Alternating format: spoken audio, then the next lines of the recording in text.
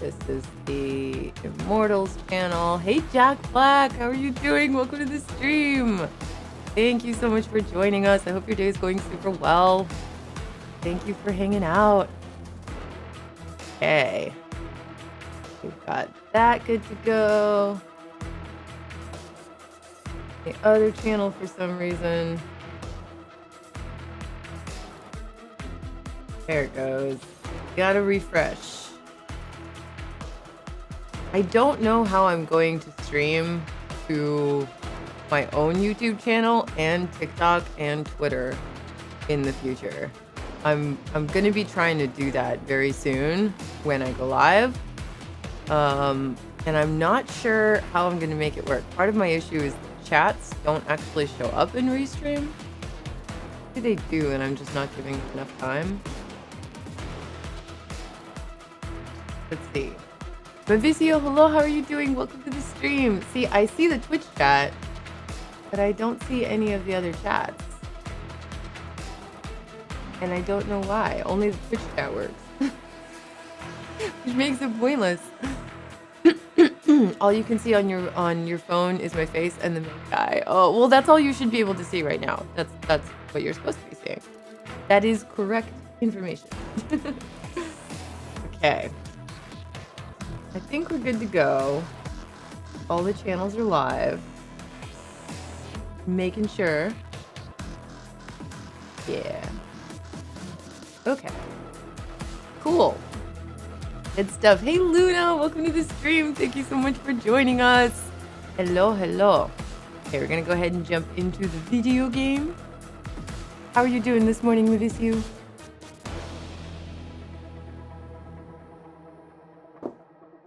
Okay, game unmuted. Good music is going. I'm gonna turn on this song that you guys really liked yesterday called The Butcher, because that was pretty cool.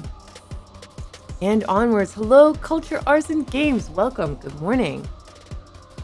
Oh, it's so broken you can't see anything else. Oh no, Red Robin, I'm so sorry.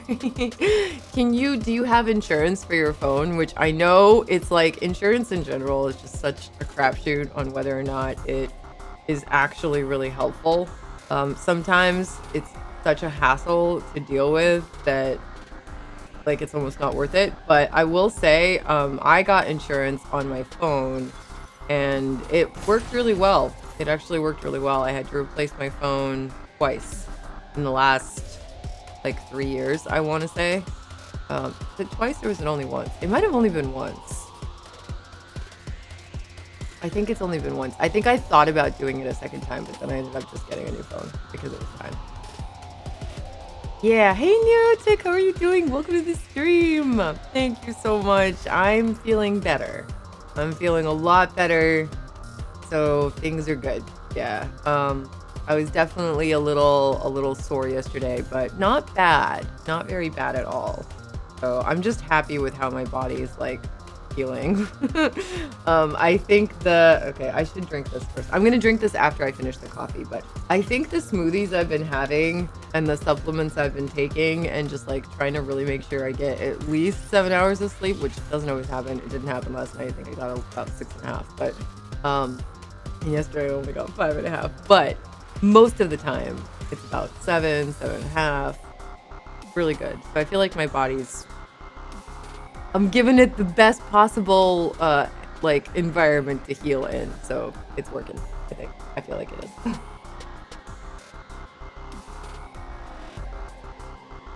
Only for internal, but not the screen. Oh no, but the screen is always the thing that breaks.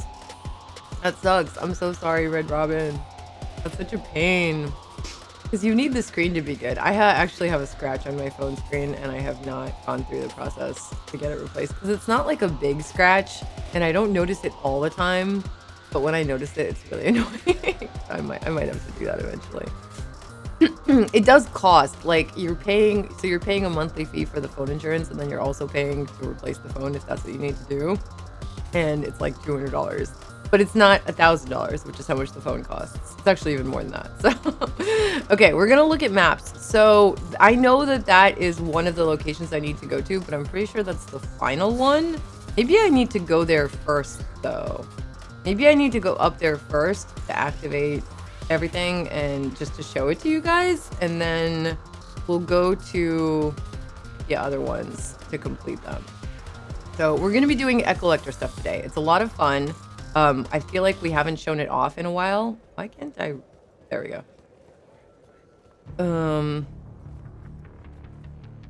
I don't remember how to get up there, but I know there's a way. I think it's this way, actually. I think it's this way.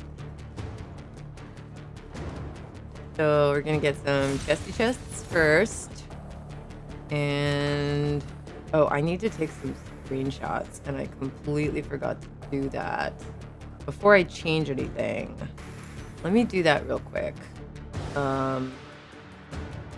What's going to be the best way? What's going to be the best way? Just going to go to the game scene for just a second. Do that. And then do that. And I'm taking these for the lovely and awesome Mars.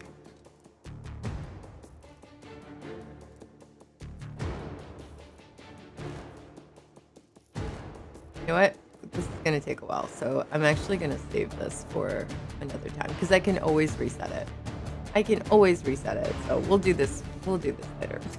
Let me take you guys somewhere fun. Let's do that. I do have grapple in this build, so that's good. And we're going up there basically, but to get there we basically have to go on the lower end and then come back around the other side. So if you were trying to do Echollector stuff, let me do that. Let me show everybody how to get around. It's going to be a little wonky, especially for the later ones where I don't really know where they are. But this one, if you are in Kalthus, right, and you're in the epilogue and you end up here where you want to speak to Zendara and like tie up loose ends. Actually, let's go ahead and talk to her because this is cute. Hey, Zendara. It's not, unfortunately, possible to skip cutscenes, Solus. I'm so sorry. That's not going to be something that we're able to do for this game because it would take too much development time and just too much effort. The cutscenes are so tied in to everything that making them skippable would mess up so many other things that it's just like we can't take the time right now to work on that. So unfortunately that's not going to be possible for this game. However, we have 1000% heard the feedback, and for any future things we're absolutely keeping it in mind that people really hate skippable cutscenes, and it's definitely something that the studio is well aware of, and hopefully in the future it won't be an issue. Unfortunately for this game, it's just not possible to dedicate the amount of time it would take to get that sorted out. It's not impossible to sort it out, but the amount of time and effort it would take basically makes it impossible, unfortunately. Okay, wait, what happened just now? Why did it back out? I guess it just does that. Okay. That's fine. That's fine. We're just gonna go forward. I forgot that it did that when you spoke to Zendara. Okay. Opening another chest again. And this one. No problem, Solus, of course. I wish that everything was possible that you guys want, because I'll be honest, we want the same things that you do. Even if we didn't think of them originally or didn't plan for them, the whole purpose of a game development studio, at least for the devs themselves, is to make something that makes people happy and that people enjoy, right? So like when you guys tell us you want something from the game, we want to give it to you, believe me. And unfortunately, just sometimes the realities constrain us from actually making things happen, but we try, and we try to be as transparent about that stuff as we can as well. Okay, so now we're here, and I don't entirely remember how to get the rest of the way, but we're gonna figure it out together. I think, do I need to go this way? I don't think I do. Yeah, I think this way will not get me there. Yeah, I understand, Solas. At least I will say, so like Immortals is one of those games that doesn't require you to play for crazy amounts of time, even without skippable cutscenes. Like there's a lot you can do if you have the time to do it, but there's also no obligation to do everything. You can absolutely have a great time in this game. How? I know there's a way. I think I have to jump off, and then there's, yeah, I think I have to jump off, and then there's another thingy on the other side or something.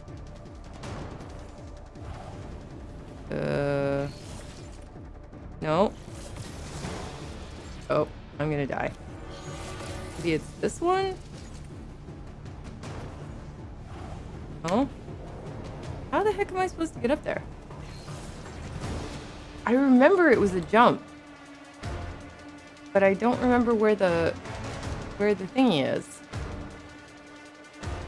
Is it up there?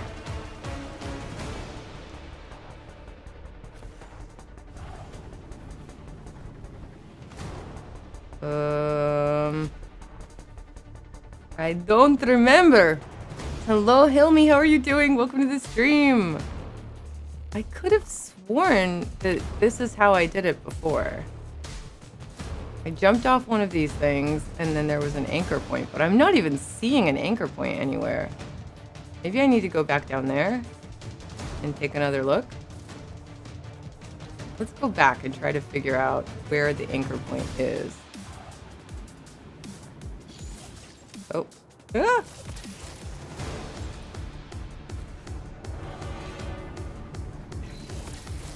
Okay, we made it back here. I might need to put points into my slash ability. Where is the anchor point that gets you up there?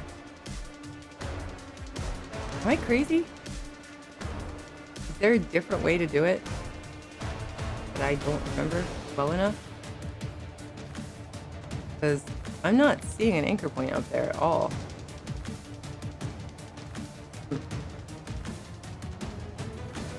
S-Derp is real this morning. We're gonna figure it out. Maybe I do have to go around. I must have to go around. But I'm pretty sure that's not what I used to do. I don't see an anchor point up there, though.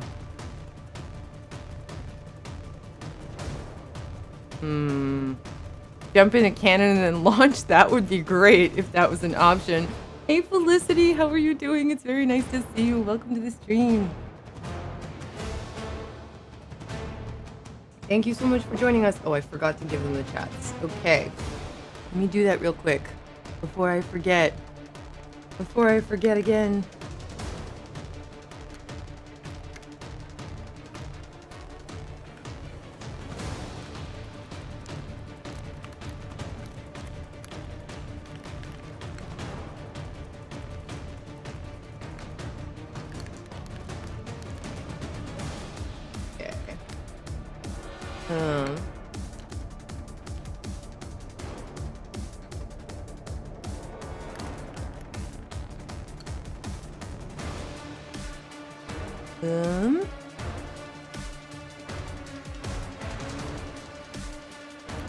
The chats.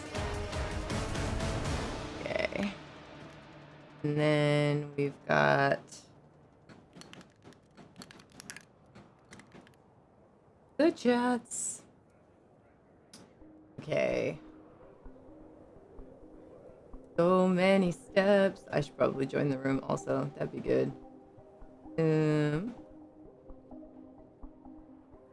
That'd probably be helpful. Okay. We are doing the thing. We're doing all the things. Nev, good morning, and Mark, good morning. How are you doing? Thank you so much for hanging out. You guys are super, super cool. Okay. Now I can see everything. Hopefully. Most things. I can see most things. Okay, except how to get up there. Um...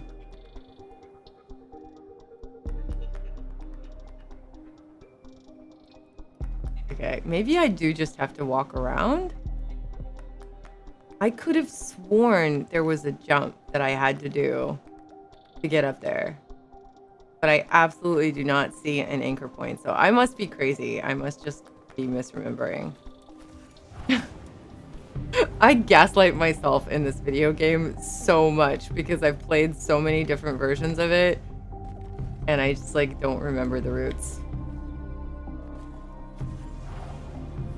Okay, okay. Going this way.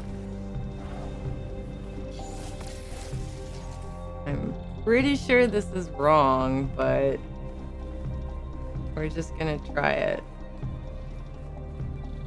You're a little warm this morning, actually. Oh, well. That's okay.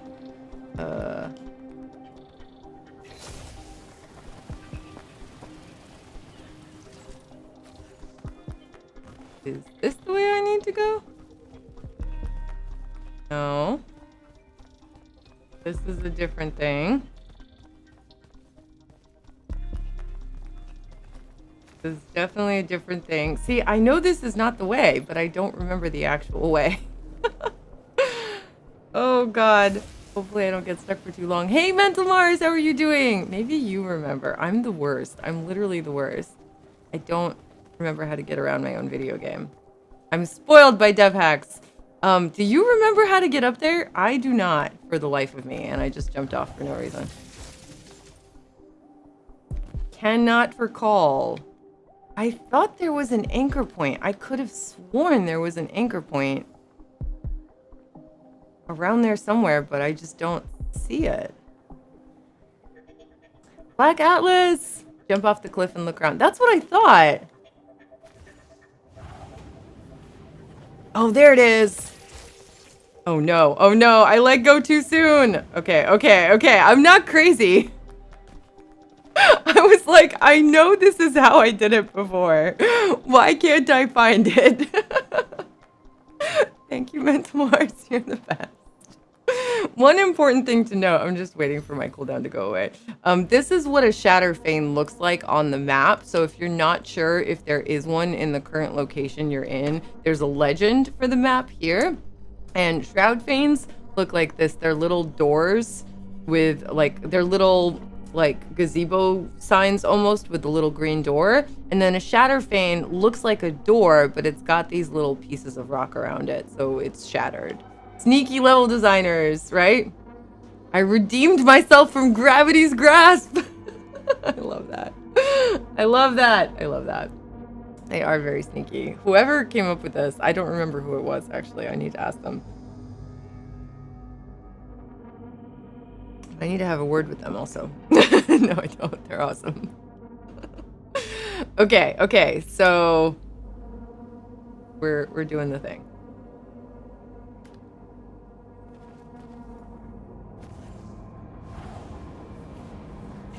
Oh, no, I went too far. I went too far. Did I ping Discord today? I think I did.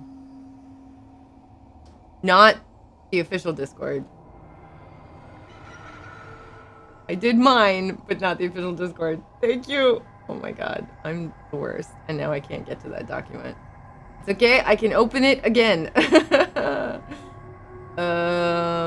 I'll just open it one more time.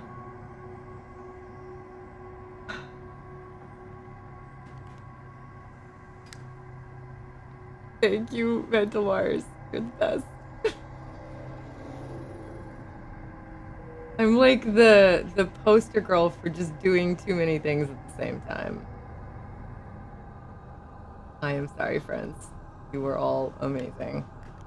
Let me do that real quick.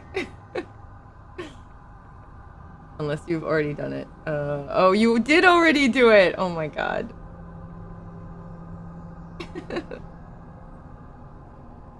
You're literally the best. Thank you, thank you, thank you so much. Okay. Okay, okay, we're good to go. We're good to go. You did it for me. Thank you so much. Oh my my gosh. Okay. It's literally too many things. So in order to get the stream started this morning, let me just, I see an FSR3 post that I want to answer. I'll answer it later. I cannot answer every single one at the moment that they come in, but I do try to answer all of them. And thank you for helping me. I really appreciate it, Mental Mars. But yeah, there's just so many things. So like in the morning to get ready for these streams, obviously I have to get myself ready, feed the cats, or actually Rob feeds the cats, feed myself, get ready, post to my Twitter, my Insta, which I forgot, but it's fine. My Discord, the Immortals, Twitter, Threads, Discord, YouTube community, second Twitter, retweet on Twitter, and whatever on Threads, the other threads for the other channels, accounts. Go live on Twitch via restream. Make sure I'm on the right profile and the music is correct, which is. Then turn on the YouTubes on restream and then turn on each individual YouTube in YouTube. It's just like, and I'm gonna be adding channels to this eventually. Dear Lord. I need automation. I really do. The problem is there's so many different platforms. I don't know of anything that works for all of them or even most of them. Where is it? Where is it? Where is it? What? Why? Gravity boss is just going to wreck me. Okay. Why does it not take me all the way up? I swear I did that correctly. I was holding the button and everything. Why? Why? You really just need me to put... Oh. What? This is strange. Okay, hold on. Hold on. How did this happen? I had everything set before. Everything is upgraded the way it should be. No, it's not. This is not the New Game Plus build.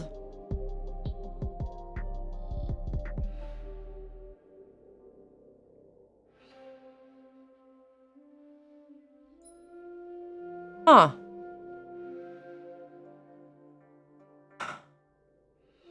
This is not the same build. I'm very confused as to how this might have happened. Is there a save feature? So it auto-saves. It auto-saves all the time. And you can restart your chapter, but that basically erases all of your progress leading up to that chapter. If you get somehow super stuck, that's kind of your only recourse. I don't recommend restarting chapter once you're in the epilogue and you've done some activities, because you can do a lot in that final epilogue chapter. I am crazy. That's very true, Bartos. Joseph, we did not and don't plan to, as far as I know. So I wouldn't worry about it for this game. And just so you know, EA did not develop this game. EA published this game. Ascendant Studios developed this game. Just to make you aware. Okay. Okay. So first and foremost, I think I just need to put some points in my talent tree because they're not in here. Go ahead and do that. How? I don't know. I don't know how this happened, but it doesn't matter. We're just gonna roll with it. We'll fix it. It'll be fine. I hope I have enough ascensions for everything I need to do. My save. What happened to it? I kind of want to fix it. I think I'm going to try fixing it before I go this route. If you guys don't mind, I might end up with the same result, but I'm just going to fix it real quick.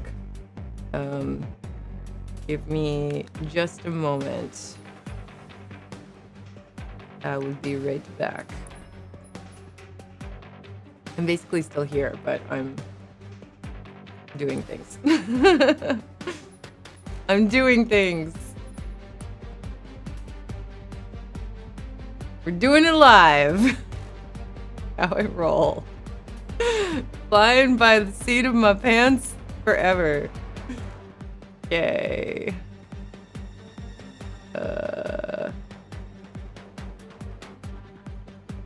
Where is this even save? Here we go.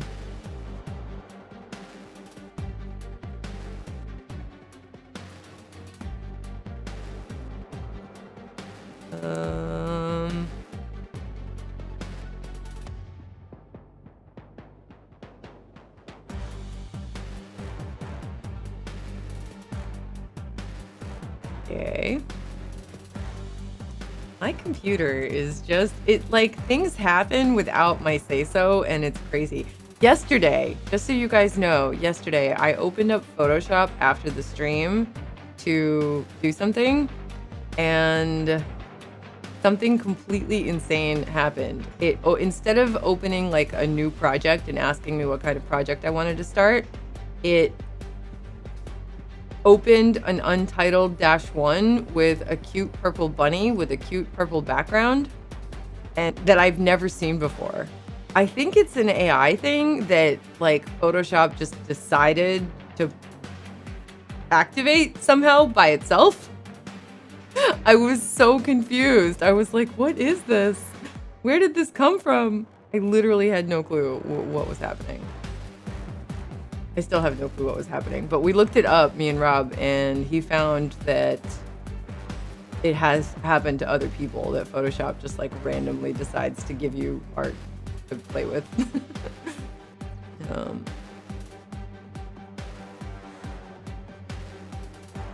Skynet is taking over, right? I do. I really need automation desperately. So there are autosaves, just to finish answering the question that you asked, Neff. There are autosaves in the game. It autosaves a lot, and then you can go back to different chapters, and then where your save files are, at least for me, and I think for everybody at this point, they're in app data, local, P3, save games, and then there's like a number string, and in that are your save files, so if you ever want to back them up, do that. It's definitely helpful to back them up because sometimes you just do weird things and weird things happen. Okay, hopefully I did this correctly. And now when we start the game,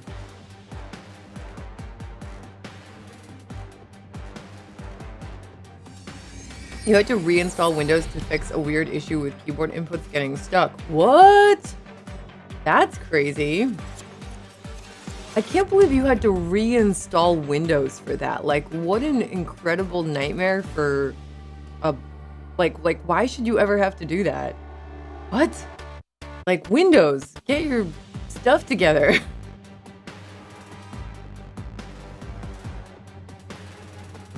I know I'm complaining about possibly the most complicated software ever in existence, the operating system software that we all use.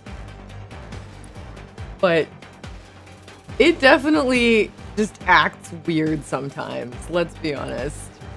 Windows can be very temperamental sometimes. I'm sorry you had to go through that. That sounds very ridiculous. And yeah, this is the save that I've got. Okay, so that did not help us at all. We're right back to where we started. So we're just gonna get this stuff. Okay, so first we're gonna do vortex because we need that. Thankfully I actually know how to do this build. Kind of, mostly. Okay. But I'm not in New Game Plus. This is not the New Game Plus build, so I should have backed up the save that I had yesterday, but I did not. Actually, I probably shouldn't have done that. Second time after a short delay. Yeah, I don't need that badly. Okay, we're gonna reset these. We're just gonna reset these and start from the beginning. It's fine. Okay, I'm just taking the essentials right now because I need to make sure I have certain things. That is freaky, right?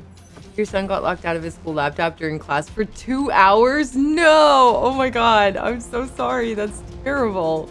It was your gaming PC, so there's next to nothing on it, but you can see how it was a real problem. Yeah, of course. That's awful though. Then instead of gaming, you have to like do the chore of dealing with Windows. What? That's just crazy. That's just unfair. Damage and knock. Okay, let's do this first. Because we need this. Blue sigil strikes all the way up. And then shield.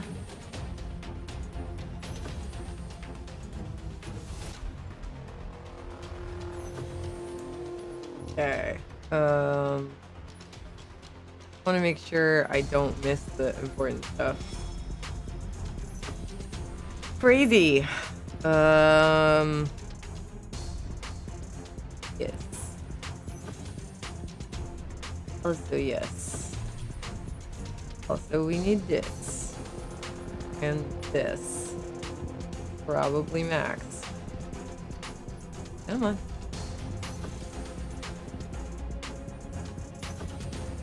Current.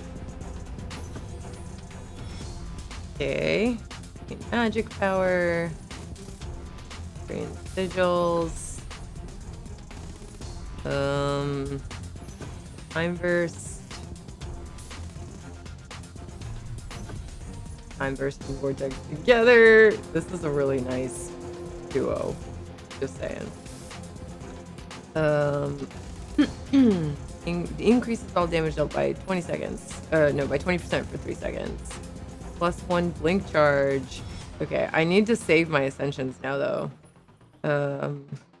Healed for damage. Okay. Health crystal resets your shield's cooldown. Blink. I need this. This is really important. Reload time.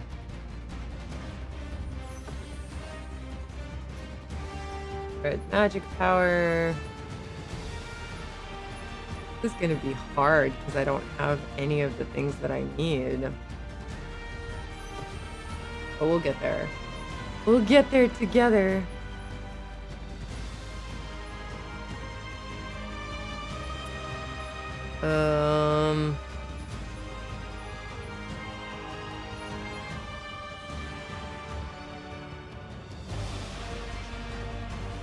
There, hold on. 2 red talents. 2 more red talents? Okay.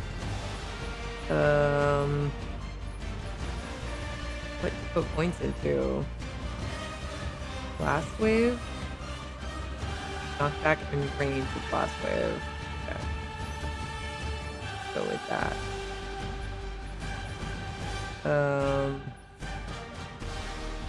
Need that desperately. That one's very important. I want this, but I think I might need some other stuff first.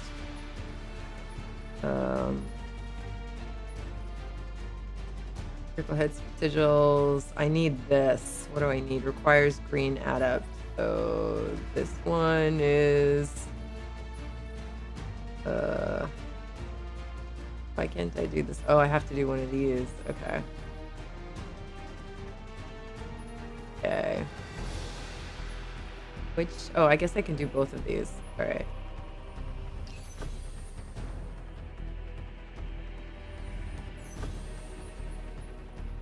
Okay. I'll get this next. I'll get these next. That was not our budget, Joseph. That wasn't even remotely close to our budget. first off. Second off, if you're gonna come in here just to complain, and not to enjoy the celebration that we're having of our very awesome game that we're very, very proud of, hitting Xbox Game Pass and being available to more players so that they hopefully get a chance to try it and fall in love with it. I don't know why you're here. So I'm just warning you. I'm trying to take what you're saying with an eye to giving you the benefit of the doubt. But I'll tell you guys right now in all the chats. Yesterday we were a little bit lax. Today we're not going to be lax. If you're going to be a butt, you're going to be dealt with. So take that as you will. Please be kind. We are here to celebrate. We are here to have a great time enjoying this game together. And Garth, hello and welcome. There is an update coming very, very soon. Unfortunately, the Xbox Series S is just a lower power, lower memory device. And so it's not as capable of showcasing a beautiful game like this as well as the higher tier Xbox. That's just an unfortunate fact of the hardware limitations with that one. But I think the game actually still looks really beautiful on the Xbox Series S, and there's an update coming very soon that's very awesome, and I think you guys will benefit from it significantly. It's the FSR 3 with frame gen update. That update is going to improve visuals across all platforms, Xbox X, S, PS5, everywhere. And it's going to improve the visuals, it's going to improve performance, it's going to be really great. So please stay tuned, and hopefully that will come soon. I can't give you an exact date yet because we just don't know, but hopefully very, very soon that update will come and it'll help you guys on Xbox Series S and X and PlayStation, and even PC is getting some significant improvements, including HDR, which is currently available on consoles, but not yet on PC. But very soon. Very, very soon. Okay. I am finishing my coffee. Switching to the smoothie. Yeah, Red Robin, it happens. It's okay. I try to give everyone the benefit of the doubt because I think everyone deserves it, you know. But sometimes people just do what they do. Hey, Lethal Dose of Gaming, how are you doing? Oh man, the smoothie is good. Okay. Back to test jumping fails. So I told everybody that when I started this stream, I was going to be doing things that are extremely challenging for me. And what I initially meant by that was I was going to do the Echollector Challenge Shatterfanes. But I think my first boss is actually just gravity. Let's be honest. Gravity is the ultimate boss that I face on a daily basis. IRL too. It's so bad. Nev, hey, how are you doing? No, this is not the Unreal Engine update, unfortunately, Lethal Dose. This update is going to include a lot of improvements, of course, that use Unreal Engine, visuals and performance and bug fixes. The language bugs is fixed, and a whole bunch of other stuff gets fixed. But unfortunately, this is not the full engine upgrade. We don't have any updates on when that might be. That is definitely more work than I think anyone anticipated, so we just don't know when that will happen. But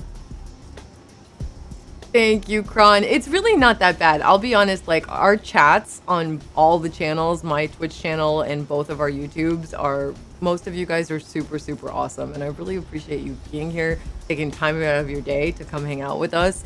It makes my heart, but more importantly, my dev friends' hearts so happy to get to talk to you guys and to tell you about the development and tell you about their process and answer your questions and just honestly celebrate the game. Like any creative person will tell you, when you work on something for other people, when you work on something creative, all you want is for other people to enjoy it.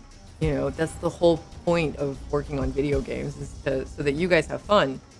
And that's all we want. And when people are talking to us and asking us questions and they're engaged, even if they provide constructive criticism in a respectful way, it's a discussion, it's a conversation about the creative thing that we all worked on. And that is it's just a joy. So thank you for being here. Thank you for being a part of that. We really appreciate it so much. Hey Ben, how are you doing? Welcome. Has there been gameplay updates since the game release or general fixes? Yes. So there have been, I'm actually not sure how many updates there have been, but there have been multiple updates. We've put out, I want to say, at least 3 or 4 optimization updates. All of the updates honestly have some optimizations in them because every single update is quite a process. And so we try to like cram as much as we can into every single one so that each one is a significant improvement to your guys' experience. There's more than one YouTube. Yes, so there's the Ascendant Studios YouTube and the Immortals of Aveum YouTube and the Twitch. That's all the places that I'm streaming to right now. I'm going to read this to you guys again today, all of the lore tidbits, because I like doing it. The madness running through our recollections will come here when it's done with the others. We're sure of it. Are they Pentati? It stinks of their kind. Why would this revision's empire become so slipshod in values as to give it a mark? Whatever the delusion, it needs to be repaired. We should arm ourselves with an appropriate metaphor.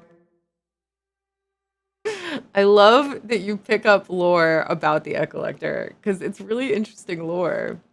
Which one is the more challenging? Do you mean of the channels or of the activities? But yeah, Ben, so there's been a bunch of different updates, and most of them included optimizations and bug fixes and stuff like that. There was one big content update that came out that included this content that I'm doing right now, the Ecollector content. So this is additional areas in the game, these pocket dimension shatter fanes that are similar to the original shroud fanes that are in the game, just kind of a different environment. And this crazy magical AI Ecollector guy being. Oh, channels. I'll tell you in the Twitch chat. Hold on. I'll tell you in Discord. I'll tell you in Discord. Hold on.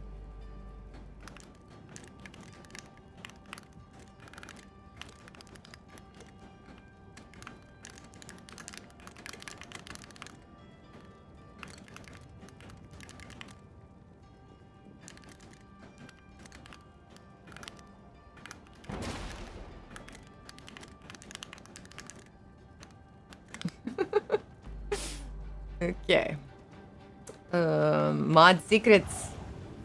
So when you first come into this Ecollector Shroud Fane, you'll notice that there are these platforms and they have meaning. They actually help you figure out where the other Shatter Fanes are, right? So if you take a look at them, it kind of helps you to learn. So this kind of what's around this one, it's kind of pale and it's kind of foresty, right? So it's in the pale forest. Okay.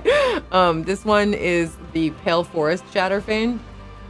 We'll come back to that one. This one, these metal memories and the books maybe remind you of the library. So there's a Shatterfane in the library. That's the one that we're going to go to.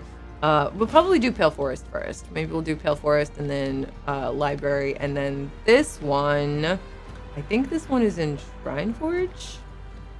I always forget which one this is. I want to say it's Shrineforge, but I'm actually not 100% sure. But we'll find it. Hello, David Mysterium. Welcome to the stream. The keyboard sounds so good. Oh, I'm glad you're enjoying it. Okay. So you can't do a whole lot here, but I'm just gonna go this way. Go back out, and we'll come back. Okay, we'll come back once we've completed the 3 other ones. You can't do this one until you've completed the 3 other ones. So we've got Pale Forest, the Library of Akath, Orman, that whole area of the game, and then this one I think is Shrineforge, but we'll find it. We'll find it. It's somewhere. Okay. Back to Kalthus.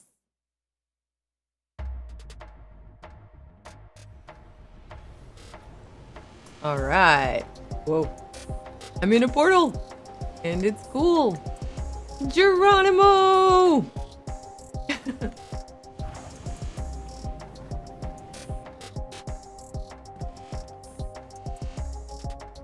Okay, so I already told you that you were wrong. And what do I do?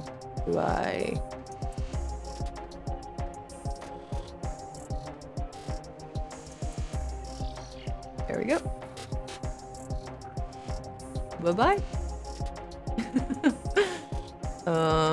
You have this game and just need some time to play it. Oh my gosh. Well, whenever you find the time. The beauty of this game is that it's not like a crazy time commitment. The base game pretty much takes 20 to 25 hours. And if you want to do like absolutely everything, not including multiple new game pluses, but you just want to like do all of the shroud feigns and all of the shatter feigns and all of the little side questy things, it's roughly 40-ish hours, I believe.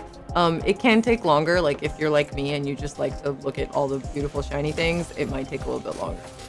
But it's not like a massive time commitment, and it's up to you what you want to do, how many times you want to do New Game Plus, what difficulty you want to play at, and all of that jazz. Speaking of difficulties, I'm gonna just I'm not playing on Immortal. I was like, I'm not gonna make this that hard on myself. Let's just make it nice and easy.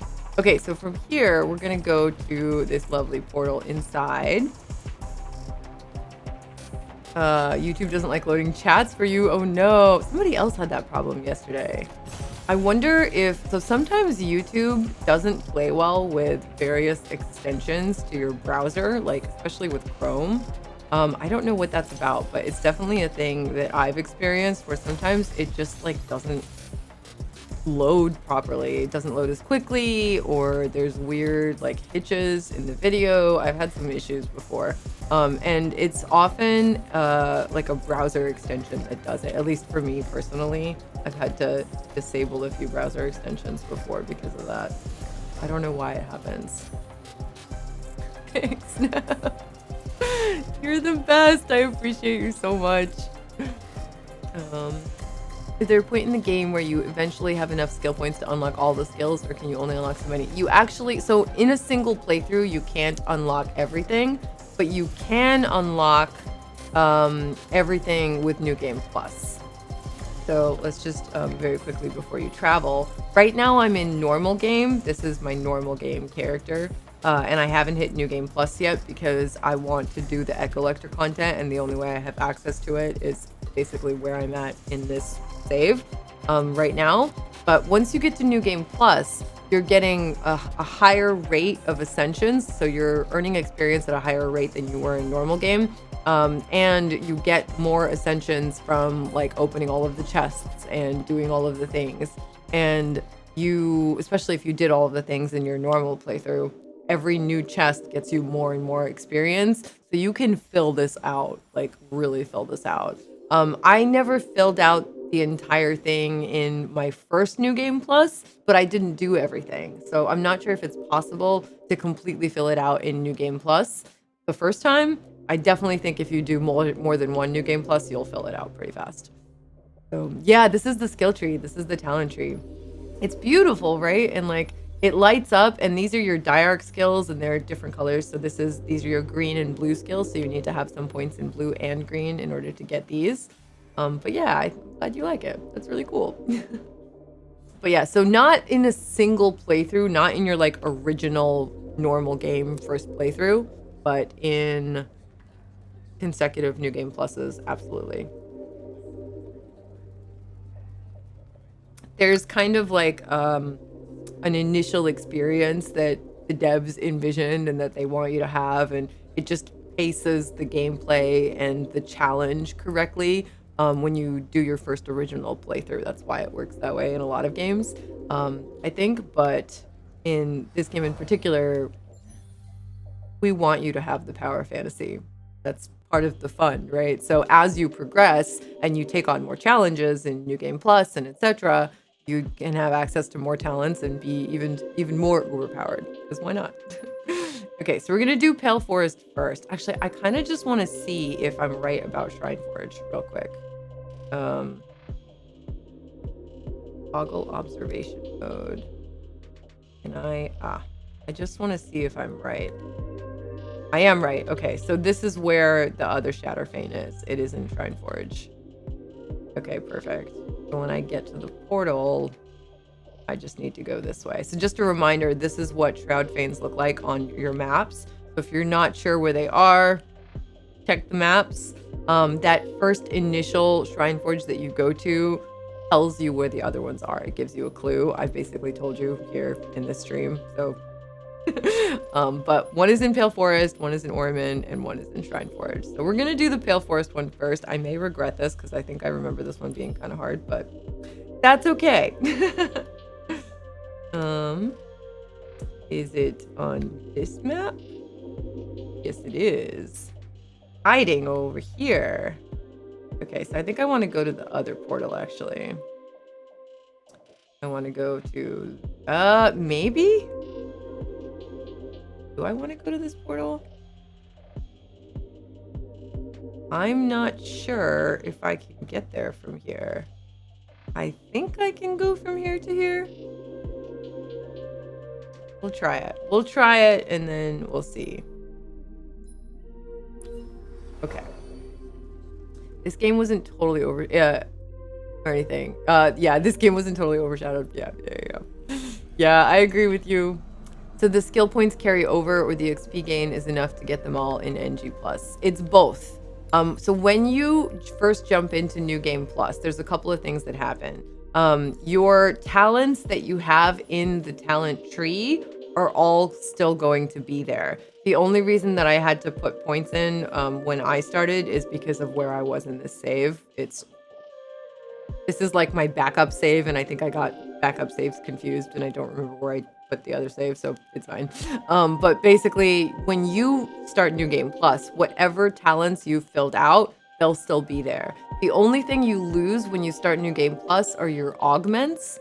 So just to clarify which ones those are, are they here? Yeah, they are. Okay, so Ward Breaker, this skill right here, this is an augment. These are augments to your control spells. Most of these are augments to your control spells, right? So when you start New Game Plus, you lose hover and blink. You basically start with shield, but you don't have grapple, you don't have animate, you don't have refract or restore or ward breaker, right? So all of these you're gonna get.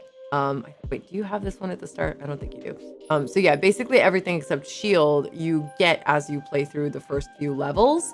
So you'll get these back. And they're not in your talent tree because you pick them up in the world, and they're part of your basically world traversal progression. That's why you have to lose them in New Game Plus, because you'd be able to get to places you shouldn't. We are keeping in mind though, because we didn't originally put New Game Plus in the game. We added New Game Plus as a free DLC for everyone a few months after launch. So for future games, we've absolutely heard the feedback that losing your augments on a New Game Plus doesn't feel great. And so it's definitely something we're keeping in mind for future projects. Okay, so now that we're here, we can go to the Forge, which is very handy, and we can increase how many health packs we have. So this is another really nice thing. I do this as early as I possibly can in games. In every game, health packs, mana packs, the more the merrier, right? But in this game, you can upgrade these. I think you can have up to 5 health packs. That's the maximum. And then up to 4 mana packs. There are also talents that boost your fury mana recharge rate and your dominion mana recharge rate. So you don't need quite as many mana packs. But your health packs, those are always nice to have. So we're going to go ahead and craft that. And craft this as well. And then we're good. And I don't think I can upgrade. I can upgrade this. And I might as well, right? Is this what I was using? I think it is. Yeah. Go ahead and upgrade this the full way. Don't have any more resources, but we'll get them.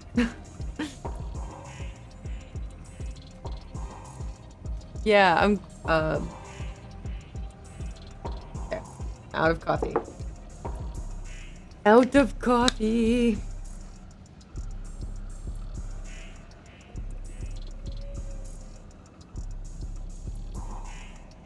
Just mixing my smoothie a little bit because it's really nice and I can.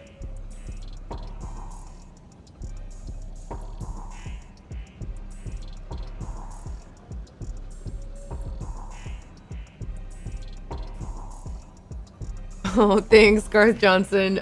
We are not under a Microsoft umbrella in any way, shape, or form. So what Microsoft does or doesn't do won't affect us that much. I can't say it won't affect us at all because the industry is very much interconnected. And certain things they do, like with Game Pass and letting us join Game Pass, is very, very cool and very helpful. We're really, really excited to be on Game Pass, to have the game on Game Pass, and for more of you guys to have access to this game because we just want everybody to play it and love it. Okay, so I think I'm going the right way.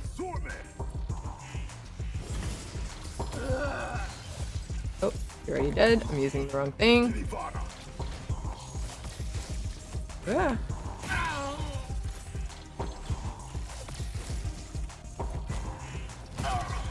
Okay. Cool. Hey, Shy Sphinx, how are you doing? But yeah, we're just so happy and excited that so many more of you guys are going to be jumping into the game, getting a chance to try it for yourselves. This is definitely a game that you kind of have to play to really get a feel for what it's like, and it's one of those that, like, you see it, you have to play it to believe it almost, you know? I feel like watching someone else play in a trailer or even on a stream you can tell a little bit, but it's really like you have to just experience it for yourself because the gameplay is so fun and it's addictive, and you don't realize it will be like that before trying it. That's why we have a free trial and we have a free demo on Steam and on both consoles. So if you're on Xbox and you don't have Game Pass, or if you're on PlayStation and you missed the PS Plus window, unfortunately that is over, you can check out the free trials on either console, and then at the end of the free trial there's actually a 5% bonus discount that works no matter what other sale is going on. So if you're trying to save monies, because right now everybody is trying to save monies, that's a really, really good way to do it. Play the trial, see if you like the game, and if you really, really want to get it, you will have that extra bonus discount. Shy Sphinx, hello, it's great to see you. Thank you so much for joining us. Okay, there's a chesty chest over here. And then I'm just checking the map. Okay, so from here, I want to go around the corner to my right. I don't know how well you guys can see. I want to zoom in a little. So you yourself are this little arrow, and it tells you which way your character is facing, and it's really, really helpful. I love maps like this, especially when you can kind of like pan and zoom and rotate around to kind of help yourself figure out where you are. That was the wrong key. But yeah, I just need to go around to the right. Okay. Steam demo save will not play nice with Xbox Game Pass. Oh, okay. That's good to know. So if you have a save file from playing the Steam demo, that won't help you in the game if you get the game on Game Pass. That's good to know. That makes sense because Steam does save things differently. Okay, wait. How did I end up here? No, I'm in the right place. Okay, I'm in the right place. It's because I rotated the map. I was like, wait. So I just need to keep going straight and then kind of look up to the right. Okay. Good stuff, good stuff. There it is. You can see it right there. Perfect. Absolutely perfect. All right, and now we're full on all the things. That should help me a lot. I got so used to being very OP yesterday that now I'm like, not as OP anymore. Is this the way to get there, though?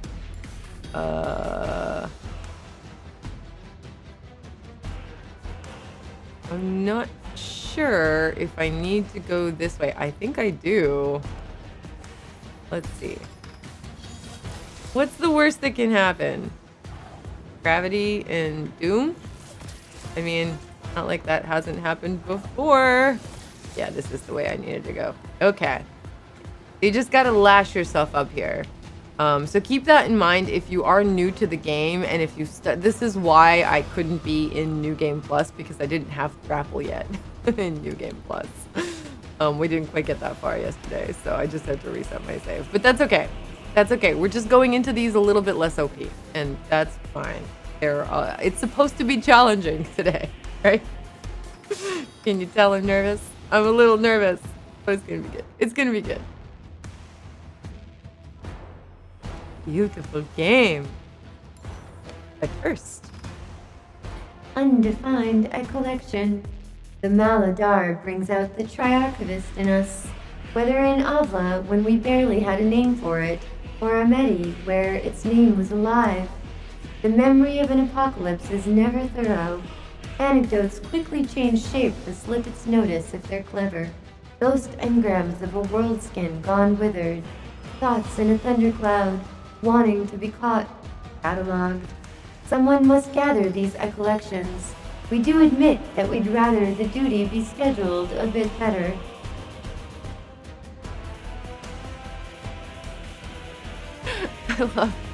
I love how completely AI the statements from the Ecollector actually are. Like, I mean, they were written by a person, but the person was really, really good at writing it to sound like an AI is talking. Because the Ecollector is basically a magical AI, which is so cool.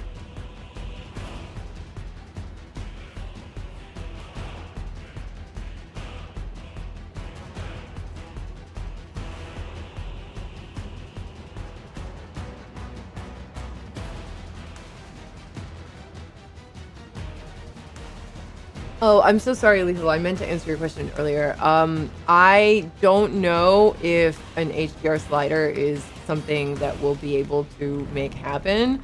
It's not in the next update, and I honestly can't say if it's something that we'll actually be able to do. HDR was very tricky for us to set up, but we've seen that feedback as well. I can't tell you for sure if that's something that's going to come or not, unfortunately. I just don't know. But this is so cool. I love that there are trees in here. But I understand the desire for it for sure. You can make adjustments for your HDR experience with your monitor, your display, and Windows itself if you're playing on PC once PC gets HDR. And I think you can make some adjustments on consoles. I'm honestly not sure because I don't play with HDR on my PS5 and I don't even have an Xbox. I do have Game Pass, but I play on PC with Game Pass. So I can't tell you for sure on that one. I apologize. Similar to what other games have.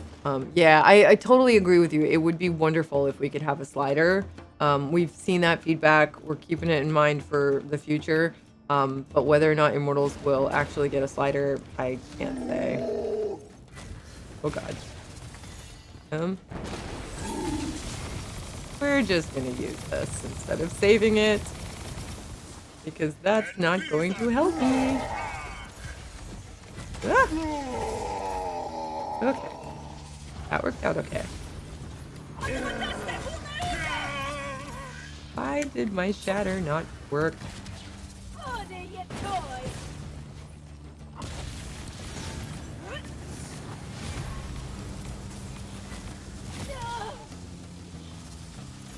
Okay.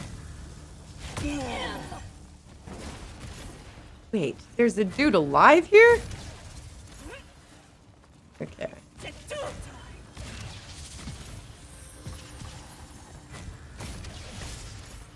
Cool.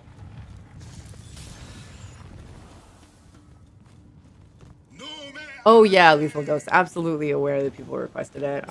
It's hard to say. Like, there's so much that goes on with development, and that's a complicated thing to make happen. So I'd love to be able to say we're working on it, but we're working on a lot of things.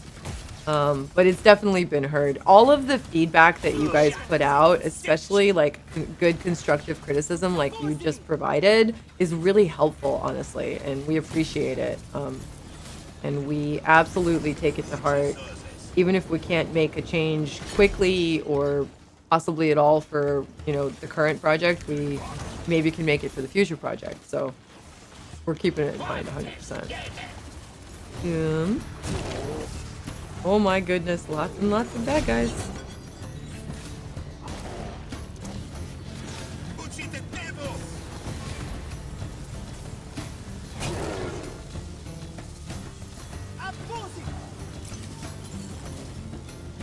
Can I get to the back of you? Nope. Okay. That's fine. That's fine. I always forget to blink.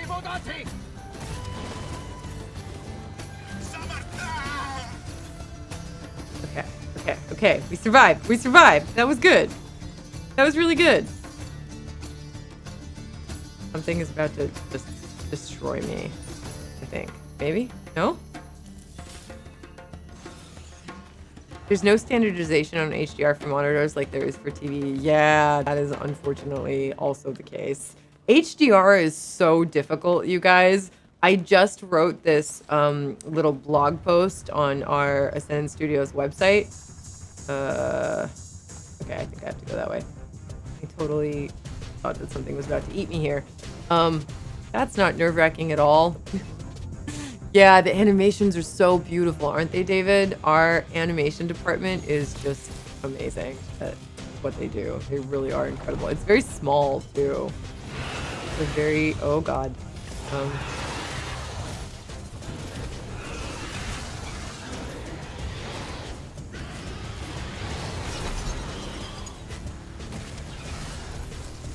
Ah!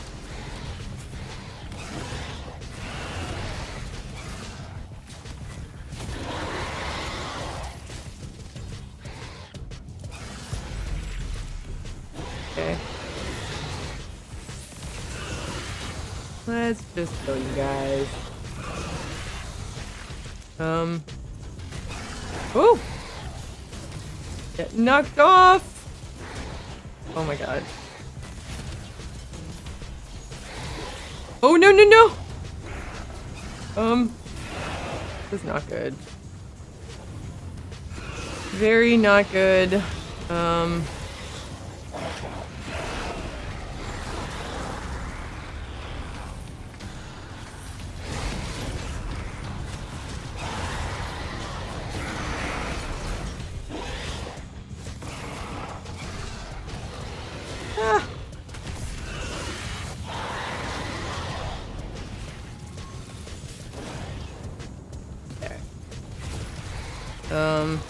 I need to go kill this guy. Okay.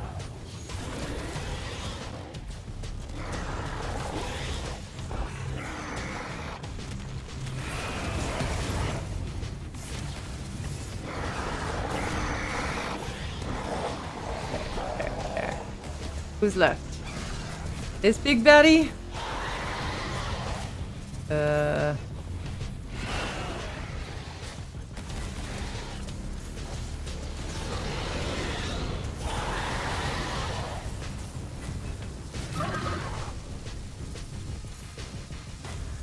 I got you, maybe.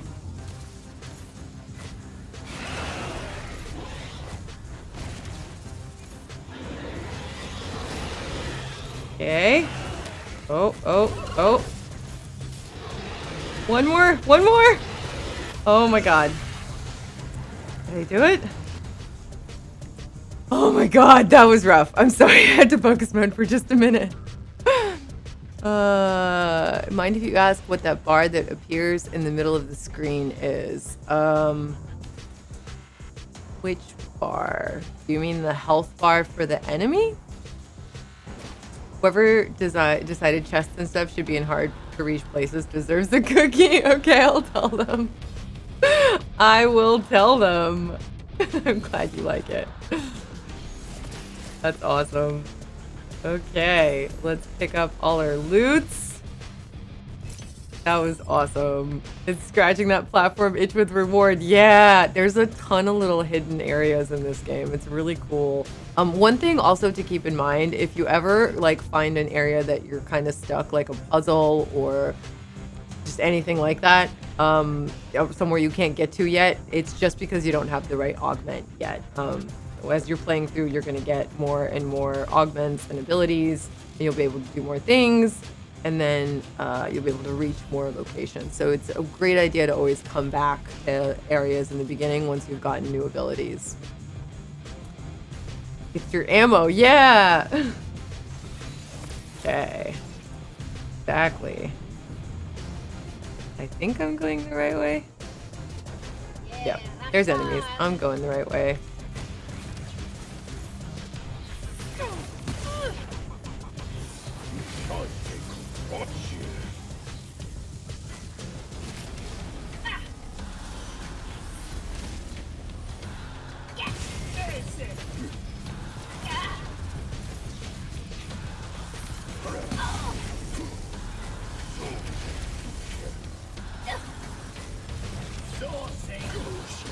Ah!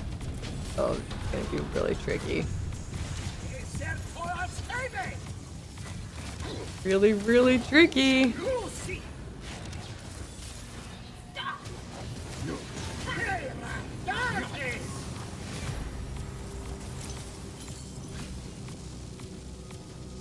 Let me shoot you! Oh god.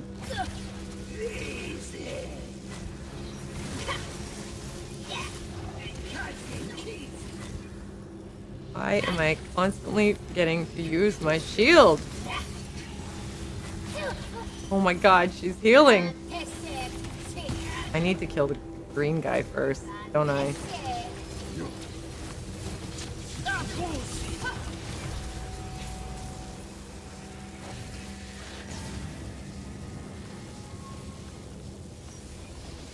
So many Magni.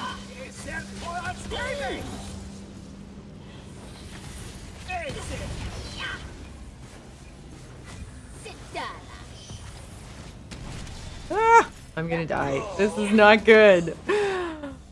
That first boss was cool. Oh my god, I'm so glad you liked it. An ammo counter for the current weapon. Oh. I could not figure out which bar you meant. I'm so sorry. If you're talking about the reticle, yeah. So, are you talking about the little, like, the bar underneath the upward arrow triangle in the very, very center? So, like, I have 2 charges for this shot, and it tells you that I have 2 charges. Does that make sense? If that's the little bar that you're talking about, the one that's kind of like an arc. Thank you, Gabe. Thank you, Nev. Okay, so I need a plan. I kind of need a plan. Also, I kind of need more things to support a plan. Just let's get a top up. Let's get a top up. Okay. The one that appears at the bottom middle. Maybe you're talking about the Ascensions bar? Is it purple? So the bar below me, that's your Fury mana bar, and then the little circle is your Dominion mana. So when that fills all the way up, I use my like Triarch superpower ability. And then my health bar is the one all the way over on the left-hand side. And then in the center, sometimes there's a purple bar that says Ascensions. Maybe that's what you mean. That is your experience, basically, that you're getting. Yeah, the purple bar is your Ascensions, which you use to add talents, basically, to your talent tree. So right now, does it look like that? The Ascensions bar, but it's in the center. So right now I'm at like 5,800 out of 8 8,600. So I just need to get a little bit more, and then I get a point, and then I can use it to get another talent. Okay. I need to just drink this for a second.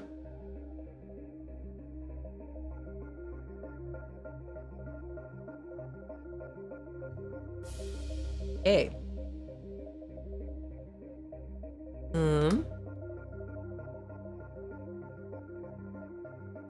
Right. That's cool. Yeah, it's really helpful.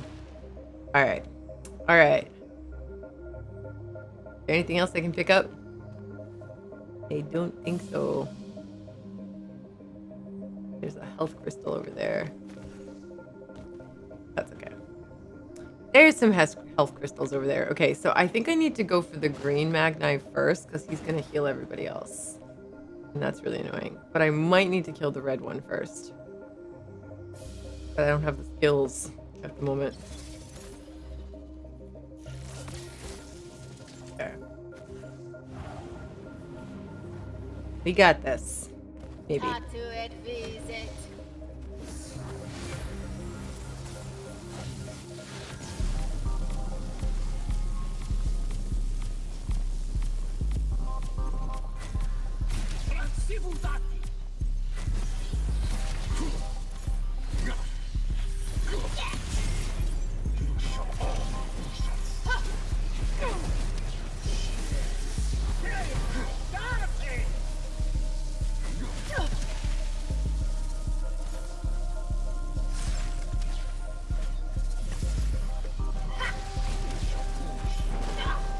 I think I need...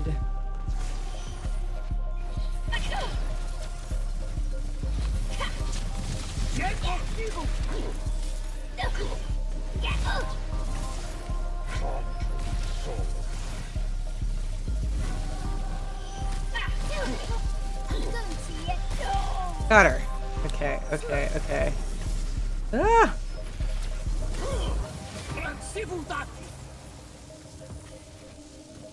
Now I gotta get this bad boy.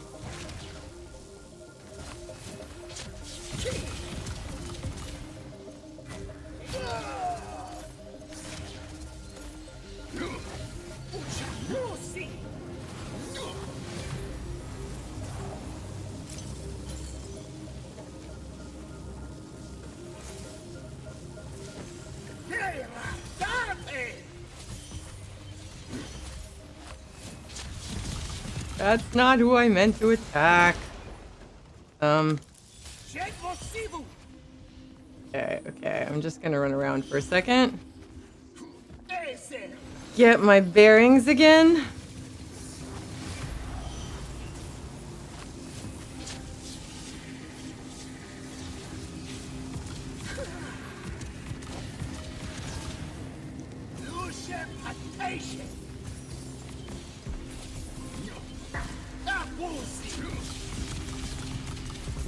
You won't get away from me! Gotcha. Now you're dead, Ski. Okay, okay, this is going better. This is going a little bit better.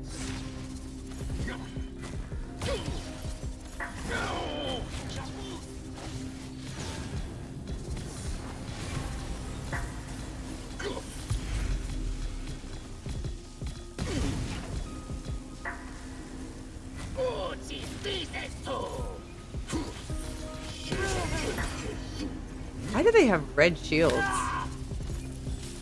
That's interesting. Why do you have red armor?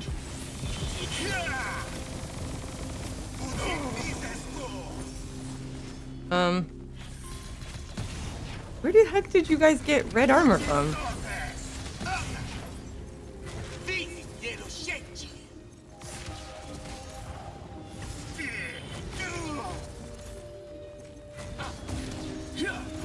Okay, okay, okay. Now we've just got this guy. And we're gonna punch him to death! That is the bash ability. I'm so nervous to use it up here because I always end up falling off. That went so much better than the first time. How long will this be on Game Pass? Indefinitely. I think that's basically the way Game Pass works. Once something is on Game Pass, it's just on Game Pass. I wish I had known that Dominion mana fill-up was there. But that's okay, we didn't even need it. We survived. We survived without the extra help. You feel for Jack 5 years to grow a 5 o'clock shadow. I mean, he just aged gracefully, that's all. But yeah, it's going to be on Game Pass indefinitely, as far as I know, which just means you can download it anytime. But I would definitely recommend downloading it soon, especially once the FSR3 update comes out in the near future, because it's really fun and it makes us feel good. So thank you if you do download it and play it. And definitely let us know if you love it, if you have sort of thoughts about it that are constructive. That's totally cool. We absolutely appreciate the feedback. It really does help a lot, a lot, a lot. There is no such thing as there's no like equivalent for the amount of information that developers get once a game is out in the wild. There's no way to replicate that, even with the largest, most incredible QA department in the universe. There's just no way to replicate players getting their hands on a game, and everybody wants something different out of it. Everybody plays a slightly different way, and you guys will discover things that we absolutely never even thought of and have. And it's been amazing to have the incredible feedback from the community. And we've implemented a lot of those changes.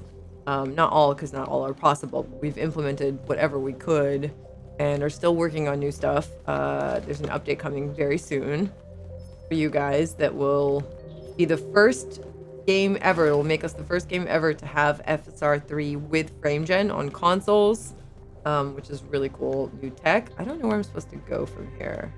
Oh, up there. Okay, I was like, wait, I know it's around here somewhere. That's the end. We finished. Oops, wrong ability selected.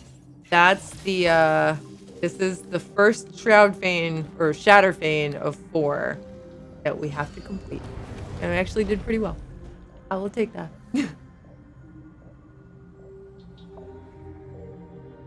As long as Xbox includes EA Play, it'll be indefinitely. That's a good point. As long as that partnership is ongoing, we should be good to go.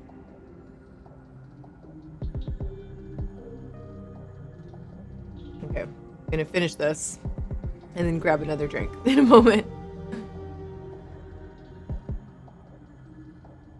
Buddha enough. Okay. Our first Shatter Fane of the day is complete. That was awesome.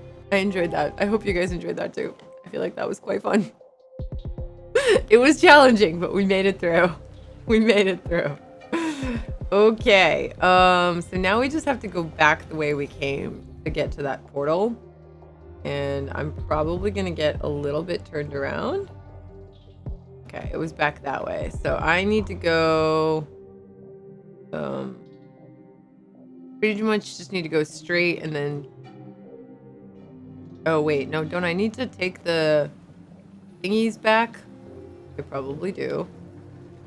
Yeah, I do. Okay. I got this. Hey Shadow Dread, how are you doing? Okay. There we go. So now we just go back the way we came to the portal. And from the portal, we can do the other ones. I think I'm going to save the library one for last. Just because I love that area so much. I kind of want to wander around it a little bit. So I think that's what we'll do. We'll just go back. We'll do Shrine Forge next. I don't remember which one is more challenging. I feel like maybe the Shrine Forge one is more challenging, but we'll find out. Shadow Dread. I'm glad to hear you're doing well. Very, very glad. Am I missing the portal? Maybe. I don't think I am. I think it's up here. I think it's this way. There we go. Okay. I don't think I can do anything yet, but maybe? Maybe? Can I upgrade this further? Yes. Yes, I can. Cool. Good stuff. Okay. So now to Shrine Forge. Okay. Good stuff. Good stuff. Oh, a stretch. Okay, we're gonna find it, and then I'm gonna take a super quick break so that I can go grab another drink. Okay, so I think this is the wrong way to go. Where is the Shatterfane? Oh, it's this way. Okay, so I just need to go to my right, I think. Yeah. Wait. Hold on. I think I have to go that way, don't I? Oh.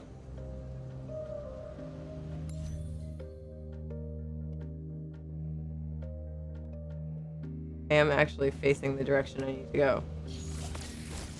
This way. Whoa. Wait, no. I can't go this way. So confused. I think I have to go through the thing to get there. I think I do have to go through the thing to get there. What is hurting me? I stepped on fire because I'm a derp. Okay, so let's try and remember how to actually get there. Yeah, I have to get there through here. I can't get there through there. Okay, but I just need to go straight pretty much. Then right, and then right, and then left, and then straight. Okay, we're just gonna do this. It'll be fine.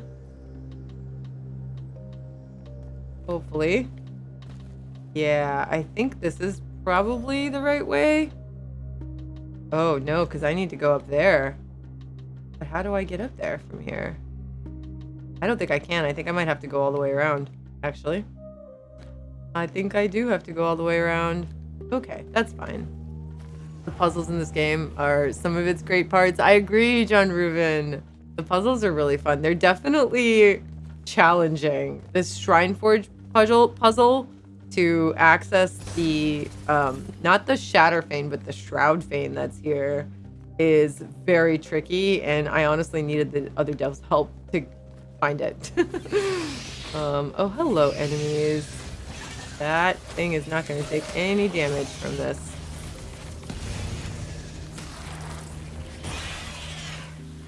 Ah!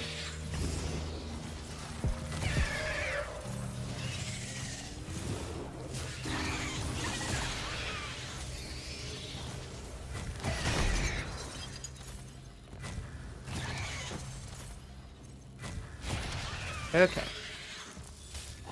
Oh, you're still alive? Oh my gosh. No, there were just two of you. That's why. Bye. Okay. Now we're good. Now we're good to go. Get a little refill of things. And now I'm, of course, completely turned around, but that's okay. That's okay. We're just going to keep going forward. Just going forward. Okay, I think that's the direction I need to go in. Yeah. And from here, I want to go kind of rightish. But how?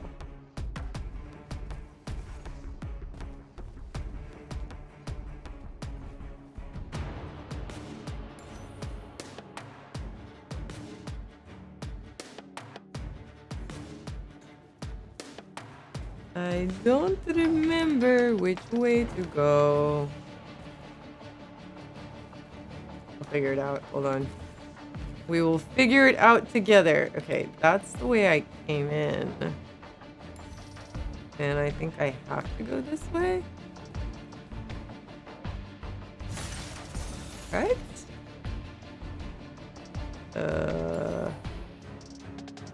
Maybe?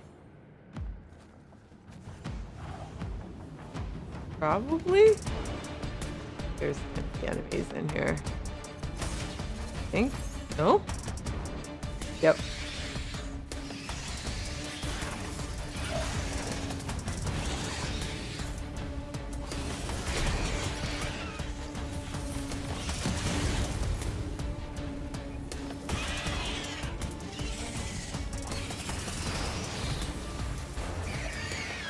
Oh, You're not gonna do anything.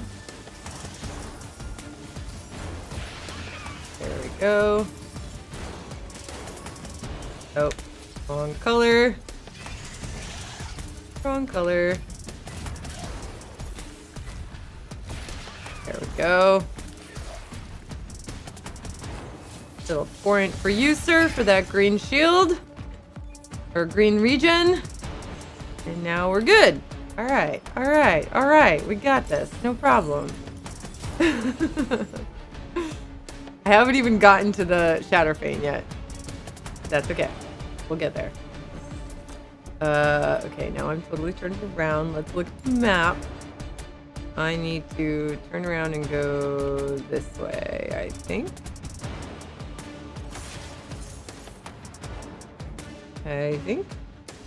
Yes. I think I can. Okay, now that I'm here, I want to go this way. Okay. Oh, enemies? Really? Okay, so now I'm going to want to go to my left. That way. The map is so helpful. I love it so much. Here we go. We have arrived at the Shatterfane. I'm actually going to leave you with this beautiful view for just a few minutes, you guys. I'm going to just use the restroom, grab a new drink, and I will be right back. Thank you so much for hanging out. Dear B, enjoy the awesome tunes.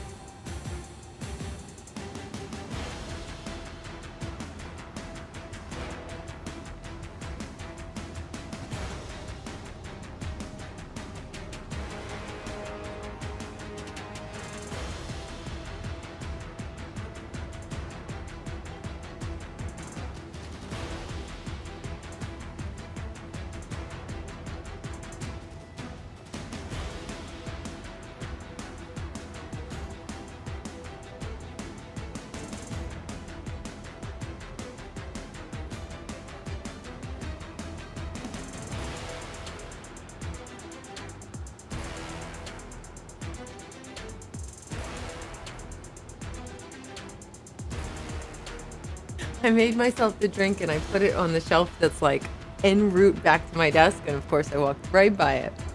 Hey Italias, how are you doing? You've replayed the story about 2 times and you enjoyed the FPS dynamic. I'm so glad you're liking it. That's super awesome. Thank you so much for letting us know.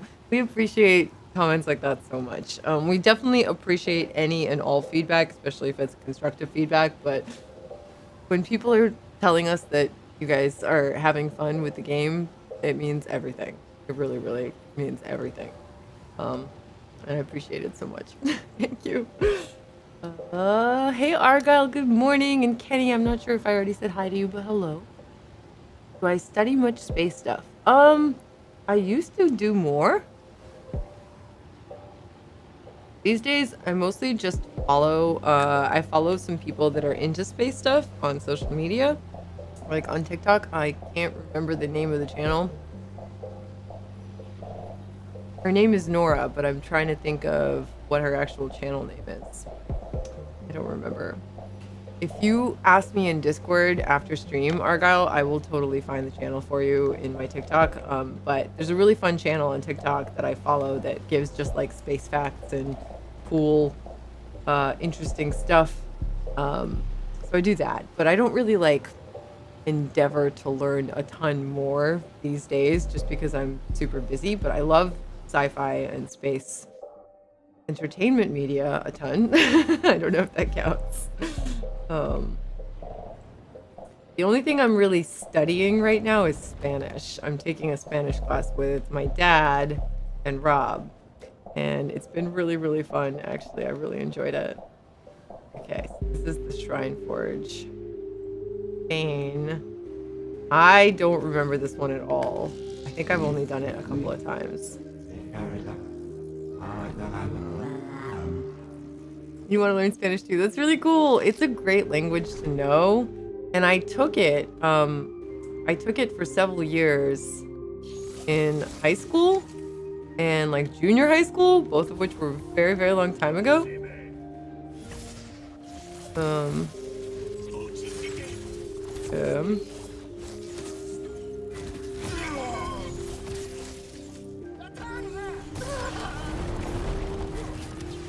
Oh shit.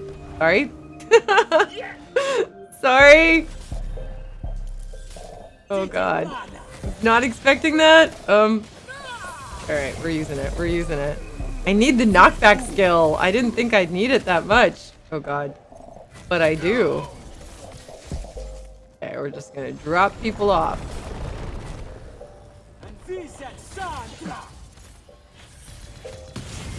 Bye-bye. Sir? Oh my god. That worked out. That worked out okay. This is okay. This is fine. Oh my god, there's so many more? What? Is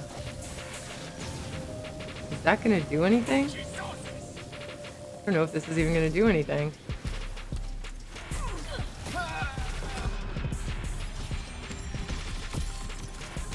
Ah! I'm gonna die! I don't want to die.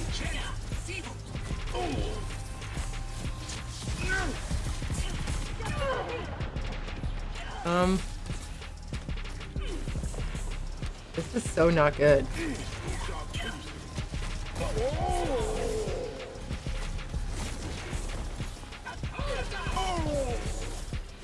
Okay, I just need to be pulling people off is what I need to be doing. Ah.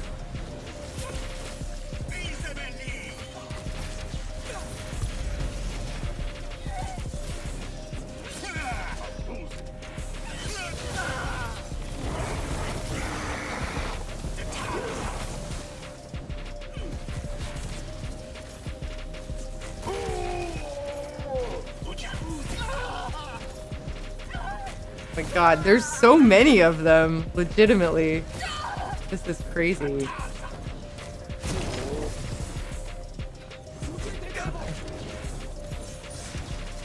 Ah.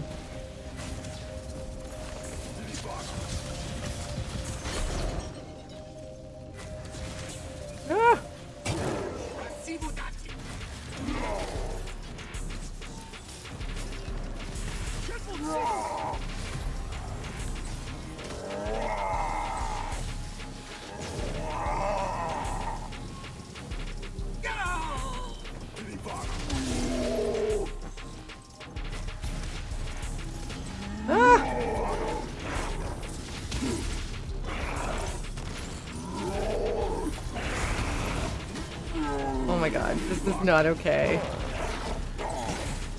This is so not okay. Ah!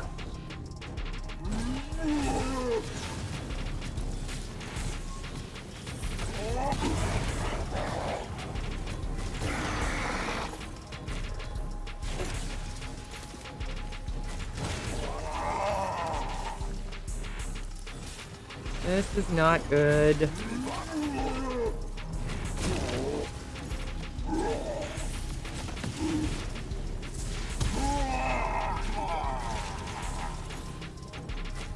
Holy butts, you guys. This is the craziest freaking fight ever.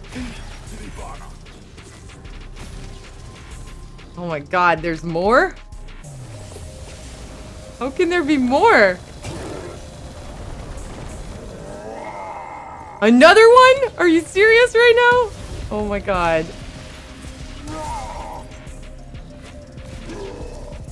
There's an Archon I have to fight? Oh, no, no, no, no, no.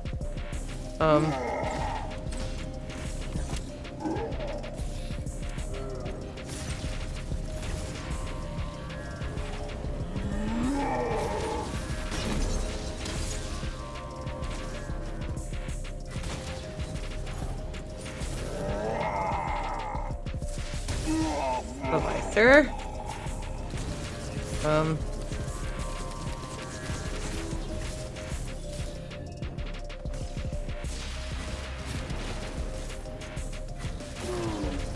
Oh my god, why was the Archon easier than the Reavers? They're so tough. That was insane. That was insane. I can't believe I made it through that. I don't think I've actually ever finished this vein before. Now without like serious more skills than what I have now. It's absolutely crazy. How are you doing, White Knight? Hola, estoy muy bien. That's how I can answer in Spanish right now. I can read and understand a lot more than I can speak, which is kind of strange. I guess that's the end of it. That was crazy, you guys. That was absolutely insane. But now I'm getting all of the Echolektor loot also, so I'll be able to do a pretty fun build with it. That will be cool. That was intense. That was very intense. It'll be funny if I finish all of these Shatterfanes before the devs join the stream. I don't know what I'll do if that happens. I don't know what I'll do next. I'm actually really surprised that I'm doing so well. Okay, I mean, I have played this game a whole lot, but still. Okay, so now comes the real challenge, you guys. Getting out of here is tricky. It's actually quite tricky. I think I can just follow the thingy, maybe? I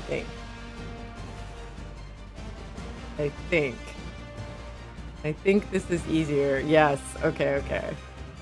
Yeah, so finding the... Wait, am I going the right way? Hold on. Where am I right now?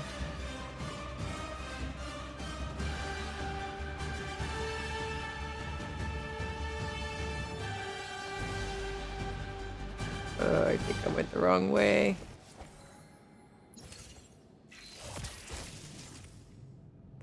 Yeah, I did. Okay, this is where I need to go. There we go. We made it. We made it back. Figuring out this puzzle to do the Shroud Fane that's here, that was the greatest challenge I've had in Immortals of Aveum, for sure. And I needed help to do it. I always forget where everything is, and it's just tricky. It's really tricky. And I get very turned around in here. Oh, there's enemies. I guess I must fight them. The game was just like, you must use red magic. And I will. No problem. You want me to use red? I will use red. Cool. Okay. To the portal. So this next area is actually one of my just all-time favorites in this game. A library. In Ormond. It's so beautiful. It's insane. Okay, so where is the Shatterfane?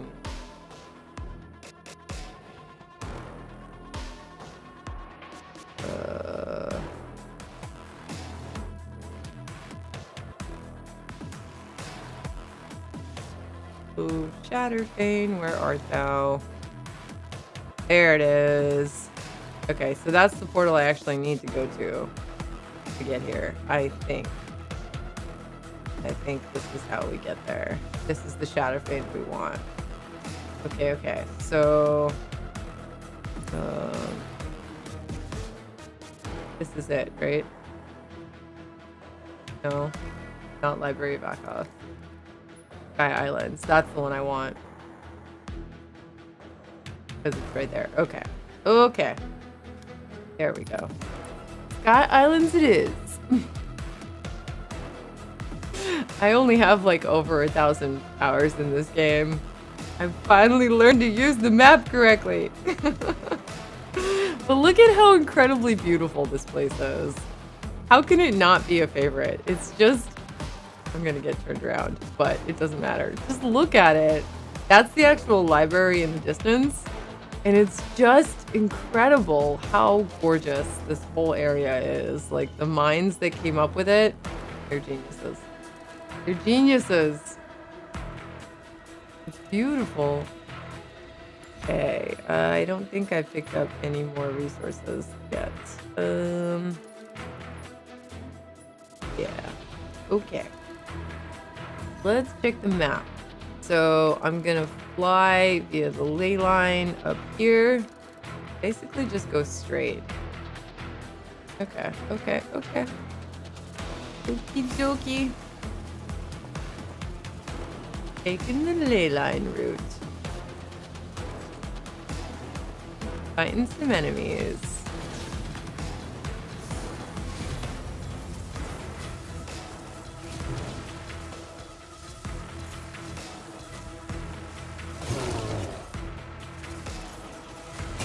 Ooh, oops.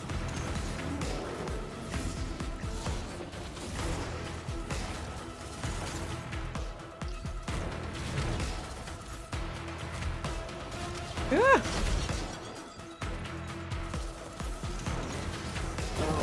There we go. Oh, I just got some ascension points to use. Hype. Oh my god.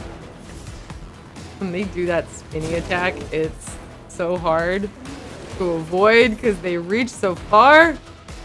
But we made it. We made it through. All good. Okay. So now I think I can add... I have one ascension. And I really want this, but I need this. Oh, so I actually need 2 more ascensions.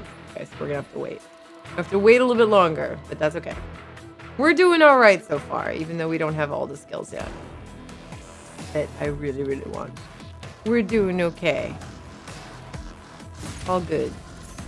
Okay, where do I go from here? Oh, wait, there it is. It's right there. I can see it. I can see it. I mean, just look at how crazy gorgeous this environment is. It is amazing. Okay, little chest over here.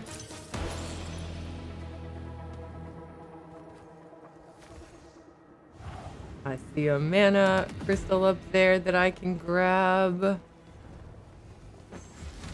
And we got some enemies showing up.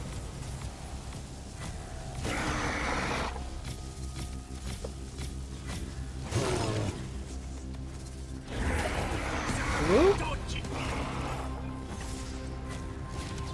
Is everybody dead? I think everybody's dead. Cool. Alright, a little Dominion mana for me. I'll take it. I could use another mana crystal, but it's fine. I'll manage. Okay. So this is the last Shatterfane before the final Shatterfane, which I have also not beat in a really long time. I've beaten it once before, but it's been a while. So we'll see how this goes. I forgot to do something. I totally forgot to change my category. I knew I was forgetting something else. Of course. Of course. Test fails are real today. Okay. We should be in the right category now. Good stuff. All right, onwards. Into the Shatterfane. I'm slightly nervous.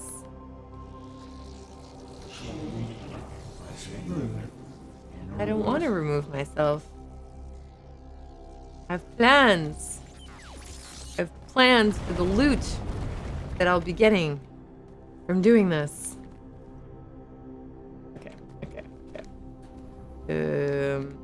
I guess we're going. This is gonna be a little tricky.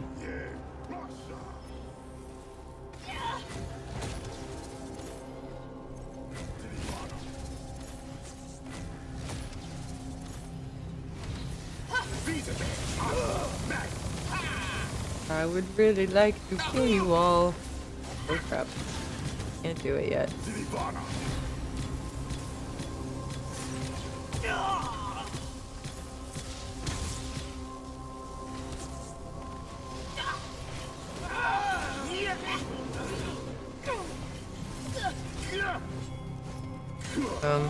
Oh god. I'm gonna die a horrible sad death. This is a bad plan. I'm running away now.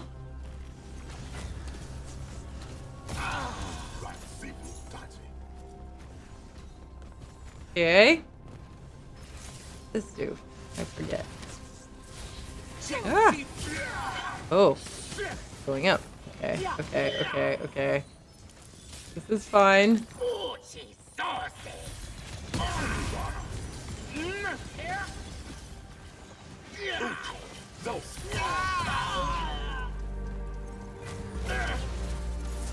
Okay, you're gonna take a bash to the face. This is fine.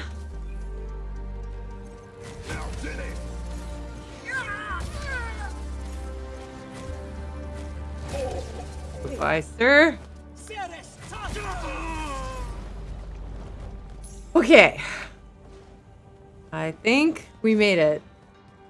Man, the Vortex Time Burst combo absolutely saved my butt in there. Because in here, trying to fight all of those guys at the same time, that was crazy. I was not sure I was going to make that at all. Okay, so now where do I need to go?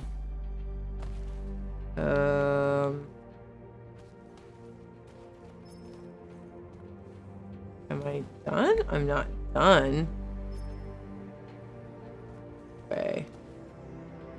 Don't remember. Is this where I need to go? Maybe? Yes. Okay. I'm nervous. I'm sorry. All right. We got this. Maybe. Possibly. Hopefully. I'm very concerned. Okay. It's gonna be fine. It's gonna be good. It's gonna be fine. Hopefully.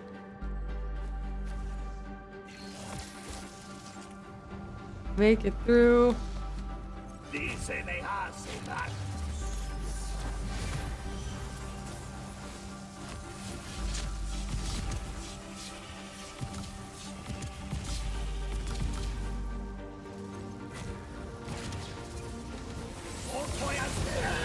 Bye, sir.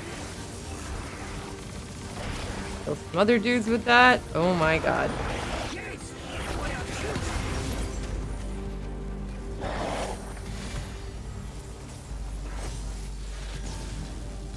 Oh.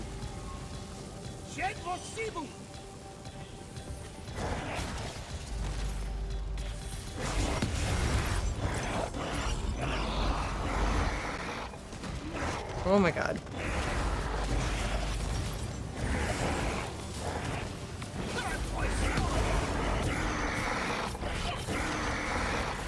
They're so mean! And there's so many of them! Ah! I don't even know what's happening.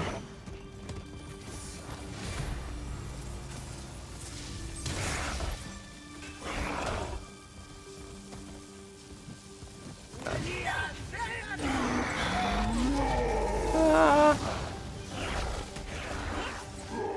Okay.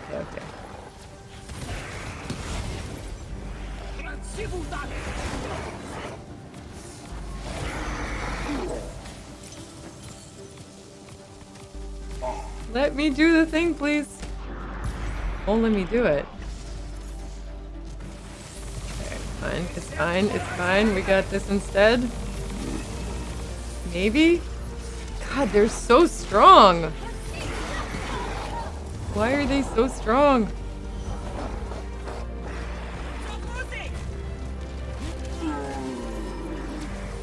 Oh my god. Another one of these guys too? Okay.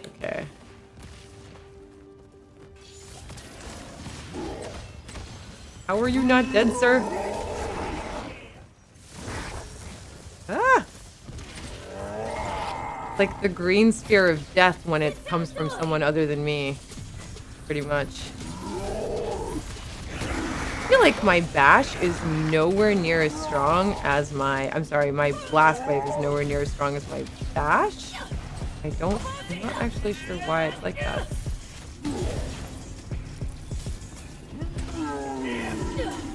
Okay. You need to die, sir.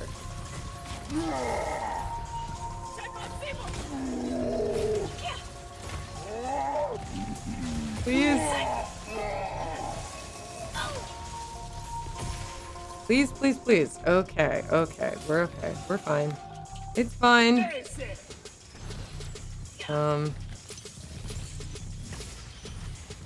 I got this.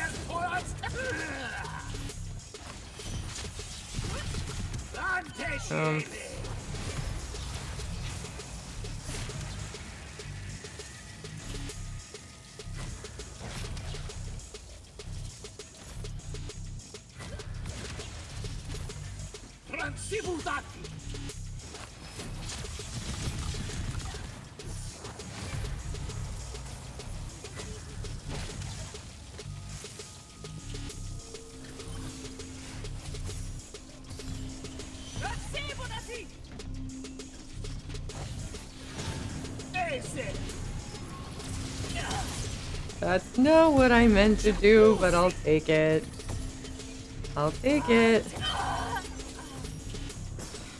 Okay. Oh my god, that was so intense. You love when games just commit. We're gonna have unexplained floating platforms because video game. Well, so there is kind of reasoning behind it, actually. These areas are all created by these magical... they're basically magical pocket dimensions. And they're variations on a living Magitech intelligence called the Path. Right, so when you first get into the game, one of the first things that you do as Magni is you take this big test to become an immortal. And as you go through the test, you learn that the Path, which is a testing area, kind of like, it's similar to this. It's not exactly like this, but it is reminiscent of this. It's reading your mind and creating challenges for you so that the pocket dimension is moldable based on how it can best do its job. In that case, in the case of the Path, its job is to test you, so it molds itself. That's why the floating platforms and all that stuff, it's just adjusting to you, pretty much. It's an intelligence that's adjusting to you. And all of these other Shroud Fanes or Shatter Fanes are kind of the same thing. Like, these Shatter Fanes are controlled by the Ecollector, which is kind of a magical AI as well. We're not entirely sure where it came from, but maybe the Aristea, maybe even before the Aristea. And all of the other Shroud Fanes are like that too. We read some lore yesterday that talked about them a little bit. I can show it to you, I think. Oh, these are missions. I want lore. Shrouded Realm. It's not in world. Maybe it's in... Where is it? Magic? The Path? Shroud Fanes. Here we go. It's said that Shroud Fanes are ancient Magni tests, created by the Aristea hundreds of years ago. They challenge your powers and offer unique rewards for a victorious Magni. I'm going to survive as a Magnus. I should find and complete as many as I can.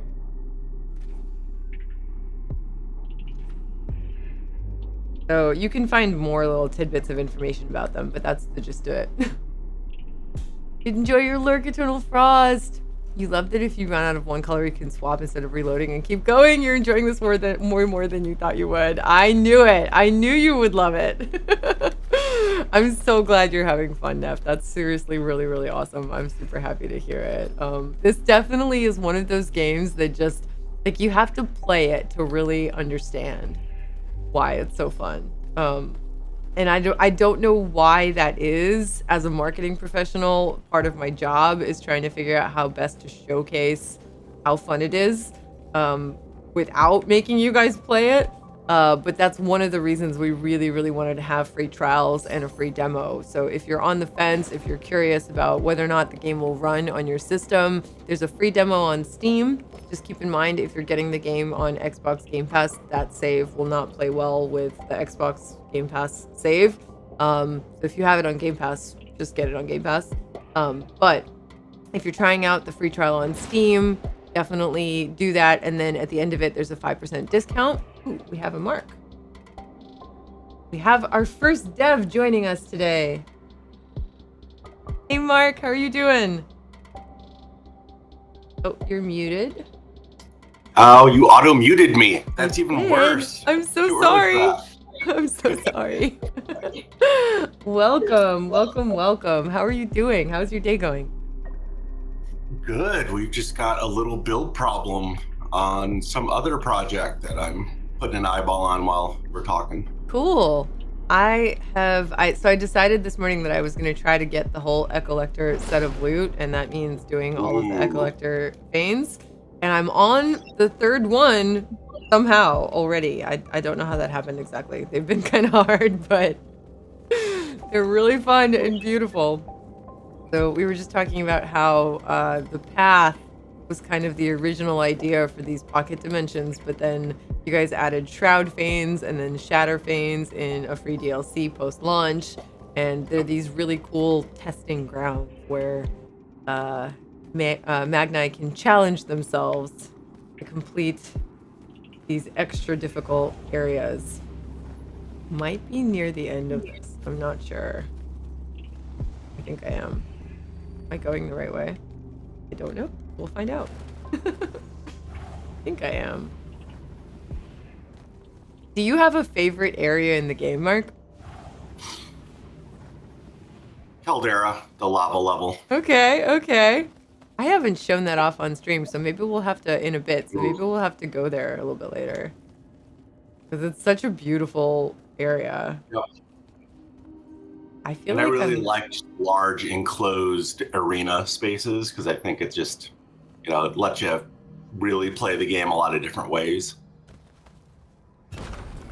Yeah. Oh, here we go. Okay. Now I'm gonna have my booty handed to me. How are you spec'd out right now? It's mostly focused on blue and javelin, like it has been, but I reset my save back to before I did New Game Plus because I wanted to be able to do Echolector, so I definitely don't have nearly as much of the skill tree like filled out, and it's making things interesting. But that's okay. We got this. Maybe, possibly. I definitely have to focus mode a little bit more. I forgot there was an Archon here. There's a super joining us also. Hold on. Let super in.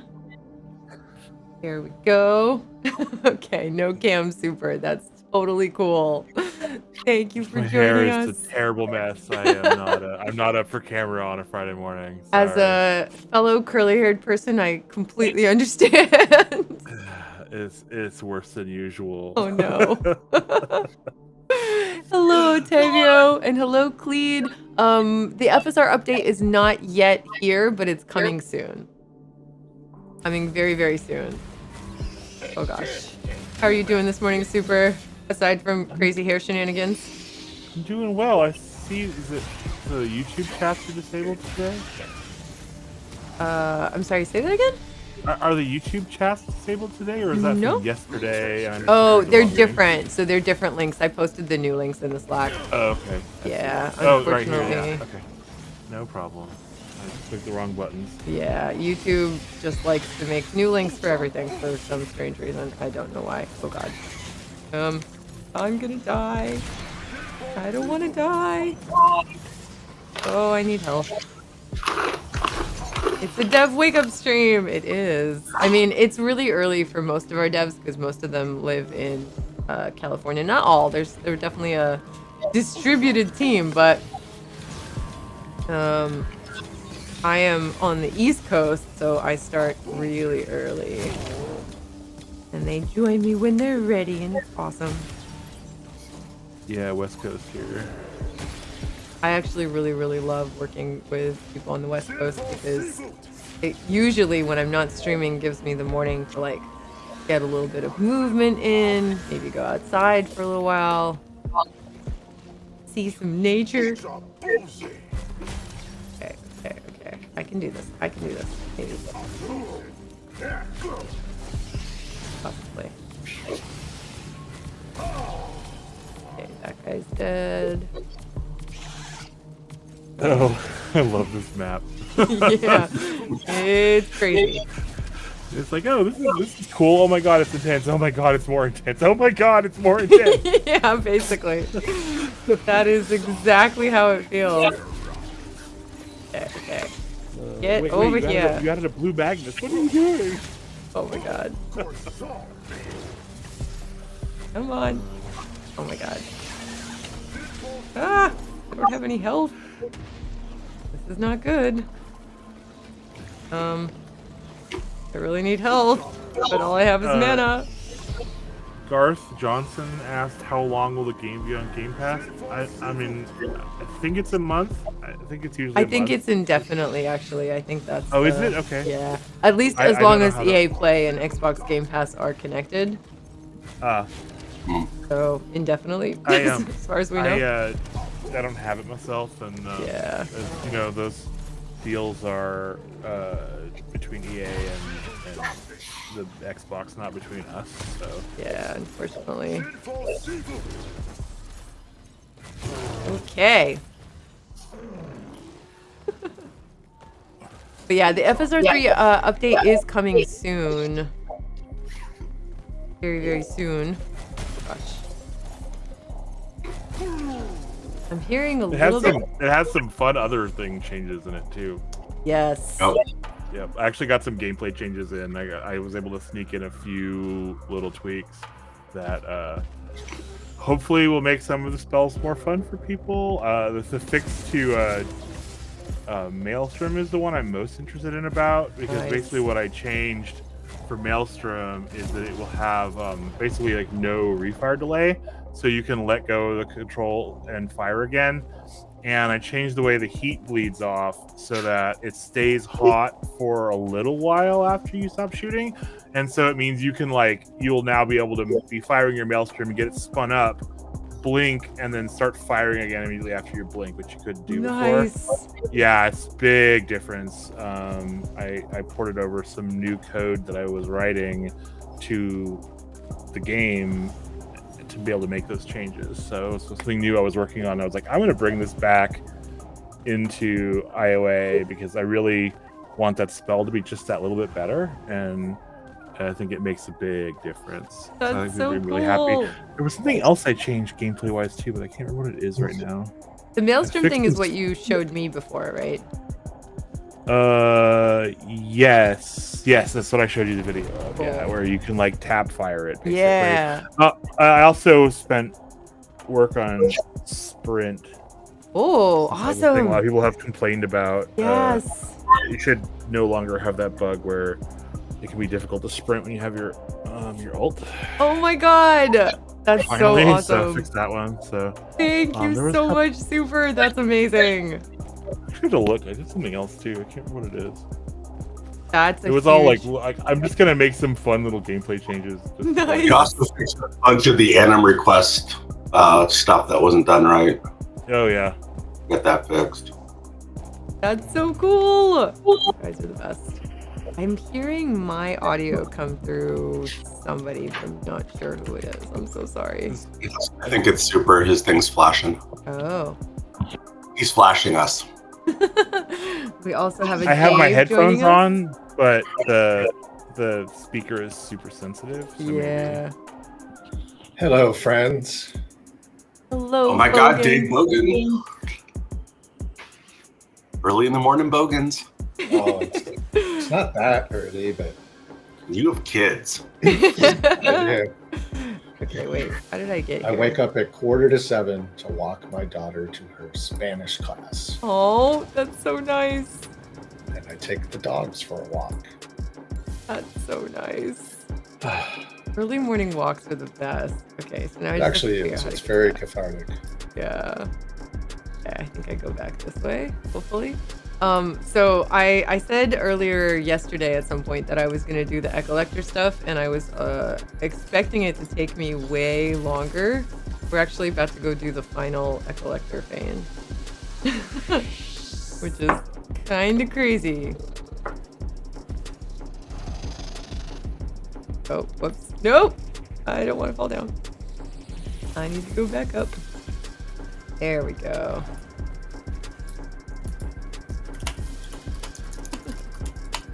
Okay, I think I'm going the right way. I want to try the like infinite Dimana build that Dimana. Did I just combine Dominion and mana in my brain? I think I did. Dimana is a new term, not really. That's just my brain being weird. Basically, Dominion, there's a build you can create for your character with all of the loot that you get from the Ecollector Shatterfanes that helps you generate more Dominion mana than ever before, faster. And it's really, really fun and cool. And I haven't tried it. I knew it existed because I've heard about people using it, but I haven't actually tried it myself. So we're gonna do that once we finish them all.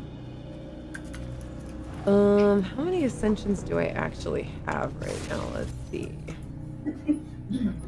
Just one. Okay, but we're pretty close to the second one. Good. All right, back to Kalthus and the gravity boss for a minute. Okay. Got this, maybe, possibly.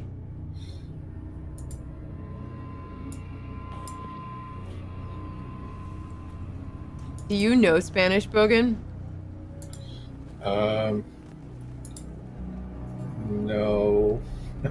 Totally random question. You made me think of it because...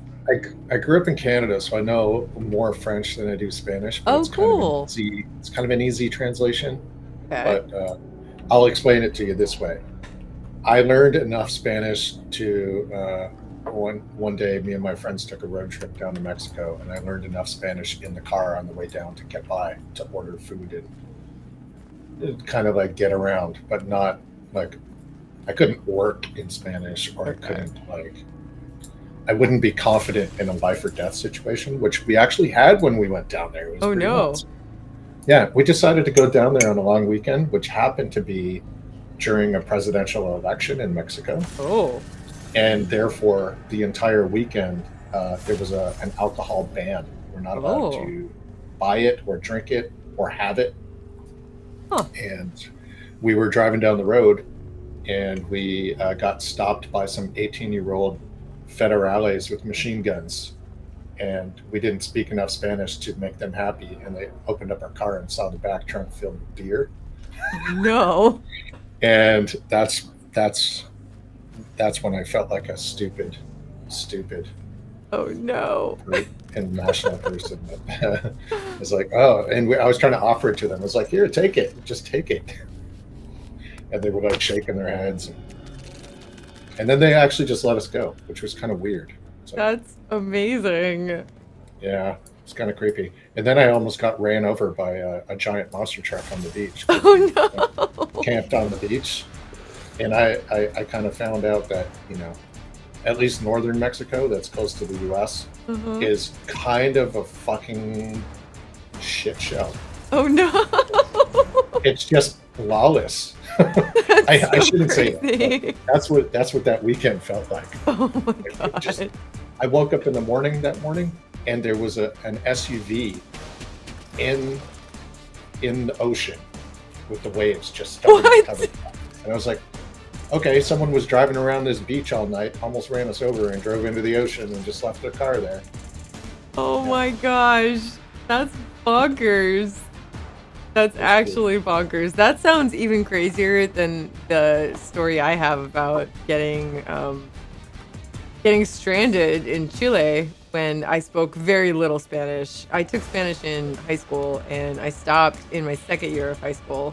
And I'm actually taking a class right now with my dad and my partner just for fun, and because I kind of really would love to actually speak it. We have a lot of players that speak Spanish, and I see it on social all the time. And I've learned enough, like I've caught back up to where I was and progressed enough that I can answer some questions with the help of Google. Like I can tell if the Google Translate is wrong, and I use it very, very, very little because I don't trust it. But that is a handy feature. It is. It is super handy, but it's also like, can you trust it? You can't most of the time. That's why like you just can't use Google Translate for Russian too. Like I speak Russian, and people try to use Google Translate to say things to me in Russian, and it's just not good. But I know enough Spanish to know when the Google Translate is bad. And if I'm really confused, I ask for help. But I'm starting to learn it a little bit more now, and that's nice. I think, especially because we have so many Spanish-speaking players. Huge thanks, by the way, to you guys that fixed the language bug. I know people will appreciate that. But yeah, anyway, total side note. I went to Chile with my family a long time ago. This was like more than 15 years ago. And when we were there, we were going to ski because we had some friends that they worked at the same ski mountain that I worked at and my parents worked at when I was in high school. And we went down to Chile in the summer because some of the people that ran the ski school where we worked in the States also ran a ski school in the summer down in Chile, and they invited us. And so we're like, okay, we're gonna go on this cool trip. And there was a snowstorm and an avalanche that basically destroyed the road on the way to the mountain.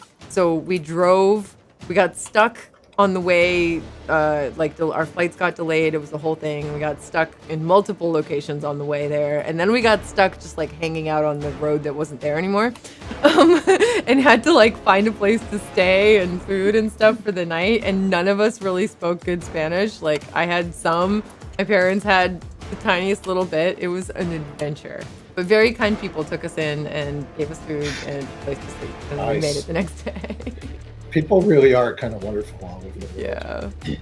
And until you're in a situation like that where you feel like you don't know how to communicate with people, people step up. I'm sure bad things happen too, like negative experiences, but people usually step up. You do. And it gives you a super level-headed appreciation for people in this country who are struggling with English. But it makes you realize how freaking smart and good they are. Yeah. Because English is hard to learn, apparently, right? It is. It's really hard because there's so many exceptions to the rules. Yeah, and so many people from all around, like especially in Central and South America here, and you can tell English is not their first language, but man, they're hats off. They're good.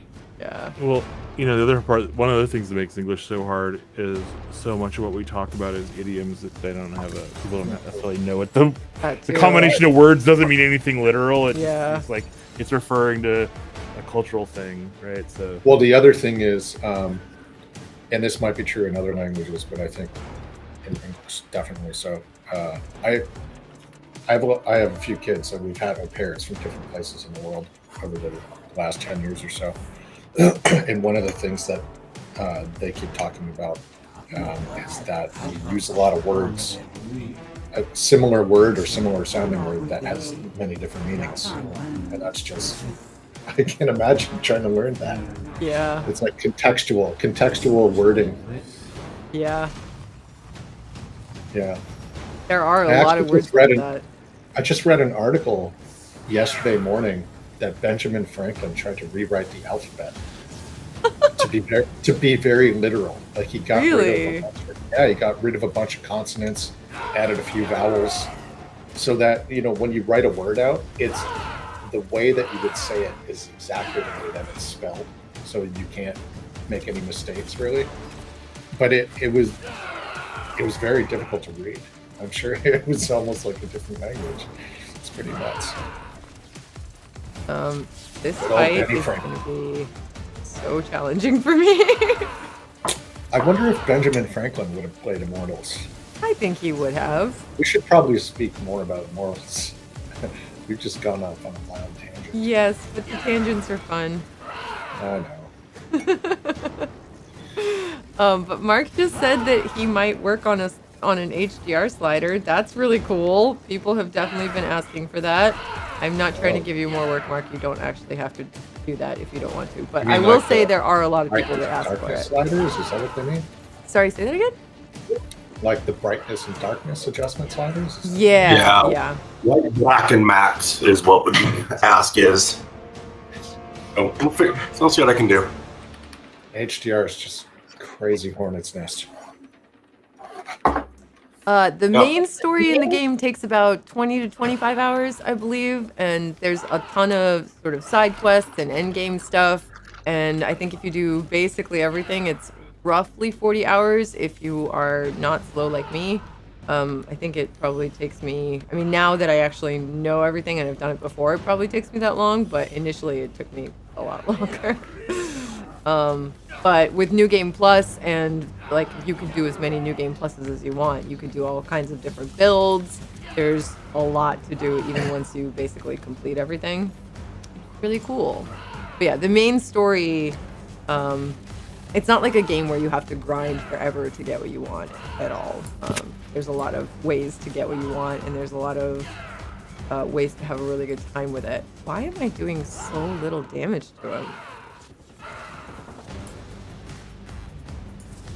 He has tons of hit points. Yeah, he really does. He's very hard. Oh, He's crap. intentionally quite difficult. That was the wrong time for that. Yeah, it really was. Whoops. That was a test fail. I really enjoy this boss because I can't really. I struggle to beat him, and that's Yeah. nice. Yeah. That's saying a lot. Super is very, very OP. Hey, Phil. Good morning. How are you doing? Oh my gosh. Ah. Okay. I think the speed run of the game is like 9 hours. 9 hours? Wow.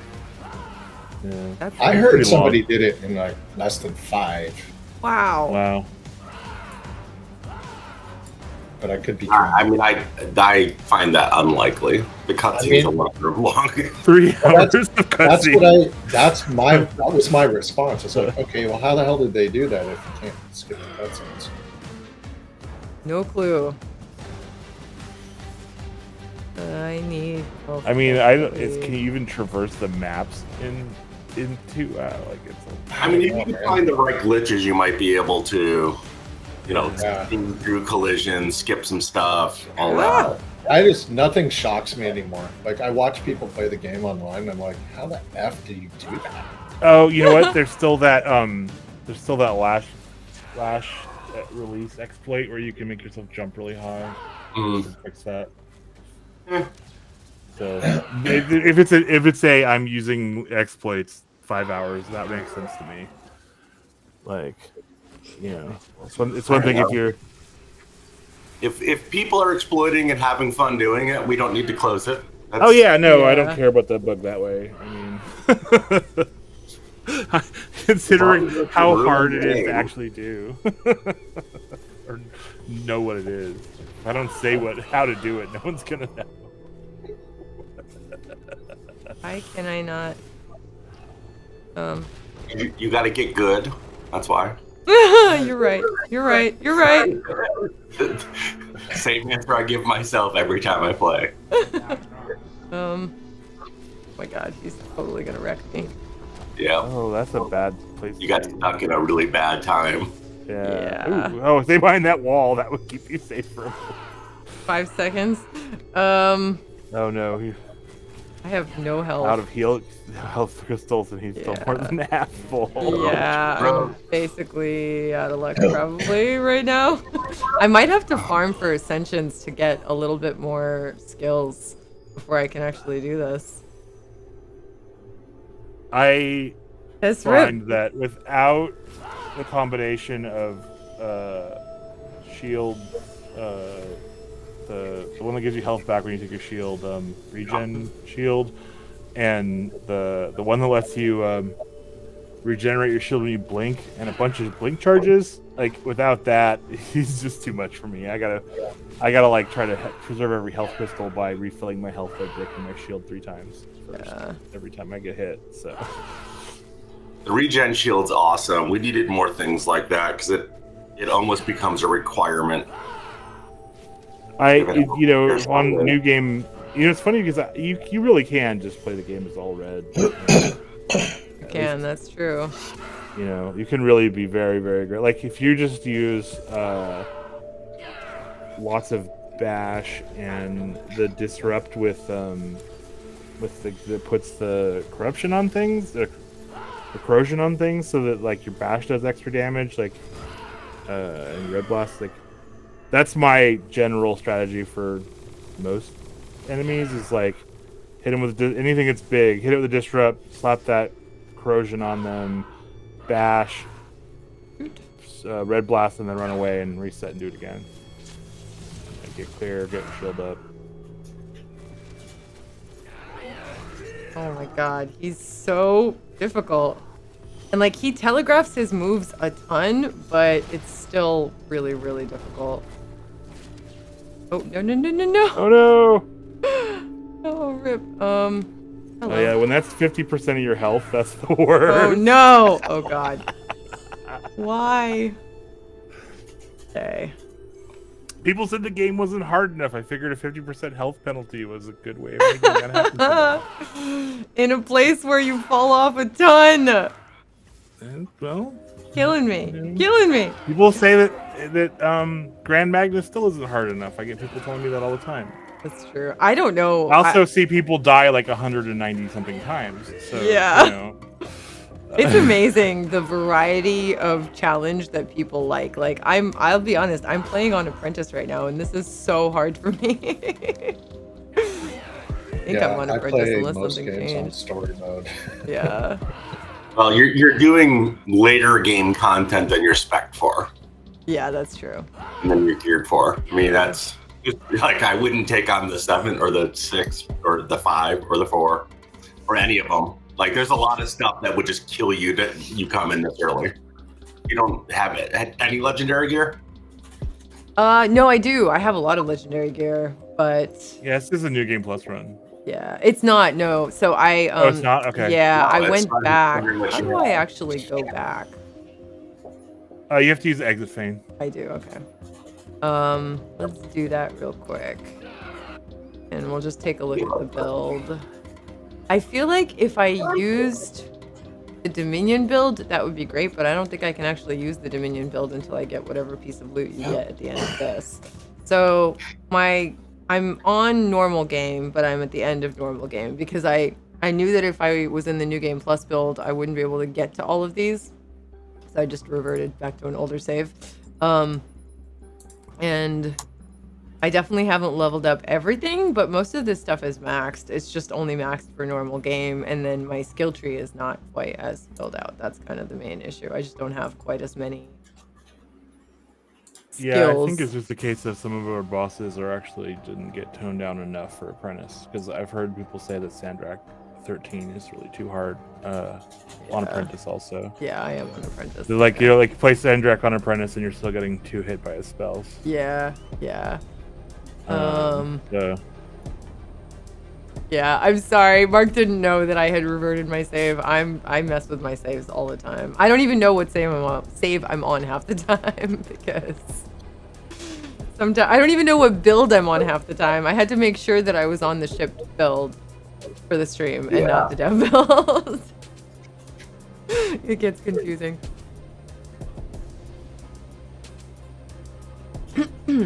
Excuse me. It's good to see you, Aaron. How are you doing? Okay, so I think I want to maybe level up a little bit before we do this again.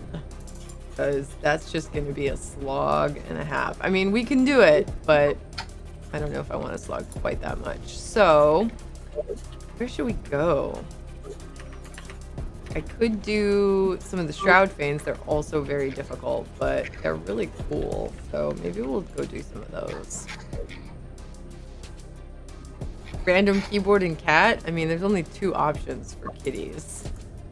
I don't think my neighbor would let me borrow her kitties to really randomize it. but it's for the stream. Yeah, I'm sure that'll help. Like, I really need your cats, okay? It's just for a little while.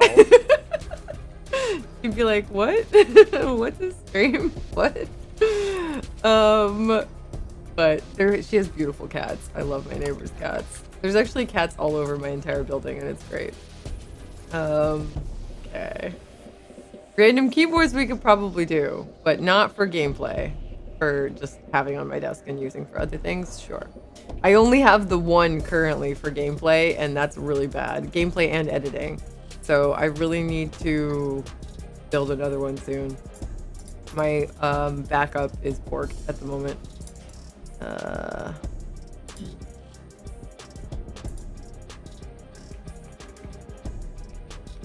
Oh, you watch Doctor Who? That's so cool. Good show.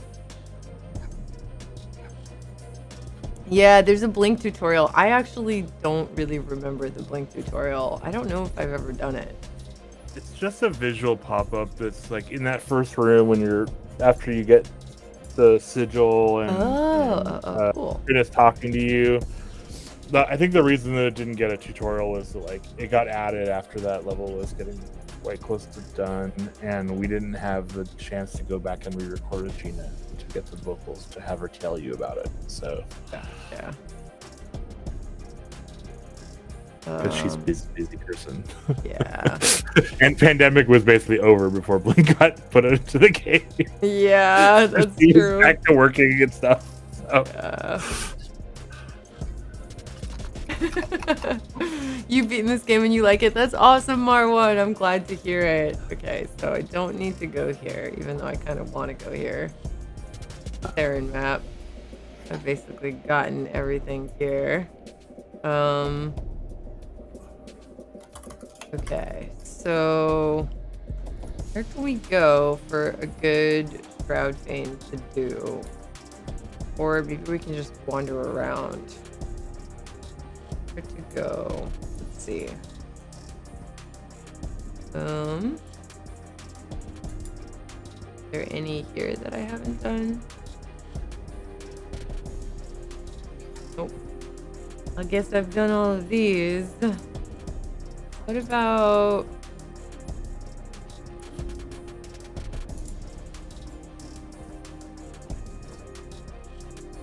Oh, I have done all the things. Okay, I have a dumb question. If I do go to New Game Plus, and I've done 3 of the Shatter Feigns already, did those get reset in New Game Plus, and I have to do them? Yeah, because again? you're back in the beginning of That the makes, trenches speech. You're back at Kirkin's speech at the beginning of the trenches. that makes sense. In Yilthium when you do New Game Plus, and everything's reset except for your gear and talents and stuff. So Okay, so that probably not a great plan, because then we won't be able to get to them before I have to. No, you gotta play the whole game at that point, right? They don't Yeah. unlock until Yep. late. So Yep. Well, I thought you don't have a New Game Plus save that's like geared up, or is it just too much to change at this point? I thought I did, but I think I accidentally saved over it yesterday. So I probably have one somewhere. It would just take a minute to find it.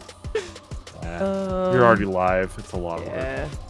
So I think maybe we'll just run through an area, and that'll probably give me enough ascensions to get like one thing. If you're gonna try to grind farm, I would suggest Playing that collector. I would suggest the Shrouded Realm, because that's where you're gonna find the hardest enemies. But enemies don't give a lot of XP, so if you're at the top of your XP curve, that's a new game build. It'll take you a long time to earn another ascension. Just I can tell you based on the curve. The mag that you like. Your next one is you're pretty close though. Looking at your Yeah, I'm at 7,900 out of 9,400. There's so. some gold chests that give a lot of ascension points. If you go to I think I've opened them all though, because I'm still in normal game. Okay, if you got all the gold chests, then yeah, that sounds about right. I mean, that number of skill points looks like you've got most of the wisps and most of the gold chests in a single playthrough.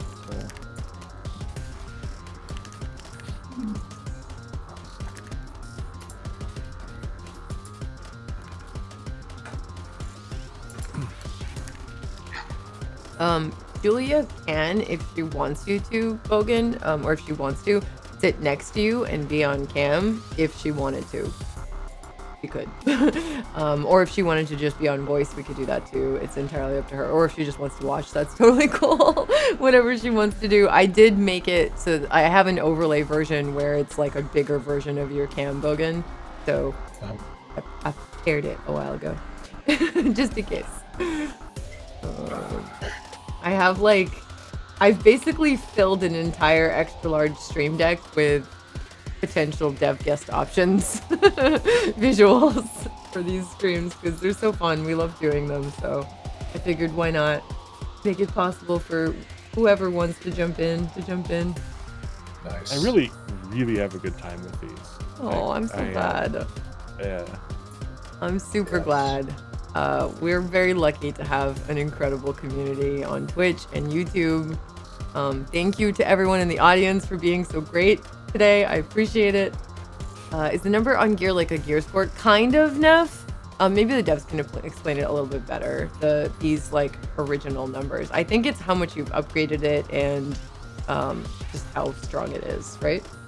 Yeah, the number is based on the tier and the upgrade level. So, it's an aggregate power score. Okay. Cool. I think it's not based on the actual stats. Actually, it's more of a way for people to more clearly understand this is a legendary. It's all the way upgraded. This is legendary. It hasn't been upgraded. Like the number isn't like it's not like some crazy calculation. It's not a raw stat score. It's the evolutionary power. Yeah, like it's more to help you go, oh, I really think this is a better choice when people don't understand all the gear, right? So sort of a UI hint is what it is. And most people don't, right? That's the biggest problem we run into. What happens when you have 50 stats on screen? 90% of your players don't want to read that. They don't like that. They just want a number. Yeah. What does shield shred mean, right? Like, I don't know. There's a reason why you take shield shred or don't take shield shred, but that is an advanced gameplay thing, and it's really hard to explain all those things. And so, it's nice to have a number that's like this one is stronger, so that people who are only engaging at that level, because some people just don't want to engage with the game at that level, and that's totally okay. You still want to help those players, right? You still want those players to have an easy way to go, oh, I want this one. Purple is better than green, because I do or don't, because that's a convention that may or may not be familiar to them. We try to give players as many ways to understand the game as you can, I guess. Yeah. Popcorn, the FSR update is coming very, very soon. Unfortunately, I can't tell you exactly when because we're not sure yet, but soon, like super soon. Promise, soon. I apologize if I sound like I've answered that before. I just really have a lot, but soon. We just don't want to give you guys a date and then be wrong because that feels bad for everyone. So, and there's a lot of different things that it depends on between platforms and processes and people involved. It's just a lot. And we've also stuffed a ton more cool stuff into the update. Not well, the devs have. They're amazing. And there's gameplay changes, which are really cool, thanks to Super. And there's bug fixes, and there's incredible visual and performance improvements, thanks to Mark. And everybody working super, super hard to just bring you guys this update as soon as possible. So just be patient for a little tiny bit longer. I remember the other gameplay thing that I did. I changed it so that the gestalts, which are like the shrieky things that only take damage for their color, they won't take impact from not their color anymore either. So now they won't flinch. If you shoot a blue one with red, it won't flinch anymore. You can't like stun lock them. Because it used to be you could stun lock them with the wrong color, but they weren't taking damage, and so I think a lot of players were getting confused about that. And so now, if you shoot a blue elemental or blue gestalt with a red spell, it will just pretend like it wasn't hit. It'll still hit them, but it just will do literally nothing. Like they won't flinch, they won't take any reaction at all. So they'll fly right through the spikes like they're not there.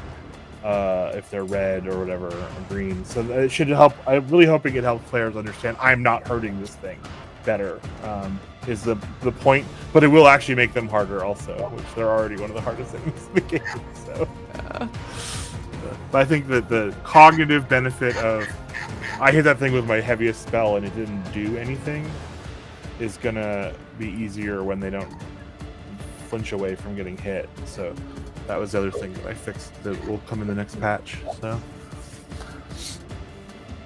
because somebody posted a video on Reddit of them just like stun locking one completely, where it was just doing flips but not taking any damage, and it took them like 45 seconds to kill it because it was taking like 1 damage per hit.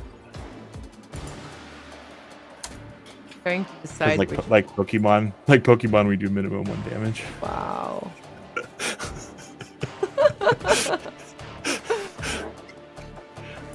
Oh man. On armor, I think maybe not. I think it actually might even be less. I think it might even just be like fractional hit point damage because of the armor calculation is so high. Oh my god. Okay, I remember I was thinking about using this ring before. Kai Astro, we already put out our DLC. It was a free downloadable post game content. The Echo Lector is what Tess has been playing, so I don't think there's going to be a paid DLC coming. So yeah, no plans. We're rather working on something new instead. So yep. The content that I'm showing you guys right now, not in this screen because I'm just doing gear, but in the screen you're about to see in a moment, the content that I've been doing this morning is all from the free DLC that we put out. So there's a couple of things that came with that. Part of it was these extra challenging Echo Lector lore and challenge areas, the Shatterfanes, the new boss, all of that. And part of it was also New Game Plus and a bunch of other improvements and extra things in the game. So that was a free DLC that we put out. I want to say it was about a month and a half, 2 months after launch, something like that. It was for Black Friday, so it was in November. Right. Okay, so I have put on some different gear. I'm gonna go try and upgrade some of it. I don't think I can probably upgrade very much of it, but we're gonna try. Forge down here somewhere. Other side.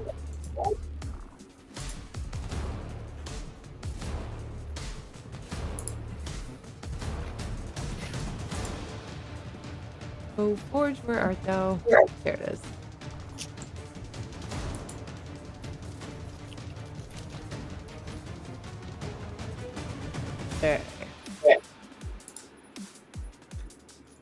This might be a mistake, but we're gonna try and do it anyway.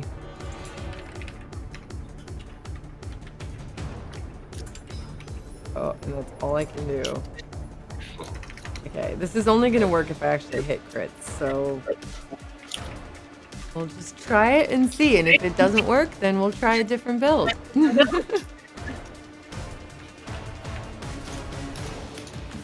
That's fair, Phil. I mean, when you play a live service game for a really long time, sometimes it's really good to take breaks with a fun single-player adventure, like Immortals of Aveum. Just saying.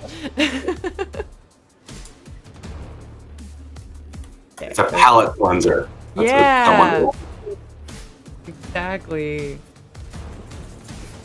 I did not need to do that. That's okay. Hi, kitten. I may be playing with additional cat difficulty for a moment, but that's okay. They've been released. Post-lunch. Freedom. From the playroom that they normally hang out in. And by playroom, I mean our bedroom, but it's basically a cat den. Our entire apartment is a cat den. Okay. Savage. That's what happens when they adopt you. Yes, that is exactly it. Hey, okay. Hold on. We're just gonna take a cat moment for a second. This is Zavala. She's very sweet, and she's a kitten, so she's very sweet and very insane at the same time. That's basically all cats and me, so she fits well. No. Please relax, little kitten. Okay. All right. Trying again. We'll see what happens. This is going to be interesting. I don't know if the gear that I just equipped is going to help me or hinder me, but we're just going to try and hope for the best.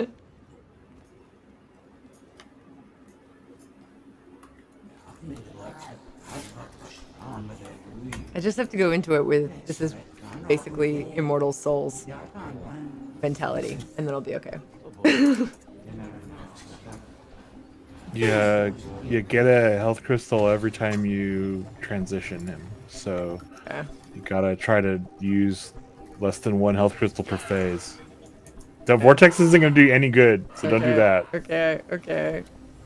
Like vortex is a waste of cast against him. He's a hover character; he doesn't get affected by it. So.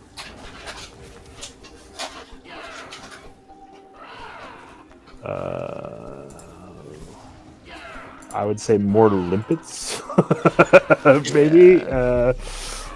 Especially if you have corrosion limpets. I think I don't, but I should. I might need to tweak the build too.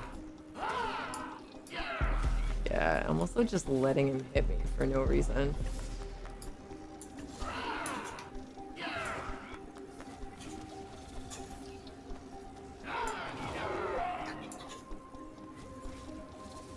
This thing is not going to help me at all.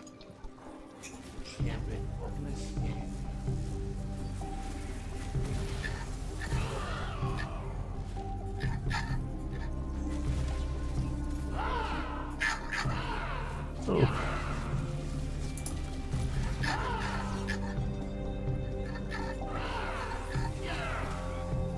Oh, that was a good one. Where did he go? Oh, shit.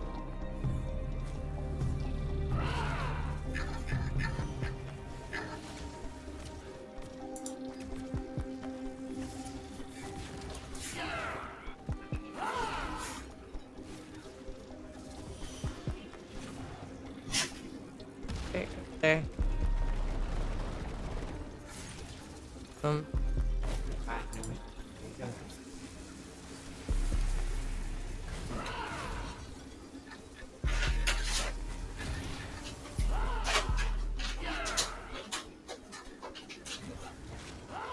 Ah. Oh my god, seriously? Yep. You're really good with javelin, but wow, this is hard. Yeah. Like, Yeah, I think the I'm DPS, The DPS is really high when you hit those headshots. And Yeah. it's insane, but like you could just be hosing it with seeker shards. Yes, I really could. You You're right. you know, You're right. like, You're right. You are playing it on hard mode on your own volition. So. I know. Like, Okay. If I die this time, I will. How am I supposed to get that one? Oh, okay. I see. Oh, I'm full. Oh no. oh, Okay. I know it's still. Yeah, I guess you can still get back to it with the last. Yeah. That was a weird place for the health crystal to show up. Got it. Okay. Well, the good news is if it Nothing does for drop me, into but- the void, like when it reassembles, you will at least collect it at that point.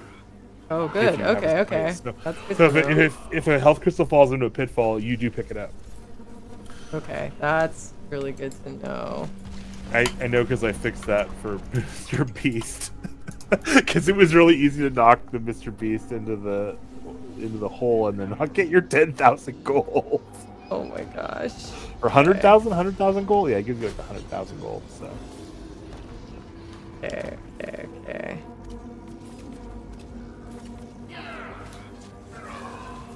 Oh, please don't fall off. I like to say, Nephilim, that we made this game for loot goblins.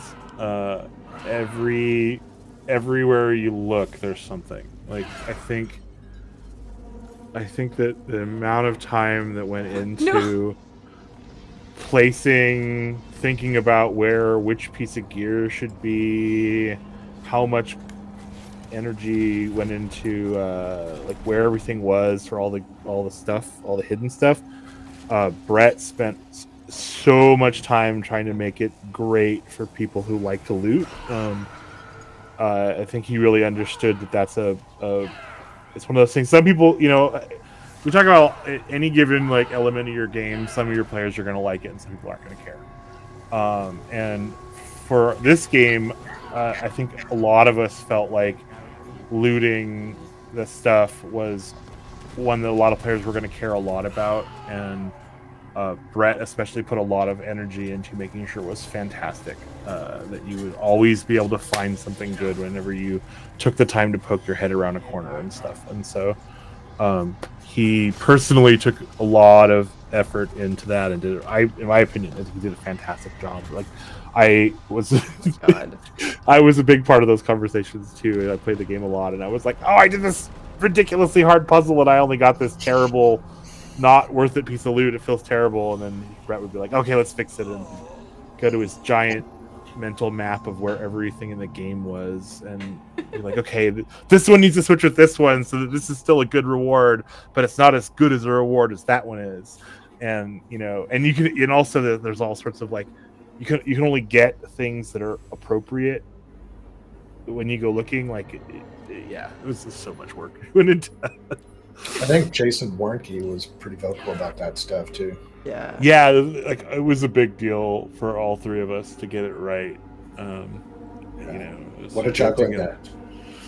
It was a lot. It was so many, because it was like the amount of gold, whether you get, like, it was just, the amount of gold you could earn, whether there's a piece of gear there, whether you're going to get, like how much does that affect, if you're in chapter 8 or 9 and you go exploring, like, is it gonna push your power level to a place where you still feel good, or is it gonna push your power level to a place where you're now like, I'm just walking through the game and it's not challenging anymore? And just so much of that. Did you also have to keep like different builds in mind, like green versus blue versus red, or? I think we did a pretty good job in terms of balancing the colors against each other, that we didn't really like I would say it's mostly Jason. Balance. Like, he always seemed to have a good handle on like where your health, your damage level bands would be at different parts of the game, and with design and designers level of Google Sheets, for those kinds of things, like being able to visualize the, like, okay, a player who is, there's always sort of a player who is not engaging with any side content at all at this point in the game will be this strong.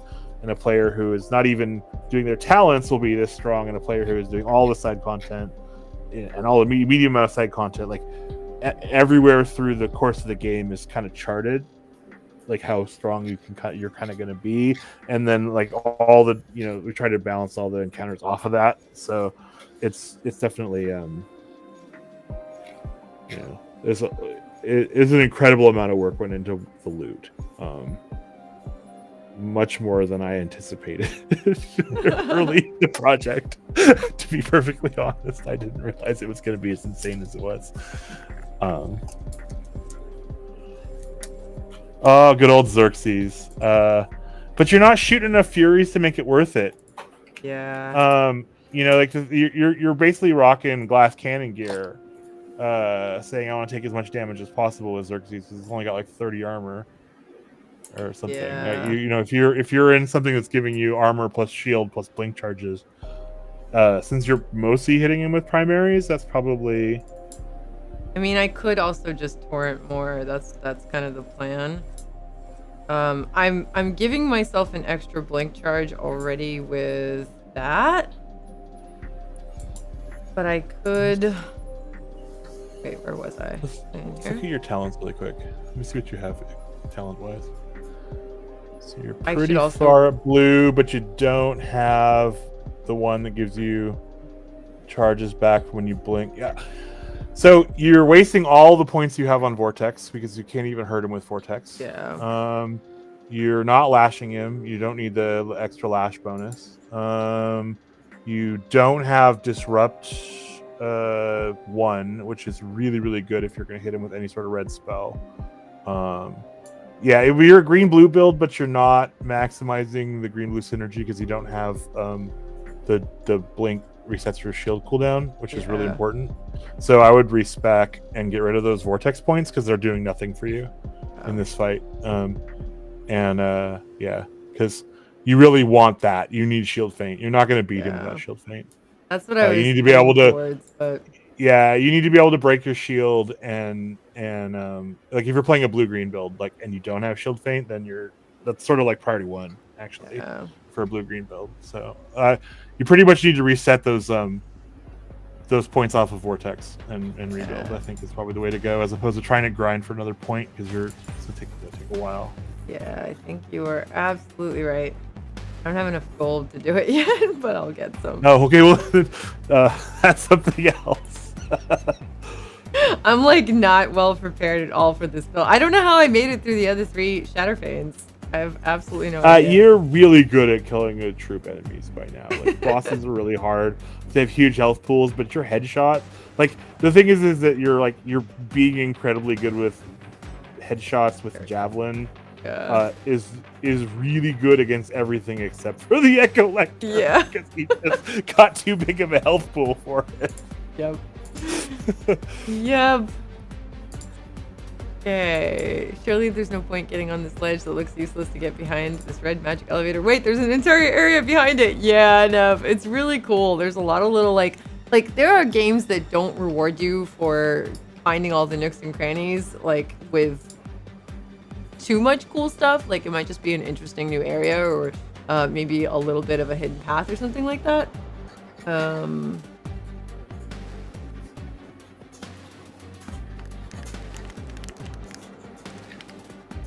Okay. Sorry, I had to answer a thing on Slack real quick. But yeah, basically, I just don't really have the right build for this. But that's okay. We're gonna fix it right now. We're gonna do a little bit more of a green focused build, but we'll still combine the other stuff.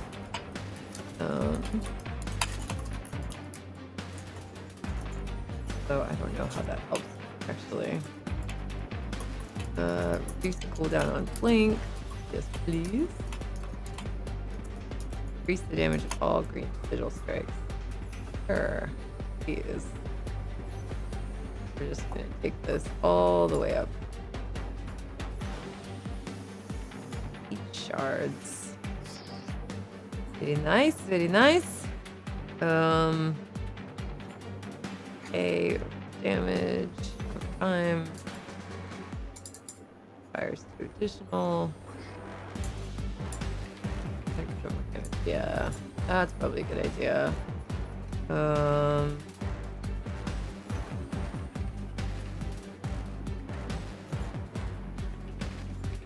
gonna try to use limpets on him a lot, so that will maybe help a little.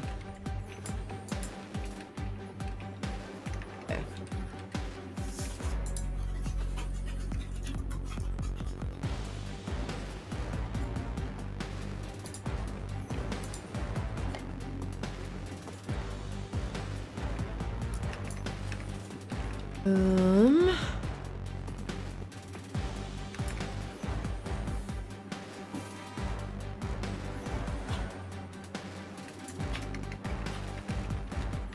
All the shield things.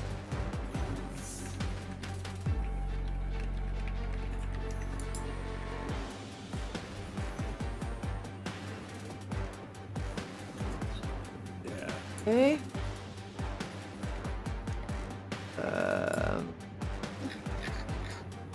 I don't think I need this, right? Because I'm gonna be using mostly green anyway. That's the critical hits with sigil strikes. The green sigil strikes one is really good if you're like aiming above their heads with the seeker shards, so that they're like seeking down into the target's head. Oh, okay.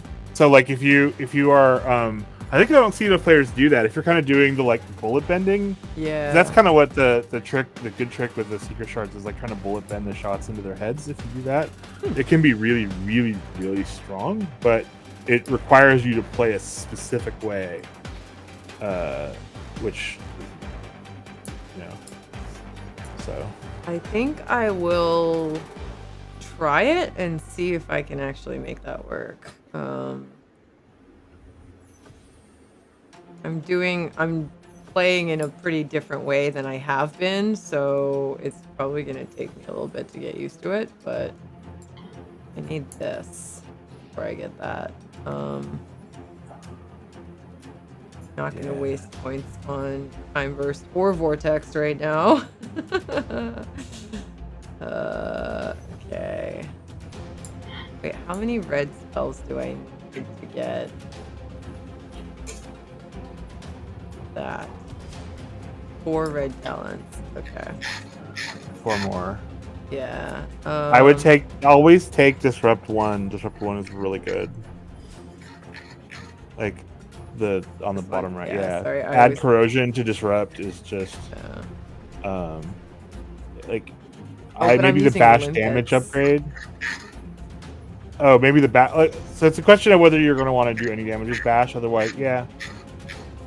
But you need 4 talents. I'd put 2 talents in bash and 1 talent in disrupt, and just do that. Yeah. I mean, the rest of it probably won't do much. This will probably help. Armor. Yeah. Yeah, 15 armor.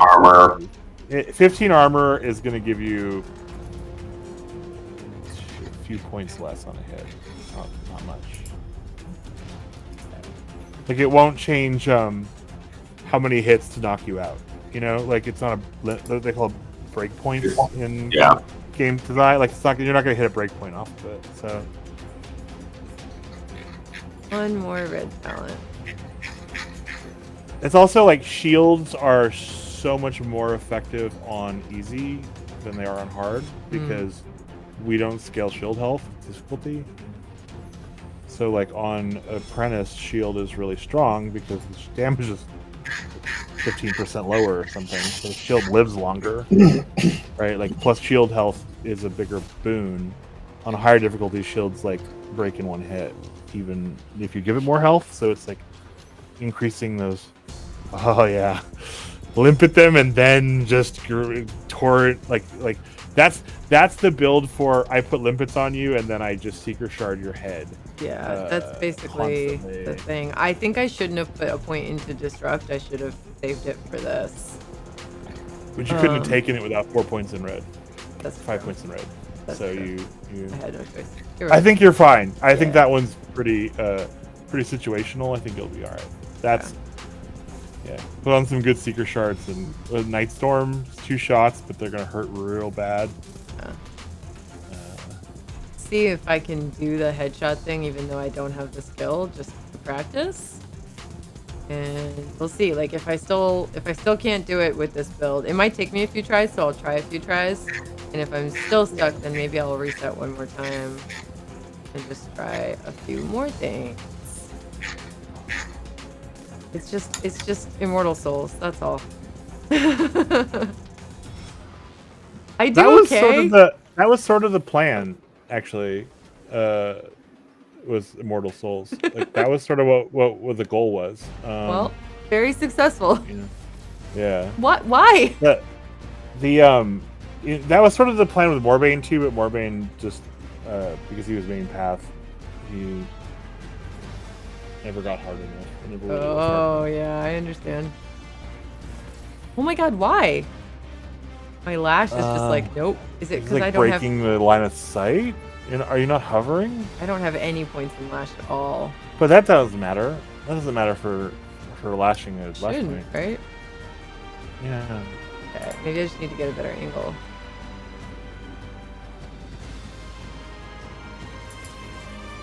There you go. There we Yeah. go. Cool. Oh. Okay, I think we are good. Get him. Try again. Get him. Every time your shield breaks, blink, and you'll get your shield back. So that's the big deal. Okay, this is the. You only get a little bit of it back, but it still does the like time slow every time it breaks. Yeah. Okay, this is the dodge a buttus build. I love dodge in video games. The only thing that I wish our dodge had was a little bit of extra distance. Just like a little bit. Because I think I'm just spoiled by other games and how much distance you get in other games.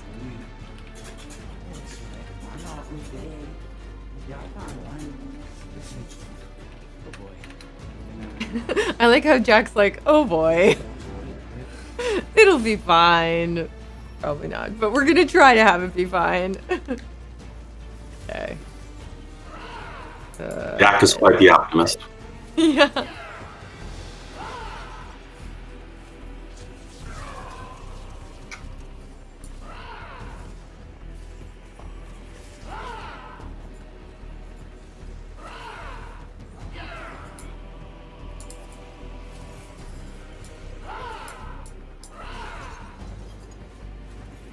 Limpets.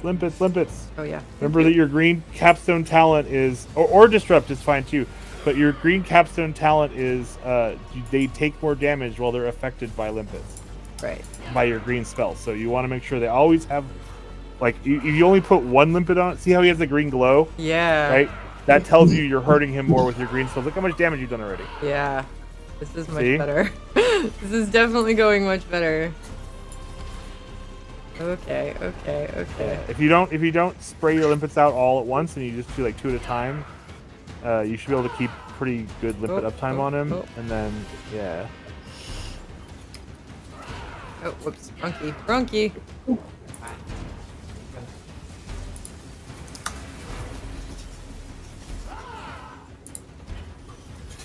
Yeah, this is basically the build I run. I run a Seeker Shard build. Because I suck at aiming. Well, and that Night Storm is a beast. Yeah, it is. Beast. We actually had to nerf it to launch Night Storm when New Game Plus came out. Literally on New Game Plus, the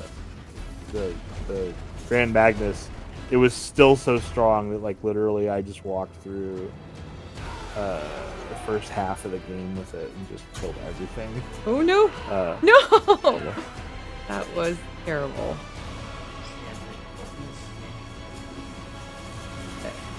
Okay.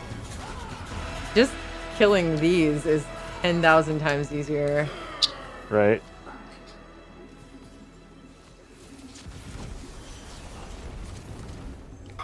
Yeah, theory crafting the right build for each area is a ridiculously fun thing to do, but man, does it take time.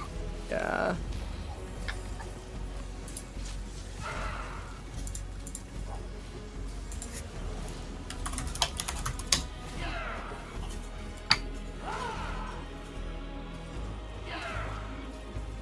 Yeah, so another thing about the blink momentum is that it's a lot safer to actually stop you when you're really teleporting and your character is moving without collision. Yeah. So you don't end up inside geometry.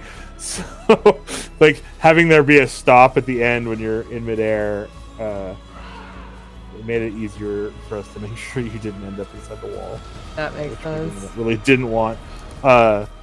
Doing a real teleport, like Blink teleports you through enemies. It can actually teleport you like up ledges in ways where you actually pass through the geometry. It was a high risk decision on my point, I guess, implementing it that way, but it didn't feel magical enough if it didn't. So it was sort of a there is still, I think, 3 or 4 places in the game where you can blink into geometry, and I know where they are, and I didn't fix it, but you would have to try. You have to want to. So, and also it doesn't get you anywhere; it just gets you stuck. So, Come on, and please. since no one will ever do it on accident, I decided I didn't need to fix it that badly. Yeah, I did it. I did it. Okay. See? See? That was awesome. I'm sorry. I really didn't want to scream in all your ears, but I was very excited. Success! Oh, it feels so good when you find a challenge that really tests you and then you kick its booty. It's very satisfying. And I love that this game has that so much. There are definitely areas that are much easier for me now that I've been playing for a while, but I still find challenges like this, and you guys totally got me through that. Thank you so much. That was If you awesome. just turn it on Grand Magnus, you could have that challenge in every single combat you want. True. You just have that challenge every single hole in the ground. Yeah. Ooh, I have new seeker shards now. Oh yes, that's the one that makes your immolate do more damage. Yeah. So one of the reasons I wanted to get all of this stuff is for the immolate build. So when I get out of here, I'm gonna try that because I feel like that'll be really intriguing.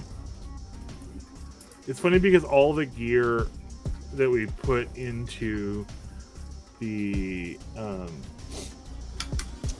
Echolector update looks purple, looks not that great. Like it only has one or two stats on it. Doesn't look that awesome, but it's the only thing in the game that makes your immolate do more damage.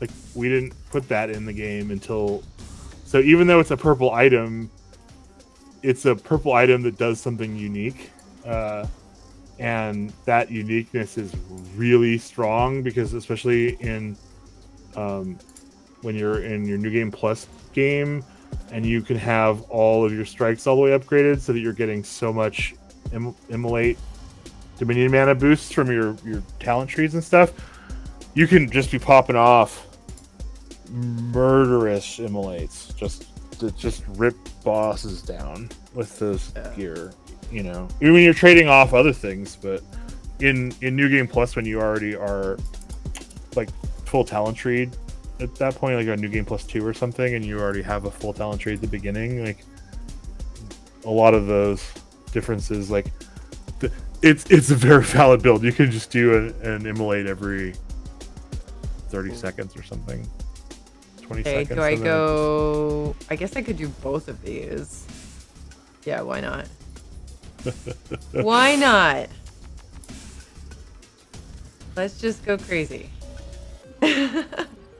Okay. And then there was a bracer too that I got, right?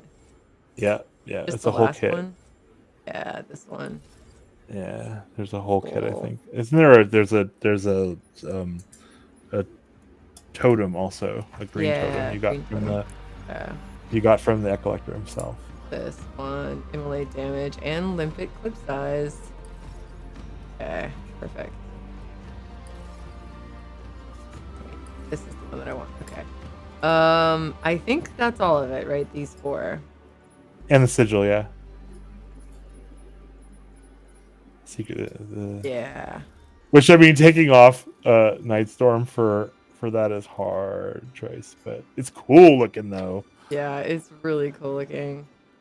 Hey, it looks like you ripped off a Green Gestalt's arm and it's Yes! Oh my god, definitely. Okay, I need to upgrade this. I think I'm gonna hold off on equipping it until I can upgrade it all the way, because that'll help a lot. I want to upgrade all of these. I'm gonna go ahead and start New Game Plus now so that I can just upgrade everything. Oh, go to the Forge first. Okay. Oh, I guess Ace is not very long. You can probably rip through. You'll see them pretty darn quick at this point. So yeah, getting to the Forge doesn't take that long that way, and you get many more experience points just even from level 1. Yeah. So Nev, you can also just do the regular Shroud Feigns if you want an extra challenge, but I think to get to Ecollector, you just need Grapple. So whenever you get Grapple is your lash, not this one, this one. It's basically your lash, but it allows you, it's an augment to your lash ability that allows you to attach onto the grapple points. If you want to know whether or not you're close enough, you just need to be able to see this symbol, the little lash symbol on the grapple point. Like, these are too far away, but I can see that those are grapple points, but this one is close enough because I can see the actual symbol. That means even if I'm like further away, as long as I can see it, I can grab it. Just make sure to you hold... can't. Sorry, go ahead. The Shatter Feigns don't open until a significant event until late in the game. Ooh. So you don't you won't be able to enter the Shatter Feigns even if you find them until a significant late game event happens. Okay. But I won't spoil. Forgot that. That would be I'm rude. So sorry. Yeah, I know. He's a late game boss. You can fight the Ecollector before the end game boss, like the main boss of the game, and so that you have the gear. It's totally doable. It's just you can't enter you will walk right past one at one point, but you won't be able to go in. So in the main path, because there's one in Orman. Oh yeah, that's right. Do you mean another game, Eric? We would absolutely love to do that. I think there's nothing we want more than to tell more stories in this awesome world of Aveum for you guys. It all kind of depends on, honestly, the more of you guys that play the game, that talk about the game, let others know to give it a try, download it, tell your friends, that kind of thing, the more things are going to be possible for us in the future. So it's kind of one of those situations where we just don't know yet what we'll be able to do in the future, but we hope to do more in this world for sure. That would be amazing. Somebody asked me on a stream whether we would do a comic book. Oh. And I was like, that's a really cool idea. I mean, I don't think comic books sell enough to make it worth it, but it'd be interesting to do a comic book with like characters from Unreal, like screenshots, and then like do everything with like in-game screenshots of the world and like animation, and then like make the comic that way. It might be interesting. That would be really cool. Yeah, that would be really cool. There's so many like one of the fun things is like the animation team, especially during development, would always put out these great screenshots just like internally of like the characters doing funny poses and funny, there's actually a bunch of great GIFs on Giphy from Immortals of Aveum. If you do Immortals of Aveum Giphy, there's like the let me in where the guy like does the panic like shaking their head. There's Jack doing that on a blue ward. There's like a whole bunch of like very memes, but then done with Immortals of Aveum characters on Giphy. So if you go on to Giphy and search Immortals of Aveum, there's a bunch of great, not from the game GIFs, but just like silly characters from IOA doing meme things. Yeah. That I'm trying to remember who did that. Do you remember, Julia? I'm not sure, honestly. There were so many different GIFs that came from so many different people and places. Mm-hmm. We've made a few, Kit and I have made a few since, but it's been a while since we've made any. And in the beginning, there was somebody making a whole bunch of them that I don't remember who it was. I think it was Ella. Ella did a bunch of really good ones. Because Ella did a bunch of the really good, like, posed character, like, doing cute things stuff.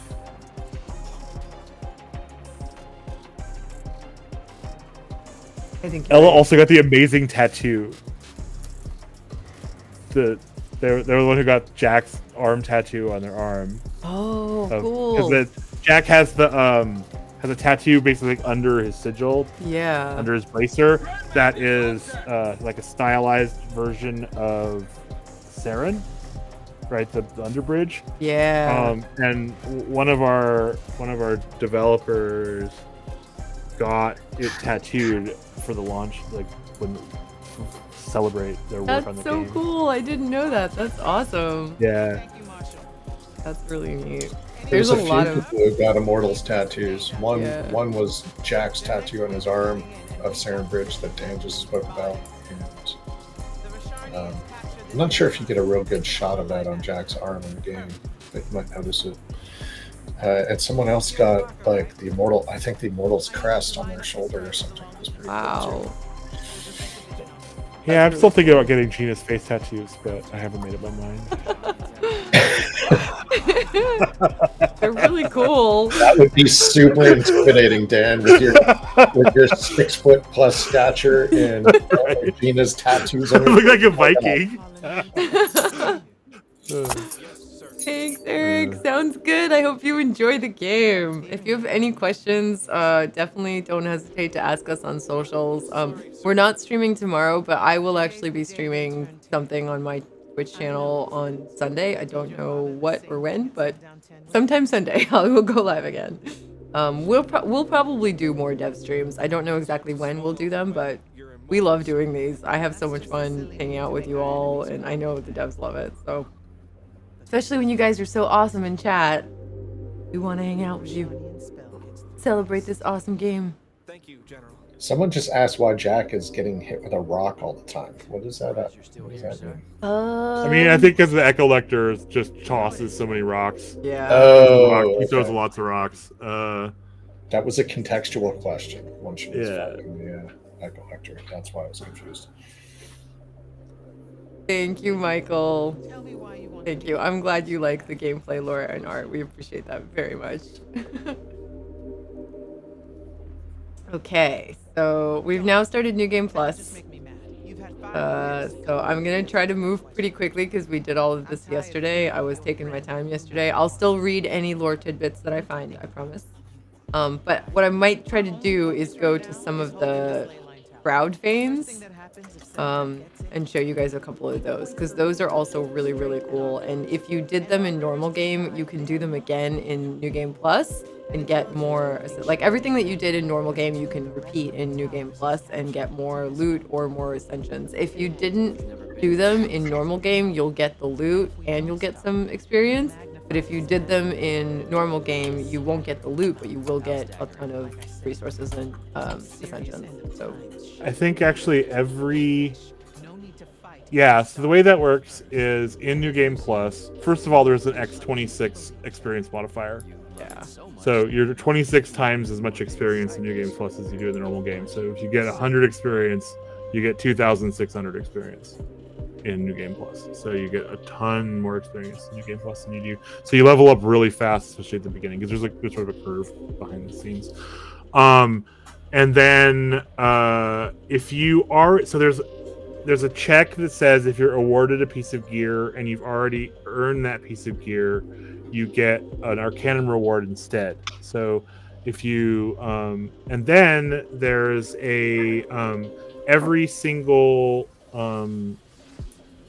spell shrine, the shrines that are in the game, so like the ones that you get the spells from when you get Shatter, or when you get or when you finish a Shroud Fane, the one you get your reward from, every single one of those in the game gives you a legendary essence for upgrading legendary gear. And all the legendary gear, all the gear has more upgrade levels. So if it upgrades to 4, it now upgrades to 8. right? So, but you're getting those things every time you do a shroud feint. So there's sort of you get more experience plus more rewards plus legendary essence for doing shroud feints in New Game Plus. So definitely worth doing because you can upgrade. I think it actually takes a couple New Game Pluses to upgrade all of the legendary and purple gear. I think Penguin said it takes 3 or 4 to get enough legendary essence to like fully upgrade every single item in the game. Oh my god, that's it? Wow, I actually thought it would take more. I knew you could get all of the talents in a couple of New Game Pluses, but you should be if you are diligent about getting the wisps, you should be able to get all the talents in your your first New Game Plus run. Oh, really? I didn't think it was possible in your first one. The wisps are so much experience. Like they're like one low level wisp is like killing 10 guys. That's amazing. I'll point one out when I see one for you guys, chat. But yeah, the basically, first one comes in after the trenches. Yeah, they're these little just bits of magic that you basically see flying around, and they're super cute and awesome. Now I have no points in Torrent or not Torrent. I'm sorry, Time Burst or Vortex. This is gonna be so different, but it's good. It's good. Change stuff up. One thing I need to figure out is whatever the sensitivity setup that I have figured out for this game, I need to replicate it in other shooters because I feel like my ability to hit things with javelin is just way better than in other games, and I don't know why. I think it's just my sensitivity is very well dialed in because I play this so much. Oh.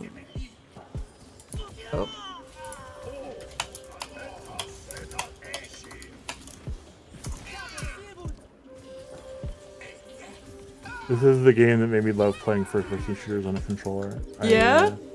I used to never play first-person shooters on a controller before, and then I sort of had to for a really long time.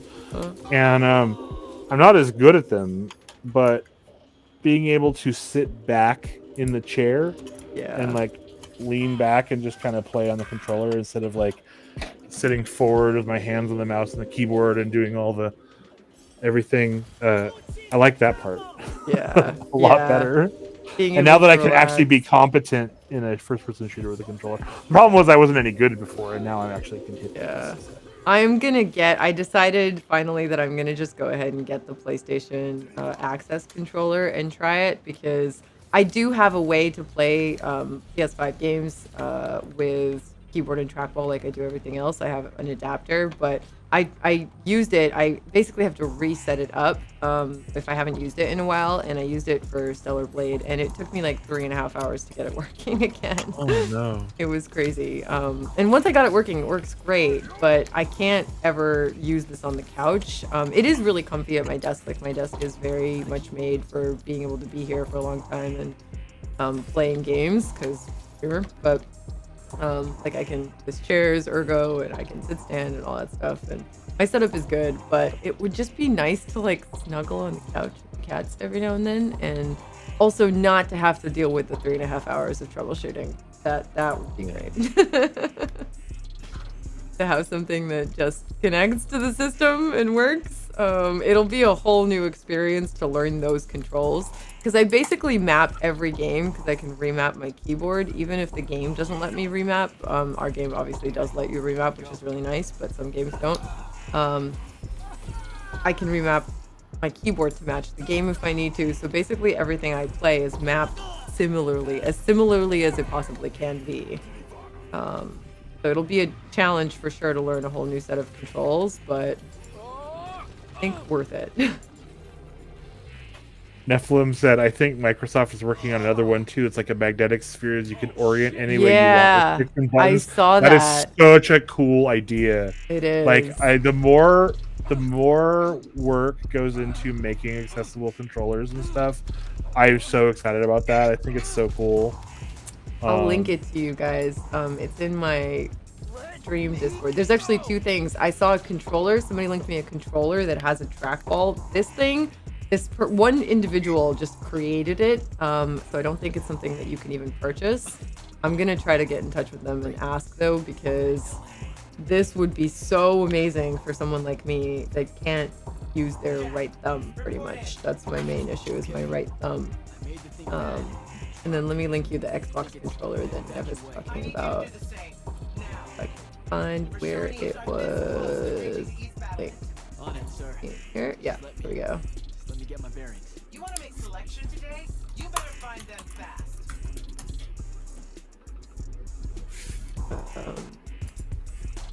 That's the crazy Proteus controller for Xbox gamers. If anyone's curious, I can put it in the channel chats as well. You guys let me know. But yeah, I agree. Anything that helps accessibility is huge. Games are for absolutely everyone, and the more people we can get into games having a good time, I think the better the world is, honestly. Games are so amazing, and they, like, the amount that video games have brought incredible people into my life. Even before Twitch, like, I played EVE Online super hardcore for about 4.5 years before I even knew Twitch existed. And I live where I live because of EVE people. I built my first computer. I found out that Twitch existed.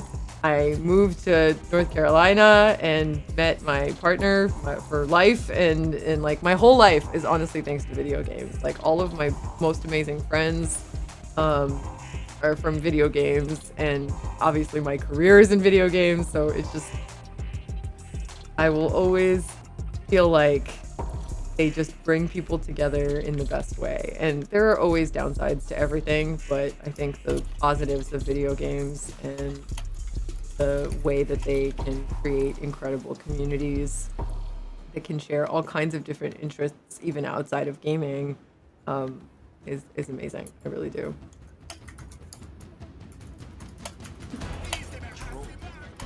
Thanks, Eric. Is the treasure hunter bug fixed? Is the treasure hunter bug being if you break an item down and then when you get it back in New Game Plus, it breaks down after the big game event? Is that the one you mean? I think I don't know what the treasure. I don't know what the treasure hunter bug is. Yeah, I think they're talking about a achievement bug, and unfortunately, I don't think that one is fixed. Not sure. 100%. I think for the majority of people it doesn't happen anymore, but if it happens to you, you basically have to replay the game from the beginning and just make sure that you get all of the chests the second time.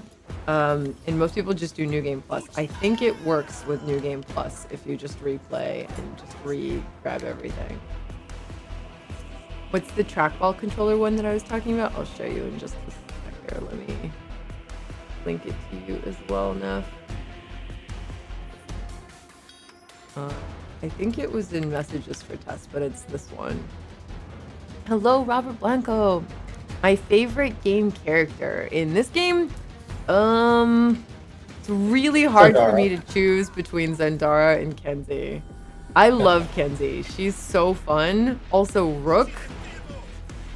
It's really, really hard for me to choose. I think if I absolutely had to pick one, it would be Zendara because she's just amazing. But how is Thaddeus not on this list? I know Thaddeus is the other one. It's just because they're making me choose one. I love them all. It gets even harder when you actually meet the actors. And like, yeah, I bet. I've actually met Lily Cowles. Cowles. Kenzie is just the sweetest person. Yeah. And she loves the game and she loves her character. And yeah. She's so fun. I mean, it's really tough for me actually because I can't stand Sandrak. I literally hate Sandrak so much. I've watched like every time he says his final line before the final fight happens, I just want to punch him. But Steven is so nice. I got a really good time hanging out with him at the launch party. Nice. And like it's just one of those like he does such a good job of making Sandrak the most hateable bad guy. Yeah. Like, but that's oh my god. Yeah, like he's just a that's great such a actor. cool That's a weird thing yeah. because that's good. Yeah, Yeah. it's really good. His like facial expressions and mannerisms and like tone of voice and just everything he does is so geared to make you feel a certain way, and he's so good at it. It's amazing. Yeah. Yeah, He he's so doesn't such- give a shit about you. Yes. Yes. Insolent pup. Yes, exactly. Oh, yipping pup. Sorry. in our every meeting. I've got a great picture of him and Brett together at the launch party. Nice. Pick that up. I really want the pictures of Lily and the Zendara cut out Oh, to get out man. somewhere because those were so funny. I watched her take them. I was like, this is great. She was doing all this hilarious like mugging with her giant, because Lily is willowy. Yes. She's a very slender person, and so with the giant Zendara, like it's just like this is hilarious. Yeah. Yeah, Making all these actually, great faces. Lily's partner. I bumped into the two of them, and I started chatting with them in the line to get a drink at the Cool. rock party. And her partner looked right at me and asked me, "Why did you make her look like this?" And I'm like, "What? What?" She's like, "The neck," and they both started laughing. I was like, if I put Lily's neck on there, her head, it wouldn't be able to support her head. Roberto, I'm sorry. It's coming very, very, very soon. The update is coming super soon. The devs included a whole bunch of extra fixes in it. So, and just like cool improvements for gameplay and visuals and everything. So it's going to be worth the wait. Yeah. I met Lily at the Game Awards actually when we first announced, and she was so fun. There's a TikTok of her hanging out with Brett, just like saying hello to all of you guys. So check out the Ascendant Studios TikTok if you're curious. It's just Ascendant Studios on TikTok. If you type !ASC in the Twitch chat, you'll find a link to it, and in the YouTube, it's in the video description. So if you just scroll below today's video, all of our socials are down there: TikTok, Twitter, Insta, Threads, Blue Sky, Discord. I'm probably forgetting like 10 more, but they're all there. But yeah, she's really great. I watched her before I was even hired or knew Immortals existed in Roswell, and she's great in that too. She's just they're all really incredible actors. We're very lucky, I think, to have an amazing cast. Okay, what am I doing? Got to go up there. I don't have hover yet. That's right. I feel like I'm betraying my javelin, but not by not using it as my main.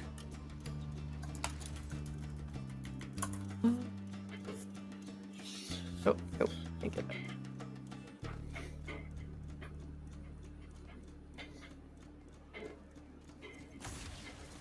Thank you, Bogan. Enjoy the game, Savage. I hope you have a great time with it. There we go. Gotcha. Okay. I should hopefully have a good amount of gold for some upgrades after this. A spell altar.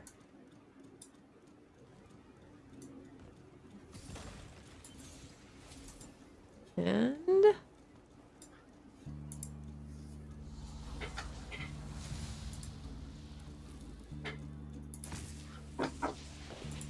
little bonus magic.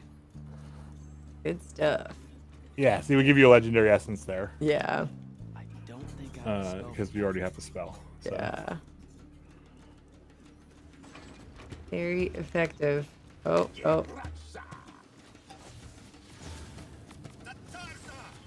The vortex in this fight is just Yeah. mean. I mean, it's just so good. I need to put points into all of that again. I probably should redo my build for what we're doing now, but Go back to your old way. well, I'll never learn this one as well. I mean, it's very effective. I just love the javelin. It's so fun to use, but I'm also really enjoying this. It's really fun to watch you use javelin, so I'm fine. Yeah, go ahead and yeah. Yeah, you know, I can't javelin as well as you. So much fun. I feel like I can make that, but I don't think I actually can make that. And I almost made it. I don't think you're supposed to be able to make this from here. Ha! Did it anyway. Alright. Well, I'm going for the immolate build. Okay, so do I respec for javelin in the meantime? Yeah, I mean, the immolate build doesn't really care where the immolate energy comes from. You can play. The only thing it is the green sigil, but you don't actually have to use the green sigil. You just equip it, right? Like that's you don't true. aren't playing green. You don't use green very often. You just don't use green very often, right? So That's true. because like you, I know you. I watch you play enough. You just if you see something that can only be damaged by green, you just use torrent. Yeah. You don't use sigils. So going back to like a blue build that you like, putting the immolate gear on, slapping the green sigil on, but then not worrying about green is probably fine. Right.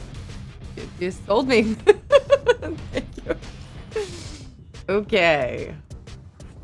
I have done the skill tree like 4 times today, but I still always go carefully because I'm just like, wait, I gotta make sure I do all the things.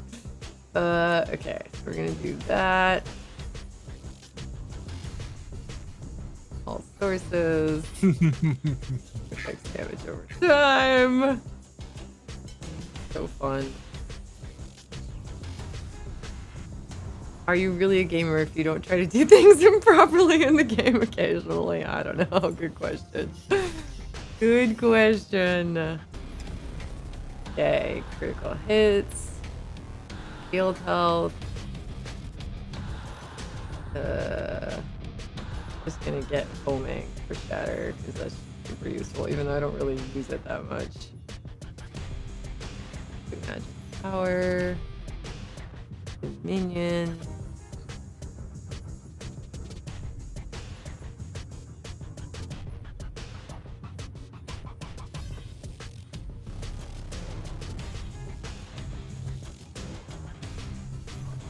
Okay.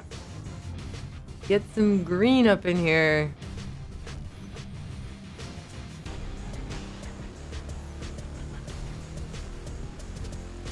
I do need to figure out, do I use disrupt more or limpets more? Well, Or I mean, time burst more. so disrupt is going to give you the most if you're using red damage, right? Okay. Because it is if you're using red sigils or you're doing bash and blast wave, then disrupt is really good combo for those because you get that corrosion. That's a like plus 30% damage boost or something. So it's a very high damage boost. Whereas like if you're doing limpets, sorry, having breakfast. No, If you're doing okay. if you're doing limpets and time burst, then it's not as important to have like unless you're using corrosion. Like unless you're using red, you don't want to spend the points on disrupt. I would say. Yeah. Red is green and blue synergize a lot, and red is very much like it's best if you go all red. I think, in my opinion, just because it has lots of synergies with itself. The bash and blast wave talent, and then the capstone, like all 3 of those, they take a lot of points to get to those 3, but like all 3 of them all work on affecting blast wave, right? So if you're playing all red. But then I guess that's true of blue and green too. Like, you know, I don't know. I think there's a lot of viable ways to play. Yeah. Okay. This is the one that I need though. 5 red talents. Okay. Wait. Hold on. Let's pulls down. Okay. I can be able to get everything I need. I'm not sure. I need this. Might have put a little too much into green. Boom. You're gonna gain levels so fast right here. True. You're gonna gain levels so fast through the big fights in the Ilthium and the boss.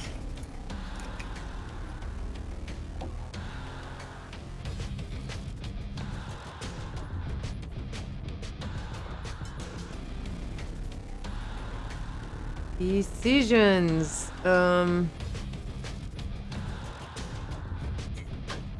need to use this more.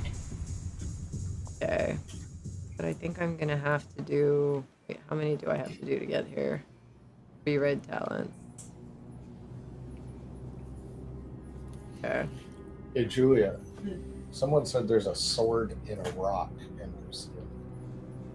Did you In Lucium? Oh, know the about Excalibur. that? Is that what it is? Where is I don't know. it? It would surprise me. Who worked on Lucium? Everyone. Oh, okay. Yeah, everyone everyone worked on Lucium. Thank you, Oh buddy. my goodness. Oh. I'm not sure if that sword is supposed to be Excalibur, but that wouldn't surprise me. But Avium's a different world, so I like to think that it's probably just the residue of a magic battle somehow.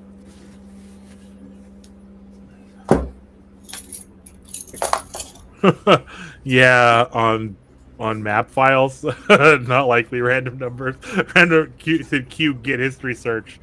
Like, not on a binary map history. Also, we don't use. Yeah, I knew what he meant though.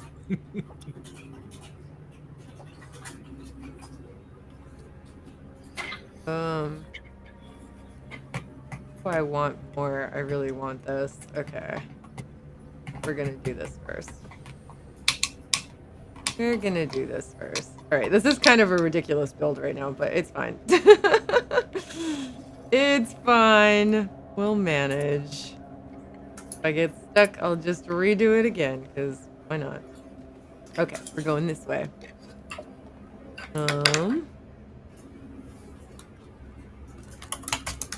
Test blue or we riot, Mr. Tater. Fair, honestly, fair. I am a ridiculous blue fiend. It's true. Can I get over there from here? I want this chest.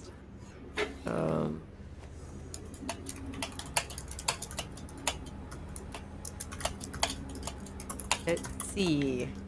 Oh, there's a timer. There's a timer.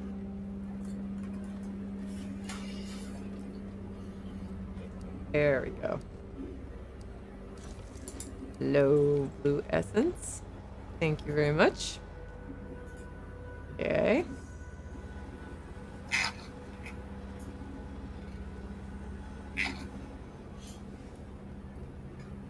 Must go faster. Must go faster. Okay. Good stuff. On our way. Oh, Javelin. That puzzle used to be so much harder. Yeah, it did. Like, it did. I'm really happy though with how it settled on the simple puzzle that's there, where you just have to open and close it and it has the timer. I think it actually did a really good use of it. But like for the longest time, that was like it was a confusing puzzle people couldn't figure out. Sir, our Sharnian airship right order of masks Bending hairs. Go and check it out. And grabbing them. It was weird. I like what we did. We know it's headed in the same direction anyway. I just want to say Ruins is still one of my favorite levels. They seem interested in some. After seeing it like 10,000 times, it's still just got a warm place in my heart. Yeah. It's a beautiful level. It's a beautiful area. I mean, the whole game is beautiful, but I love this part with Ilthium because it's like one of the first areas that's very like not even green, but just has a lot of foliage and like nature in it, and I love that. Okay then. It was really the first level that was done in terms of it resembled the final gameplay a lot and final look a lot in terms of we put a big push into getting it to the quality it needed to be first to set the bar for the rest of the game too, right? There's a April 2020 demo of Ruins at Unreal 4 that I should try to resurrect and make screenshots of for people. Oh man, we were still in Unreal 4 on that, weren't we? Yeah. Yeah. God, I forgot. That was a push, man. That was the November 2019 Pale Forest demo. I saw that a few weeks ago and was like, oh, wow. It looks really good. It, I mean, it looks... Yeah, for a demo, it definitely has looks. Yeah. No, I mean, there's some things about it that are still even visually still strong, but wow. The game is just so different. It's come so far along. Everything's just different. If people are interested in that, maybe Tess and I can go do a playthrough on one of the demo versions. Sure. That would be really cool. I would totally be down for that. Okay, hold on. Wait, did I grab everything? I'm like, can't miss. Chests, loot is everything. I'm not a loot goblin at all. Not at all. Actually, totally a loot goblin. Have a great rest of your day, Aaron. Thanks for hanging out. Enjoy your lurk, random numbers. It was good to see you. Thanks for chilling. Right, Mr. Tater? It's so beautiful. And like the ruins combined with the nature that's familiar and then the nature that's less familiar. Just really cool. It makes it feel like a real living, breathing world. The combo of the familiar and the unfamiliar and the ruins, just everything. It's so cool. This is one of those, if you don't work in games, maybe you don't know how hard what we just did was. Where you went from being outside to inside like this, and the lighting didn't pop or look like crap at all the whole way down the shaft. Like, there was quite a few revisions in that tunnel. yeah. But like just getting it to go, oh, I was outside in the cave and now I'm in this, in like this, that those transitions like you're seeing here are really like tech intensive, new, hard to do. We couldn't have done without. We could have done it without Unreal 5 before, but boy, it sure looks a lot nicer now. Like nightmare scenarios. So don't forget about the part where the war beast takes you up into the clouds, and then we switch to a different sun. That was a fun one. Switch to a different sun. Yeah. I still don't understand why we didn't just move the sun that existed already, and why did we change to another one? Because you can't, well, I mean, you could have moved the sun, but you couldn't have moved the big GI. Oh, that's so cool. Julia just said in the Twitch chat, we have to have, you tried to have all of the magical plants cluster around the Aristean ruins as if they were feeding off the residual magic from the structures. That is so incredible. Yeah. I think the Aristean architecture is probably my favorite. Yeah, for a few reasons. Amazing.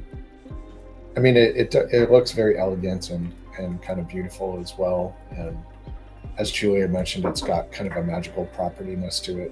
Talk about the Tefoni. Yes. So Julia told me I need to talk about the Tefoni bone marrow honeycomb stuff again. So the way that the Aristeans created their architecture, if anyone doesn't know, the Aristeans are kind of like a race of peoples in Aveum that no longer exist. They got so immensely powerful and hungry that they somehow their rise to control over magic happened so rapidly that they basically obliterated themselves. That's a lie. They all ascended. We know it. It's possible. Propaganda. But that's at least what the chroniclers write about. So, but the way that they created their architecture, we wanted to come up with, for people that had such a mastery over magic, would they continue to build buildings in a mundane way by cutting stone and laying them on top of one another? Probably not.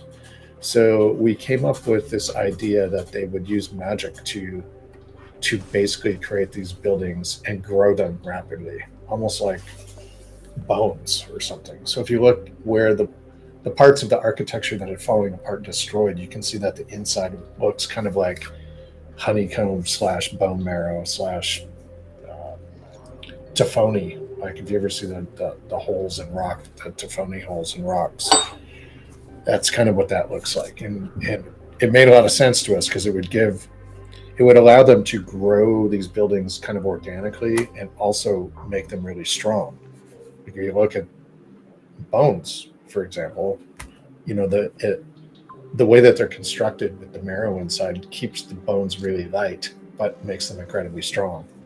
And that was kind of an exciting kind of detail to add into the architecture.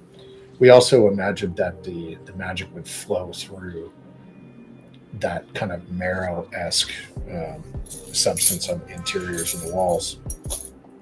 You can just say mana channel. People know what that means. A mana channel, yeah, it's a total mana channel. And then we were even thinking about, that's how they're like, if you see like the sconces on the walls and things like that, that's how they would light up, and the magic would be flowing through that marrow, and then like entering and exiting different parts of the buildings and stuff. I thought that was cool. Wow. And then new for me. I hadn't heard this before. We also imagine that the surfacing on the exterior of the buildings is almost like, in our layman's world, we would plaster over top and smooth it out to create these surfaces, or, pour concrete in forms and have it have a surface, a controlled surface. Well, they would just do that with magic. So the outsides of the walls look different than the inside because it needs to look nice and not be strong and functional. So they would just basically do a plaster job over top of their architecture with magic. And if you get up close to the walls, you kind of see like a rainbow-esque kind of like sheen on it. And that was part of us trying to communicate that it had been made with magic. So it's kind of cool. That's so awesome. Yes.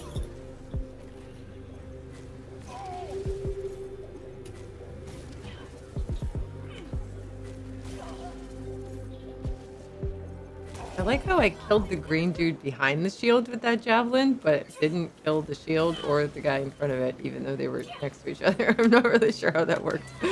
Maybe I shot over it. I must have. Well, he's got a very tall head. That's true. That's very true. That's so funny. Sometimes I have moments of glory in video games when I'm playing, and I don't know how they happen. Okay. I need limpets for this.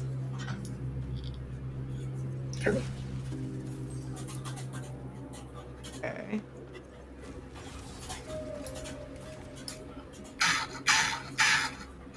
Whee! You still with me, Jack? What happened Oh to yes, the hand? I'm always with you, Kirkin. Some kind of artifact. Because you're the best. Mary's staying by the look of it. Couldn't stop her. Understood. Get back to the front as fast as you can. We've got soldiers pinned down by that howler near the West Passage gate. I'm on my way. We're going. Close to the front. I can't speed through this area too much. It's just so beautiful. I love looking around at it. Okay.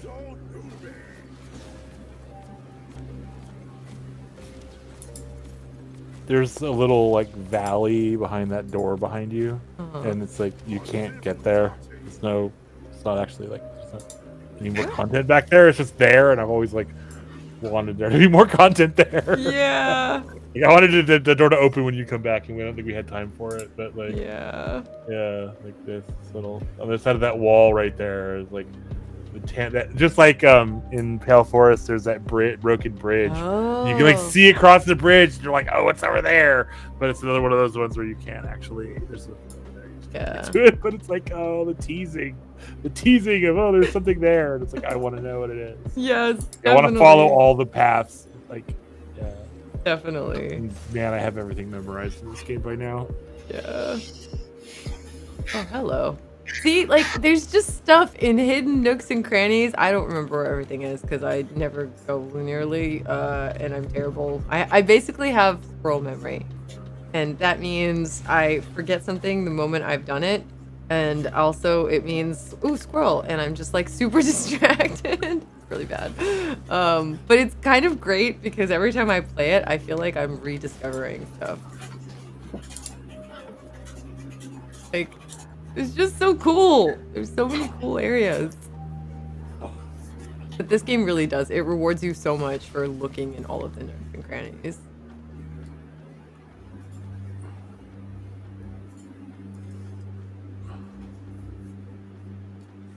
Secrets.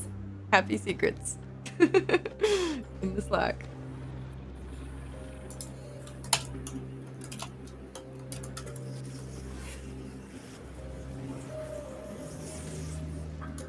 ADB. Attention deficit. Ooh, butterfly. Yes. That's me. Oh god.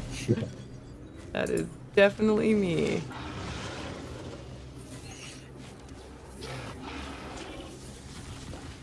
Ow. I did not dodge you very well. Apologize for my absolute failure to dodge. I love this guy. Yeah, he's so cool. I especially love the shrouded version, the shrouded howler version. That's such yeah. a great fight. Like, oh, whoops. Oh, you're gonna wreck me. oh, your face. Yeah, you're doing all right. He's not hurting you that bad. I'm just not being careful enough. Whoa.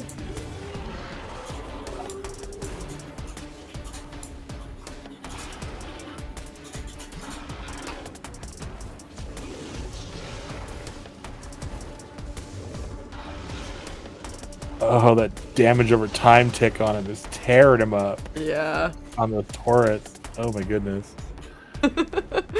Max Torrent is probably my favorite Fury next to Vortex. I think Vortex is my actual favorite. Just because it's so fun to cluster them together and they're just like hanging out and they can't do anything. It's very... That's because we like using the javelin. Yeah. Yes. You're right. You're right. The Torrent and Vortex together with the upgrades is a lot of damage. Yeah. The splash and the direct hits, and it's like when you have the plus 100% on the direct hits, and you have a lot of torrent, like extra torrents from torrent gear, you can do a lot of damage. Like.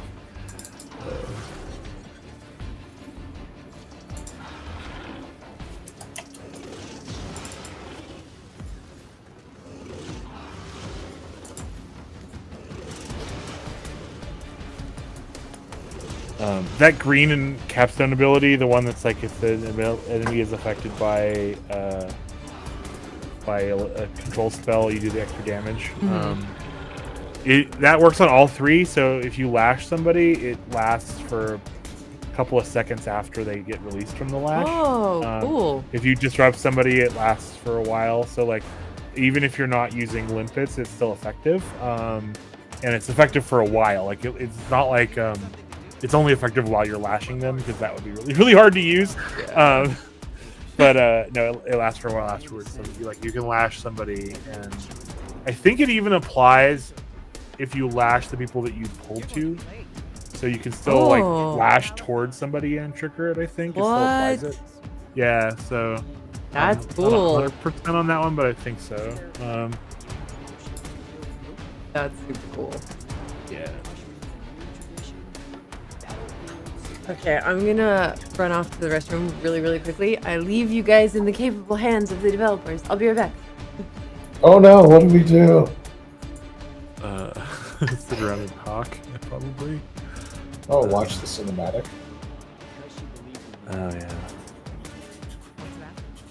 I remember there was a different line there, and one day they changed a line and didn't say anything about it.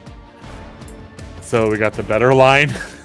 And every time that kind of thing happened, it was always like, I would just... one of the fun things of the process is like seeing things that haven't been fixed for a really long time finally get fixed. Or, you know, like I've seen this thing this ugly way forever and ever and ever and ever and ever, and then finally the time and the schedule comes around that thing gets made pretty, and you don't know it happened, and you just like play into that part of the game, and you walk into an area and it's been half done, and all of a sudden it's just gorgeous, and you're just like, oh wow, this is what this is supposed to look like. Oh my goodness. Yeah, that's super cool feeling. Yeah. However, when new lines are dropped into an existing cinematic, it's not fun to recreate the facial animation for it.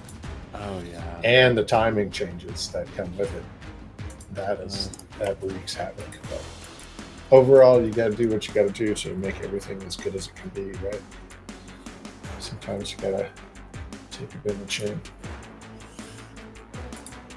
What is that process like when you're animating a cinematic? Like, how do you go from motion capture to visual in game? What is that process like? Oh boy, that's a long process. I mean, for us, it kind of changed up. Our initial mocap shoot was actually with the actors. We had Stephen Brand, Lily Coles, and Darren Barnett all together in a room in LA at a mocap place, and it was amazing. Like, the chemistry between the actors is just genuine and immediate, and that all transfers directly into the product. As I said, like, that was back in the days where we're kind of working on a demo of the game and still trying to prove things out. So some of those cinematics kind of stayed intact. And some of them were augmented, and then others were cut. So it's unfortunate.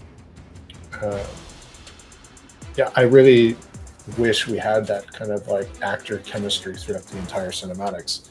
We had to take a much harder route when COVID happened. We could no longer rely on going into the mocap studio and get all the actors together. We had to do everybody separately. And we actually had to start shooting our own body mocap with our own suits that we bought. So sometimes we would hire local kind of like stunt/actor peoples to come into the studio here, or for a time we were lucky enough to rent this really cool studio right down the street from us called 3210. And that is ILM's old mocap stage. And that place has an amazing history to it. Like, that's where they were shooting a lot of mocap, but before that, that's where they would shoot all their blue screen stuff for like Raiders of the Lost Ark, Star Wars movies, like the original movies. So they have like pictures on the wall of moments of, you know, the modeling team. And when I say modeling, I mean like real physical models and all these props. There's a picture of someone like, I think Mark Hamill sitting on a speeder bike with a green screen behind him, and you can still see all the cranes and anchors on the ceiling that they used to hoist things and prop things up off the ground. It was a really cool space. Anyway, so we would shoot our own mocap in our own suits and try.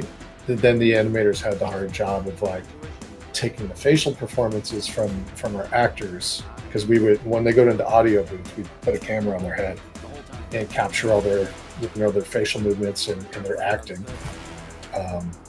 And hats off to the actors, because trying to act with your face when there's nobody standing in front of you that you're acting to, and there's no world around you that you can see, is quite a challenge. But we hired some pretty amazing acting talent for this game. So anyway, the animators will have to stitch the body animation done with our own body mocap animation with the facial performances, and you can imagine that the timing doesn't work out exactly, but it's close enough. We try to get the facial mocap and acting first, and then we go in and do the body mocap shoot, and we'll play you know, the lines of dialogue back so we can hear it and try to roughly time things out.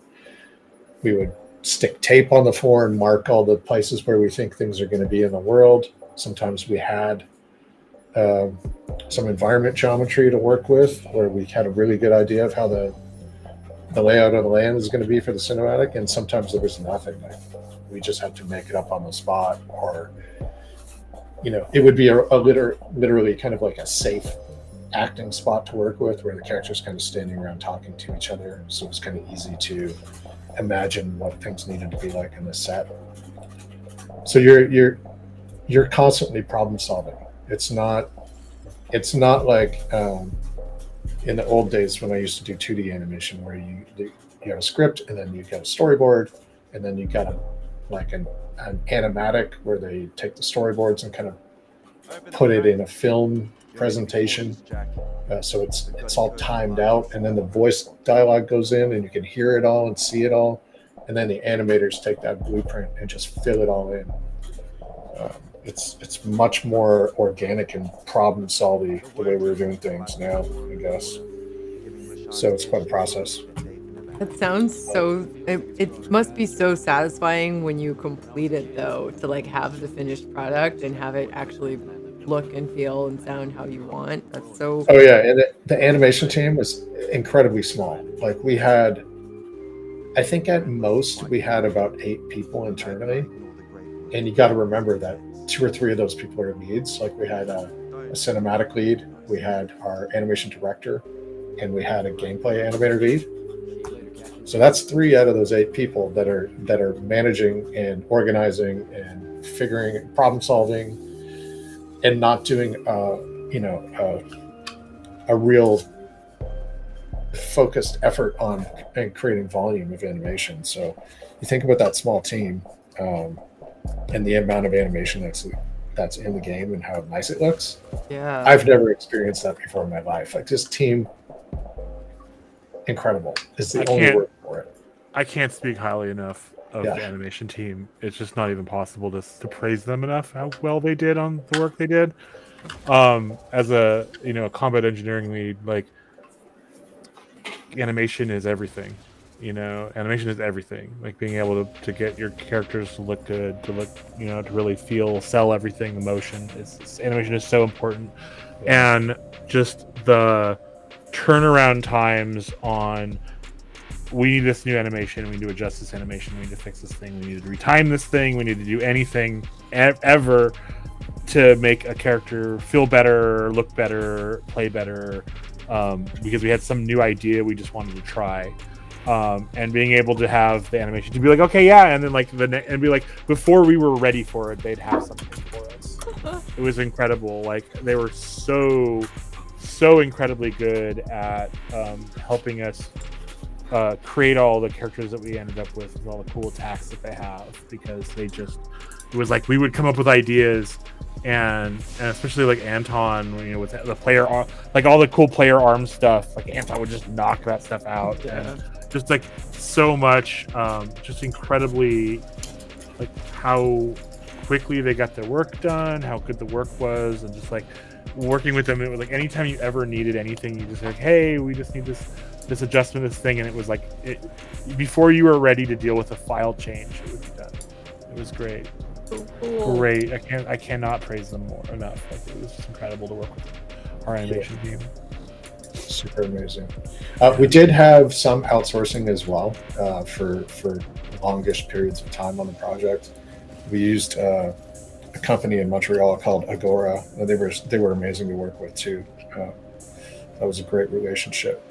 But I think even they only had maybe about 11 or 12 people on the project. Wow. So like if you think about that, like look at any other big game and see how many animators they have on it. It's just incredible.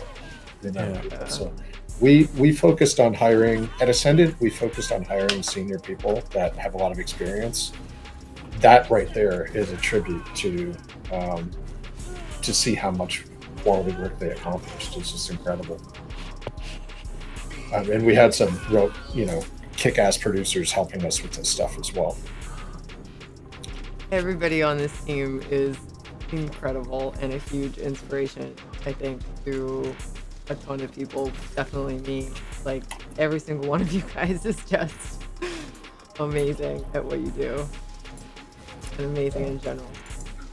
It really is great and a lot of fun when you get a bunch of not only people that have a lot of experience, but a lot of passion.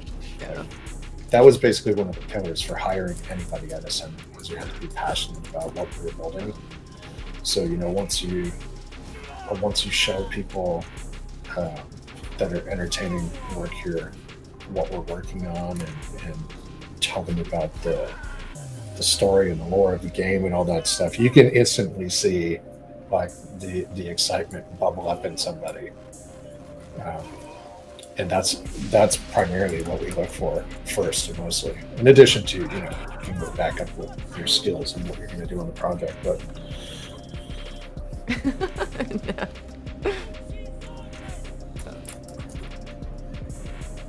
Okay, we have some ascensions already. We're making some progress. I don't know if you guys noticed me killing the little wisp with my javelin, which that was just me having target practice. Good shot. Please. That's a flex. It's a flex. It only took me like 5 tries, but That's so flex. Those things are, especially the ones in Lucium. Some of them are really fast. they are. Uh, Oh. It's just so satisfying. So think about the animation. Speaking of awesome animations, the sound for it as well. Sound is really important for weapons, and I wish we had somebody that works on sound like with us in the stream right now. But I will tell you, I did an interview with Aubrey Hodges, who is our main audio person, and he's amazing, and he has so much experience. And when I was just asking him about his experience in the industry at large and how he got into making video games, and I mean, he's been in it for so long that his stories are like, you used to have literally just 3 sounds to work with, and you had to combine them in all sorts of different crazy ways to try to make audio happen in a game. And now you have so much more that you could play with an engine like Unreal and the tools that developers in general have now, and it's really, really amazing what you can do. yeah, it's just fun yeah, to- he's OG video game sound. Like as it goes back to video games having sound. Yeah. Yeah. Okay. So this is one of the first Shroud Fanes you guys come to. It looks like a Shatter Fane, but it's a Shroud Fane. It's just a little bit less complex of a design. Actually, good question for the art crew that we have with us. We have Bogan, but also Julia hanging out. How did you guys come up with the design for the portals for the Shroud Fanes? Is it based on anything in particular? And how did you tweak the design for the Shatter Fanes?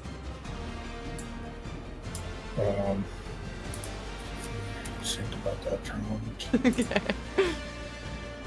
You're talking about just the portal you walk through to get in there? Yeah, this Those sparkly awesomeness and the arch, and how the Shatter Fanes all have an extra beacon kind of almost up top. Well, let me think about that.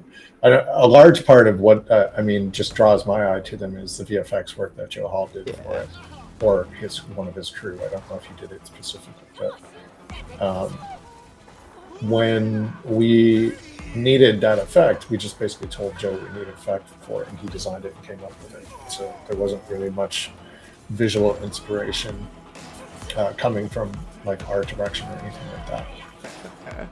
That's how talented Joe is. You just kind of tell him this thing needs to exist. Here's our world. Go for it. And he usually comes up with stuff that doesn't really need feedback at all. So cool. For the architecture,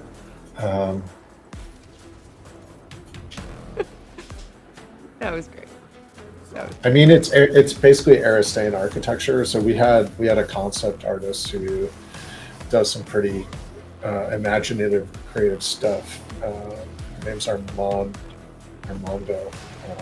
Savoia, and he did a lot of. I think he did a lot of that kind of Aristane outdoor looking stuff. Again, we had we kind of had a base initial set of Aristane kind of geometry and concept that we were working with, so we kind of went with that. It kind of matches and is similar to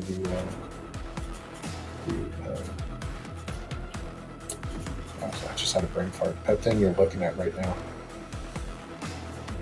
Spell altar. spell altar. Thank you. Yeah. Oh my god. So cool. Yeah, I I was need more gonna say coffee.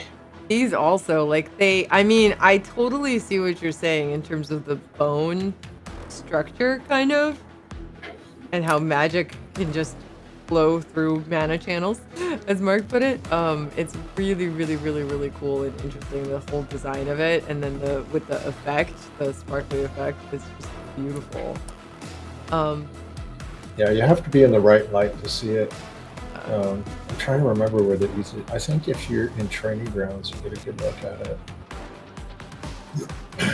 You definitely get to see a lot of broken Airstane stuff with the bone marrows definitely inside in training grounds.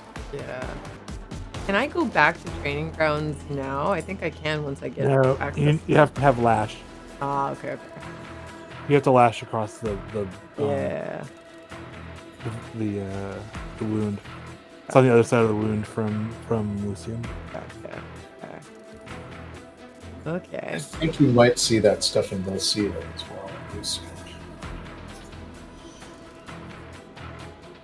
After the bridge breaks, I think the broken bridge has that material, or is it marble? I don't know. Okay. All right. We've gotten some ascensions, so what to put points into first? You don't have the one where you blink and get your shield back. Yes. Is that this one or the other one? Yes. Shield feint, yeah, that one. Yeah, that's the one. Yeah. I want that, and then I do want to put points into limpets because I really should use them more. They're fun. Okay. So I don't know what I'm going to put points into after this. I guess I should finish up Time Burst. Wait, did I just do green sigils instead of limpets? I did. Oh well, it's fine. Oops. Not really a problem. I am gaining ascensions really, really fast. I want that chest. Can't. Tried ley line again. It is kind of rain bendy a little bit almost to lose your augments because you're just so used to them once you have them that when you start New Game Plus and you're like, wait, my augments. It was really necessary Yeah. for us to be able to implement New Game Plus to turn them off. It was like when the discussion of how do we do New Game Plus, like what is New Game Plus going to be, it was literally the first words out of my mouth was the augments have to be reacquired in the same pattern. Yeah. Just because otherwise, if you could ride that ley line out there, who we didn't know what it would do to the progression. Yeah. If you just broke and went over there, and we didn't want to introduce the risk of breaking the game. So it was really easy to say, well, if you follow the progression for, with the augments the same way, that prevents us from getting into those situations. And the worst is there are some places you might be able to get to with like an air bash that you couldn't have done before. Yeah. But you really have to try, and at that point it's like you're trying, so that's on you. Yeah. Like that's on you if you have to reset your game, reset your level at that point. Like I didn't, you don't do. When you do questionable things in video games, sometimes crazy stuff happens. I'm just taking a closer look at some of this greenery because it's so cool and you can get up really, really close to it. Like some games, this is not at all the case, but in Immortals, if you look really closely at some of the greenery, there's still more detail you can see, and it's so cool to me. These little flowers, they're so pretty. The wind movement is really yes. Neat. Yeah, exactly. Can you talk about that? Because Julia, because I don't know anything about how that stuff really works. Like you have like wind volumes, right? Yeah, like, or is it just part of the author? It's on the material. There's Wind. What'd you say, Julia? Wiggle wind. That's what it's called. Wiggle wind. There's other things in Unreal where you can put in wind volumes and on a large scale have anything that has physics attached to it driven by that, I believe. But I think the stuff on the trees and the grass is just purely in the material. If you want to do another Shroud Feint, there's one up the hill. Can I get to it now? Yeah. Oh, You just okay. gotta animate the rock, and then go through. You're talking about to the left. That hill right there. Yeah, yeah, right where you're looking. Cool. All right, let's do it. So Dan, one of the things that we were the topic of scope comes up quite a bit, and when we're talking about the wind on the bushes and the grass here and the trees, that's basically like a cheap wobble effect that you put on a material to make it look like wind. But there was a point in development where we were chasing actual wind, like physical wind in the game that had a direction and would move trees, grass, bushes, ponytails on characters, probably particle effects and everything else would actually be driven by a wind direction that we could control and animate and move. And the major goal was to be able to have spells that created a turbulence or a wind that would affect the world. It fell off the scope plate because it's quite a feat to get all that to work.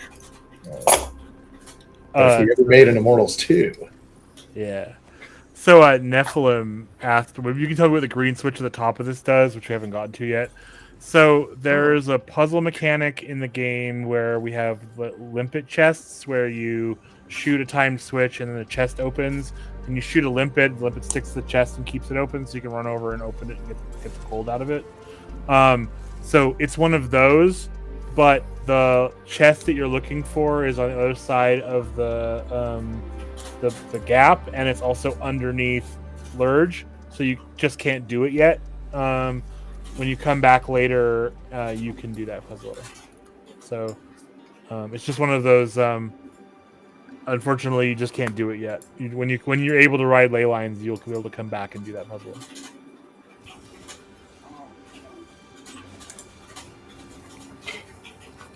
Yes, focus mode. No. Damn it. You don't have to be on green to animate. Really? No. Am I insane? Oh. You do not have to have a green sigil equipped to animate. It's like Lasher and the others. It's just a prompt thing. It has nothing to do with your sigil or your totem. Do you guys know how many hours I have in this game?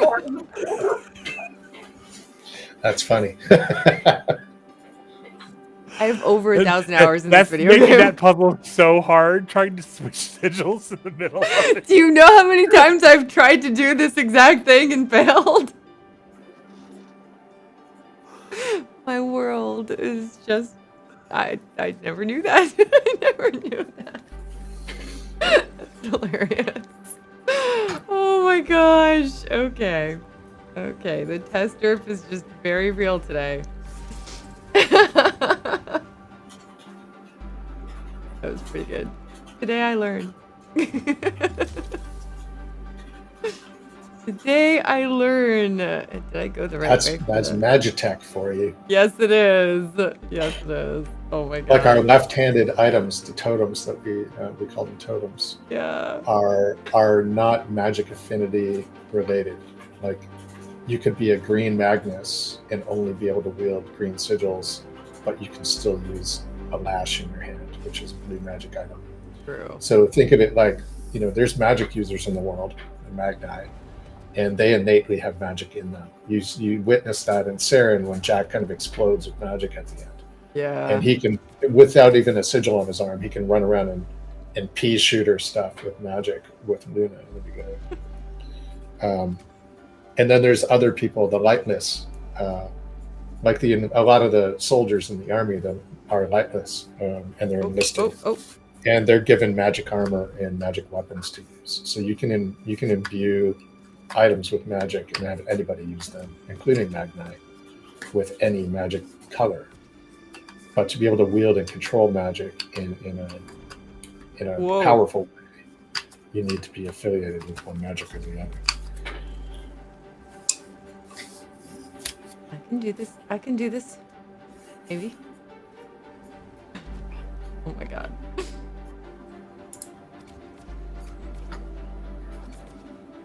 Okay, I love this Shroud Feint. I find it so difficult, but it's so cool.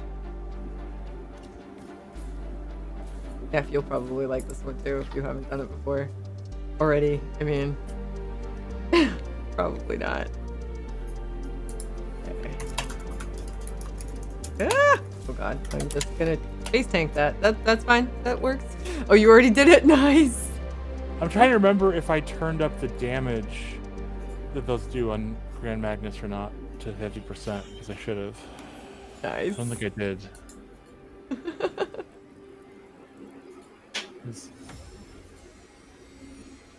I love this effect. It's so cool. Oh yeah, this is the one that gives you more mana, right? Except that you just get a legendary essence instead, of course. Yeah. So that's the one that gives you that little half bar of mana. Yeah. That was really cool, though. Do you treat them like Pokemon and keep them all, or are you safe to deconstruct lesser versions? I think you're safe to... I mean, it's really up to you. You do get materials out of the ones you deconstruct, so if you're, like, anxious to try to upgrade something, that's one way to get some of the mats that you might need. But... Wait. I would say break down the lesser ones. When you have all purple gear equipped, you're not gonna need greens anymore. When you have all legendary, when you have all legendaries equipped, you're not gonna be using a lot of.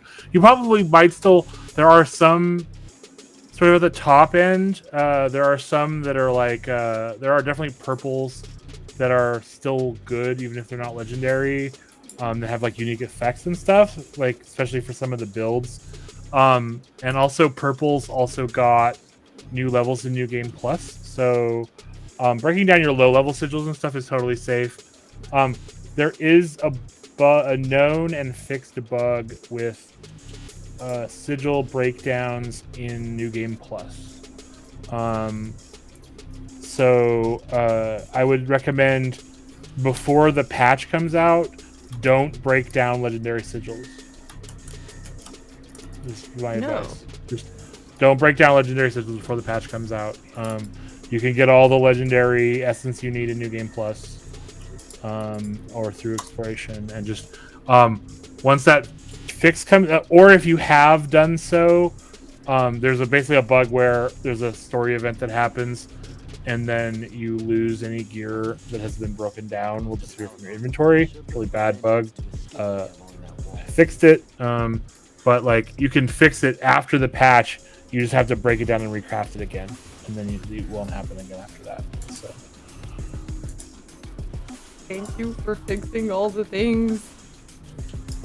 yeah, that was Penguin TD, one of our very dedicated fans, who is always super helpful on forums, like on Reddit, on Discord. Loves the games. Always told me the steps necessary to reproduce it to figure out what was wrong, which is really great thing to get, like clear answer on how does this happen. Oh, this is how it happens. And when it's a thing that happens only like when you've played through the game like 1.6 times, maybe. It's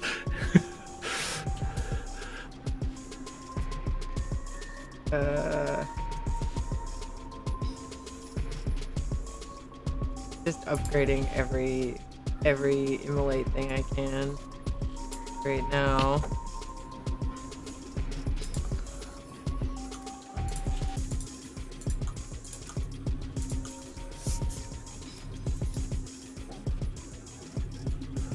yeah, so see how in New Game Plus those purple items have extra pips? The pips after the normal ones, so you have like there's 6 pips on the purple gear instead of 3, right? The last 3 pips take legendary essence and include more upgrades in some of them, so they sort of have I upgraded this all the way for a new game, but in New Game Plus it sort of ramps up higher to make them closer to legendary value, because there's some that do build things that can't get other places. Like there's the one that makes you have the mega missiles. I think it's a sigil, right? So like we powered that sigil up so that if you spend the extra legendary essence, it gets pretty good in New Game Plus. So we did a lot of little small touches. Yeah, we did a lot of small touches to gear to try to make those extra upgrades worth it in New Game Plus in terms of enabling you to even more further customize your play styles and get even stronger. I was like, where is it telling me to go? I thought I needed to go this way. Talk to Hey, Orphe. Orphe. Yeah, I love Orphe. One of my favorite characters. You're an immortal. They're so intriguing. Seer. Kirkins told me about you. They are. Your Kirkin's foundling, the candle of Shaled, answering our You could just question tell about so the many atrocities stories of Rashan. with the Say what? setup for Forgive telling us, stories that she we gives lost you. our train of time. Yeah. You will You know, be she's talking about answering how our history question shortly, regurgitates and then you arrive at the palace. things, and Your train of time. no, they don't always come back Got the it. same, and it's just Weird. like, We're still waiting. what? Like, oh, The okay. atrocities of Rasharn, You the know, burning of the House Calaman Magni, the Yeah, it poisoning takes of the a while Wraith to, like, Wind, wrap and the your head enslavement around. of the Kalalish Guildmasters. The thing. Acceptable. And your Kirkin's There was an foundling, intermittent the bug candle for a of while Shaled, where she just didn't spawn. answering our And question so you would get about here, the there's nobody atrocities of there. Rashan. Yeah. Okay, I think the train And left the I station. hit that and was like, well, maybe she just Go. moved. And Of I course. searched the entire level for her for like 2 hours. Oh and I my was like, yeah, she didn't spawn. That's crazy. Was she like, where was she? She just didn't. She was somewhere else in below the time. level. She was Oh. under. Yeah, she had fallen through the collision and fallen all the way through and then despawned. Oh no. Okay, Yeah, it was Archie. awesome. You're safe now. Mark saved you. We shouldn't keep you. There's funny because there are a few points in the game still where you get like a random. Where did that come from? All of a sudden, you get a pickup that happens. Like you're just like running through the game and you get a pickup. Like you pick something up, and what happened was it was a piece of loot that's stuck on a piece of geometry that didn't have a manually placed kill floor underneath it.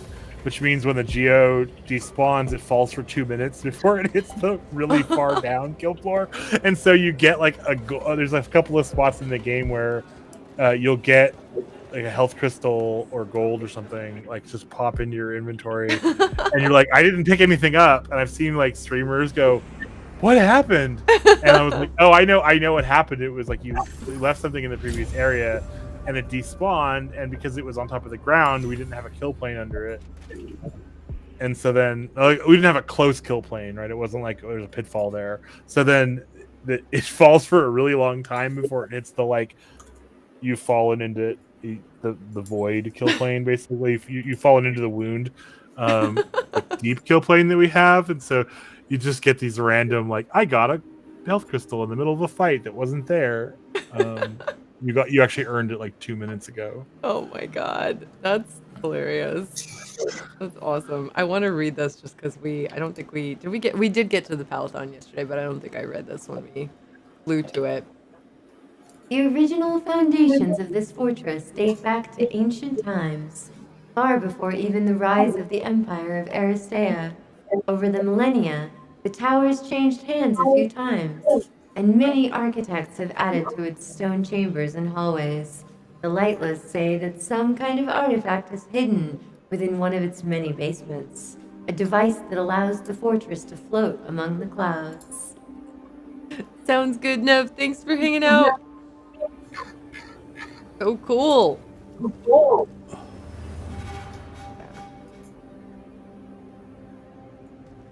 Every time I come here, I'm just in awe. It's so beautiful.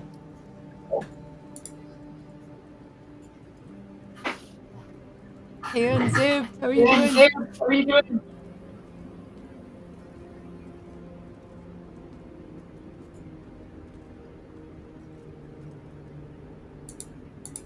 It's a list of the dead.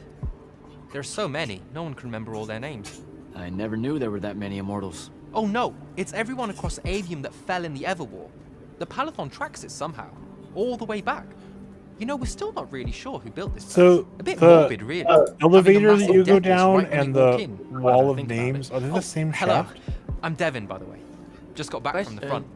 Jack, Yes, it is. stationed at Yilthium Oh. Fields the last few weeks. I'm from Serum, originally. Is that right? I've never met anyone from East Lucium. And you still haven't. The world's Said I was fattest from Saren. elevator. Ah, nice. A little provincial machismo. Let me show you around, Jack. Promise it's not all a big downer. I, really need to get to selection. Absolutely no idea where to go. Oh my god. Come this way. God. I'll show you. I remember Kirkan talking about a Jack from Saren a few times. Said you'd make a great immortal one day. Huh. She said that? Nah. I'm just trying to calm your nerves, man. If you don't mind me asking, how long have you been an immortal? Oh, ages. Well, a few years. Does anybody know whose idea it was to have a Like portal stretch on and on. be a So part of you're the the best of the Palathon best? design? You sound so, like, doubtful. you get to It's this a curious area position. But the through Rashanians have sent literally like writs a of blue assassination portal to every link quarter and asking not like for a my physical head. walk to get there. Keep me over there. I'll get some of those Uh, writs myself just as soon as I look Because up what it's writs one are. of those I'm like sure you getting will. to and from this Especially as a area and sort of trial. the main area of the We don't get many of Palathon those. Well, that you haven't any seen of yet them, in the actually. story. So what's It's the such a secret? trippy way to How go do you do it? to have No. like, I just oh, I did. have this physical layout, and then You there's just also do. this portal to No need downstairs. for hard work in this underground you can downstairs. just do. Good lesson for the kids. Is Which this has not a an selection? elevator to another separate You place. busting Like, my I mean, it's balls? very magical, obviously. But it's, No. Selection is much I mean, more. that's part of Almost the breaking of the rules. It's very easy to do in the Palathon because there's a floating palace that's kind of Got another powered one by for a room 5. fountain magic and built very mysteriously Oh, by stop. He'll the be your basket star heads. pupil. Jack here's Yeah. the soldier that was crucial to the route at Yilthium Fields. The Immortals use it. Michael had some really cool lore in the lore Literally book standing about right here. The path is Uh, ready for these- this group, and I'm these not asking her to buildings that kind of reconfigure like for fly one more. around from place to place. She'll complain and give everyone in the It's like Palathon the nightmares if you for a wanted week. Get ready. Those doors open, you go in, one at a I time. don't want a building that flies around from place to place. Come So, on, I mean, sticking a portal know to the get you path from A to already B senses he's in here. the Palathon why makes are you total talking about it like it's canon alive? sense. It's not happening, But Devin. On it's the one also hand, it's a Nightmares place brought that you about go by a to a cranky lot as a magical player, Gestalt conscious and it's quite a That's large okay. space. Ignore me. And we Score. wanted to On the other, a stern lecture from Kirk. not only save needlessly perf by hard. not having to build I massive know which one hallways I'd and multitudes of rooms that you can't go in to break immersion. You weren't here for my speech to the Also selection save the candidates. player some time Initiate. traversing So this I'll give you the giant short area. version.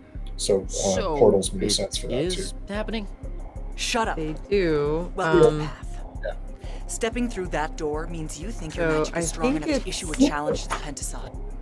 That you fear no judgment or censure for doing so, and that your life word See, to the ley lines is Zendara forfeit. certainly did not skip neck day No, The she really did short not. version? How do you Don't even fuck up in there or exercise you'll- your neck? or jaw For day. real? Mark can tell you More that. like absorbed into the path and removed from existence. What am I being blamed But don't for? sweat it. You're I being believe asked how do you she exercise definitely your thinks you're neck going and to make die. your traps and That's your why neck her face muscles looks grow like big. But don't Shrug. let it shake you. Shrugs. Anyways, optimism is Shrugs. a moral imperative. Every Lots of barbell these. drop. I'm Zendara. Yeah, grab of big House barbell and Cadus, just Warden of the lift your Path, shoulders and up. oath sworn to the Okay. Immortals Towards by your ancient ears. treaty. Have people ask you questions you don't know the It was answer nice to knowing and you, shrug Jack. hard. Um, Smarter man than you. I'm gonna read this Still. as soon as Zendara is done being awesome. Isn't she great? So I have the lore book right here. I can go to big cam mode for just a moment so I can show you guys. Hold on. Yeah. Okay, so this is our lore book. And right here. So this is the Tower of Masks. The Tower of Masks, which is basically the Rasharn equivalent of the Palathon, right? This is where the Order of Masks, which is the Rasharn, the bad guy equivalent, well, in theory, bad guy equivalent of the Order of the Immortals. This is where they reside. And this is what it says. Officially, Orlorian remains the capital of Rasharn, but the stronghold of the kingdom's Magnite Order is the true heart of Sandrak's regime. At no point in history has the Tower of Masks ever been breached by the armies of a foreign power. terrestrial or otherwise.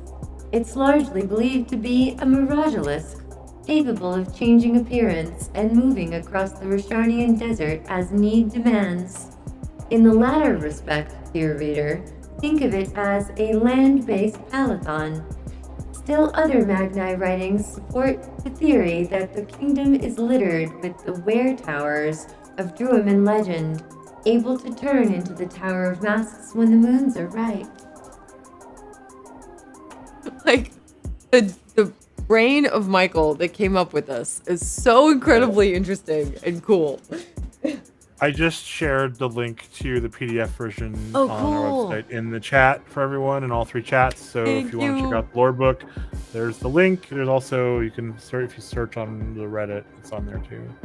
Posted it a few times. So Cool. if anyone wants to check out the lore and art book, it was unlocked through a ARG where people translated the alphabet and found a bunch of hidden stuff in the game, and it was quite a cool effort watching people try to do the figure out the language and then translate all the different writings that are all over the game, which took about a month for people to solve it after the game came out. It was happened on our Discord. I think actually the Discord channel that it happened in really calmed down and quieted down afterwards. So a lot of that history is still pretty close on that Discord channel.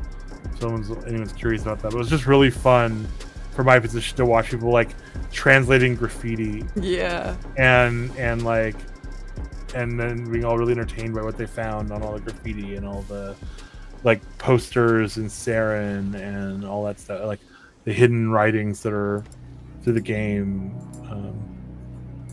And when they unlocked it, we also put the soundtrack up on all the streaming services, so you can listen to the soundtrack on Spotify and stuff too. Yeah. So that's out there for everyone.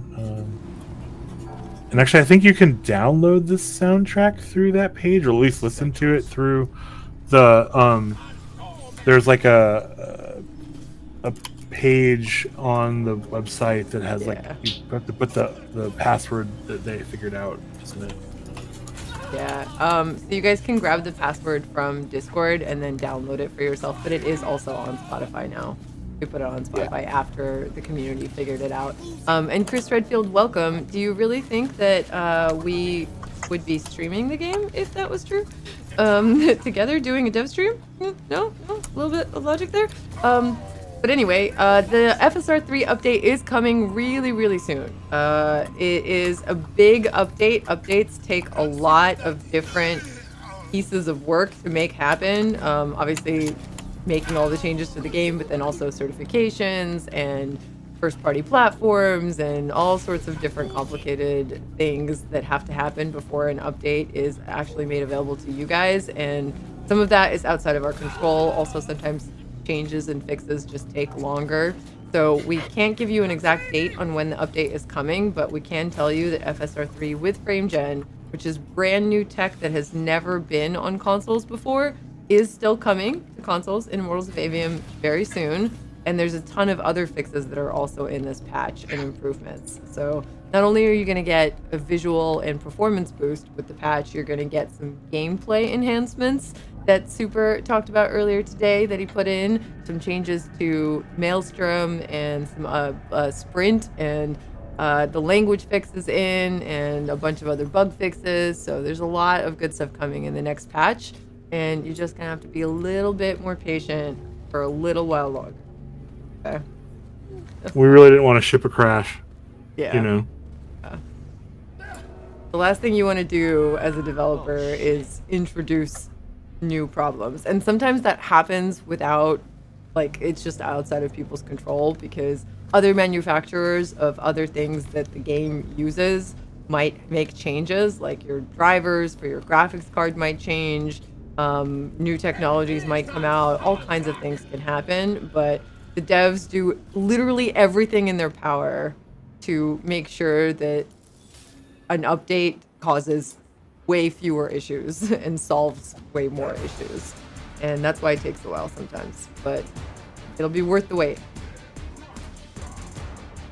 Thank you, Julia, for posting all the links. You're currently playing Union Jack. That's so cool. Oh my gosh, I'm so glad to hear you're enjoying it. That's awesome.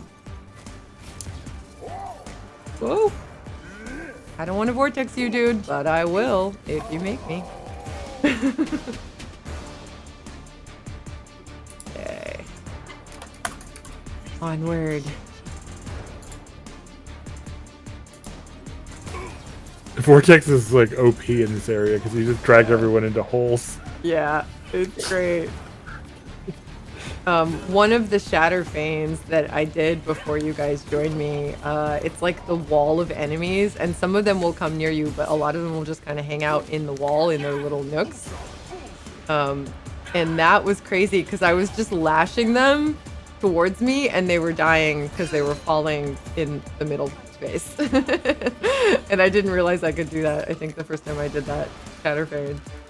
It was so good. Bye-bye.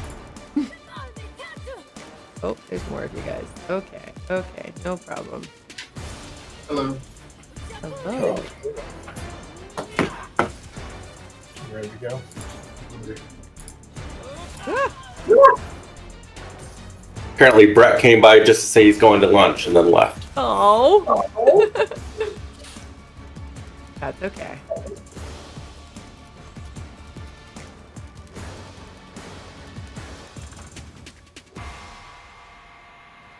It is almost lunchtime for me also, but I want to get through the path and maybe do a little bit more. Super and I got your back. We'll keep you coming. Thank you, thank you. Yeah, okay, so Bogan's gone. So for now, we'll do that.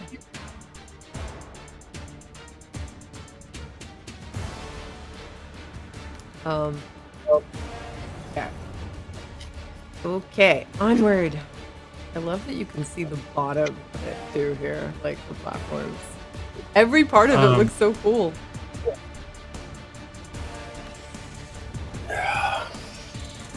So I'm just gonna share this link to a streamer's video Go for it. in the chats.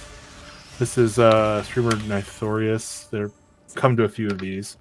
They're, I think they got to be getting close to New Game Plus 40 right now. Oh my god.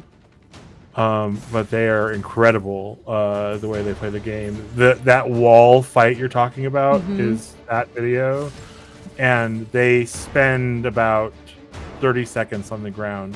What?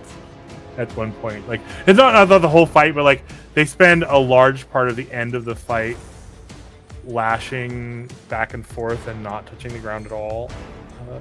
That's and incredible. using lash and time burst together to like combo to like get enough time to reset the timer and just make all their shots. It's also they're one of those people, they play on this super ultra wides that goes through the game. Looks like on ultra wide. It's really cool. That's so neat. I saved the link in my Slack notes myself so I can watch it later. That's really cool. I just randomly tuned in to their stream one day, and I was like watching them play, and they were doing a shatter feign when I tuned in, and I'm watching them do it, and I was like, oh wow, I when we were designing combat, like one of the things you always hope for is you get the kind of gameplay where some really good player does something, and you see the video on like YouTube or Twitch, and you're just like, wow, they're just totally showing off and like taking the controls to like this level that you just imagined, and like seeing players get there is really cool. So I like to share that video because this player really like has put in the time for sure. So cool. I just love seeing people have all kinds of fun with this game. There's so much that you can do. There's a player that I really want to get to play it. I just keep forgetting to message them, but I'm gonna do it soon. I know this streamer creator from Borderlands, and They're just very, very, very good at video games. Like, ridiculously good at video games. Okay. Okay, you made me use it.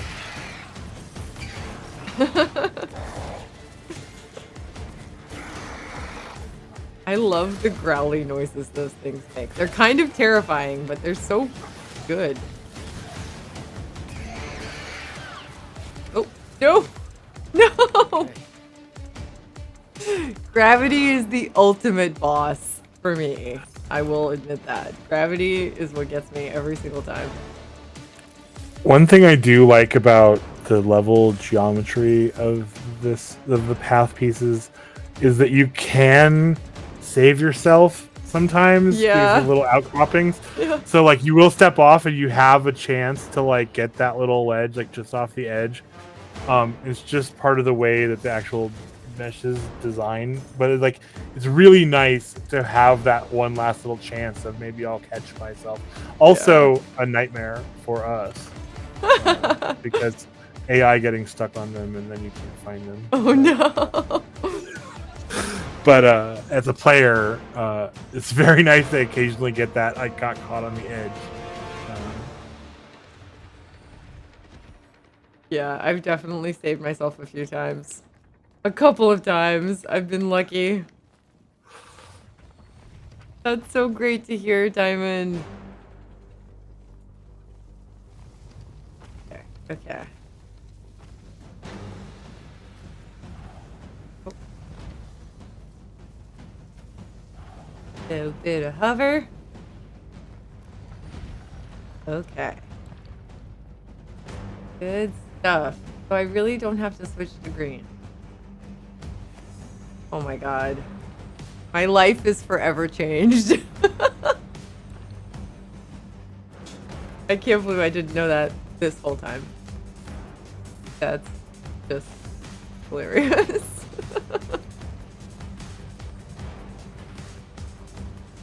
Okay. Yeah, I guess it's not something we actually explained, so I can see that.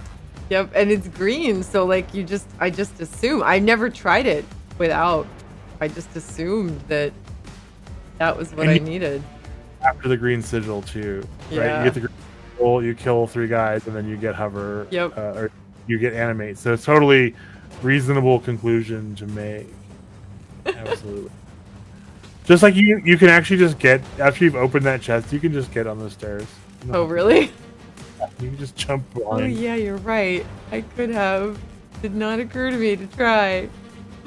I think I color within the lines almost a little too much sometimes. I'm just like, oh, this is what they're trying to tell me to do. Okay, I'll just do that. But then there are some players I know that literally will just look for alternate paths. And it's so cool. Because they're insane. Okay, wait, which way am I going? That way. Okay. This little bit reminds me of Elden Ring so much. Whoa. Really? Just the downward, it's the downward gameplay where you're like looking down and trying to jump down. Yeah. It's something that like maybe it's because I was playing it during development. Also, the game actually tried to take time to play. Yeah. Oh. Shit. Whoops. Oh no! That was literally just a test fail. Yeah. It's fine.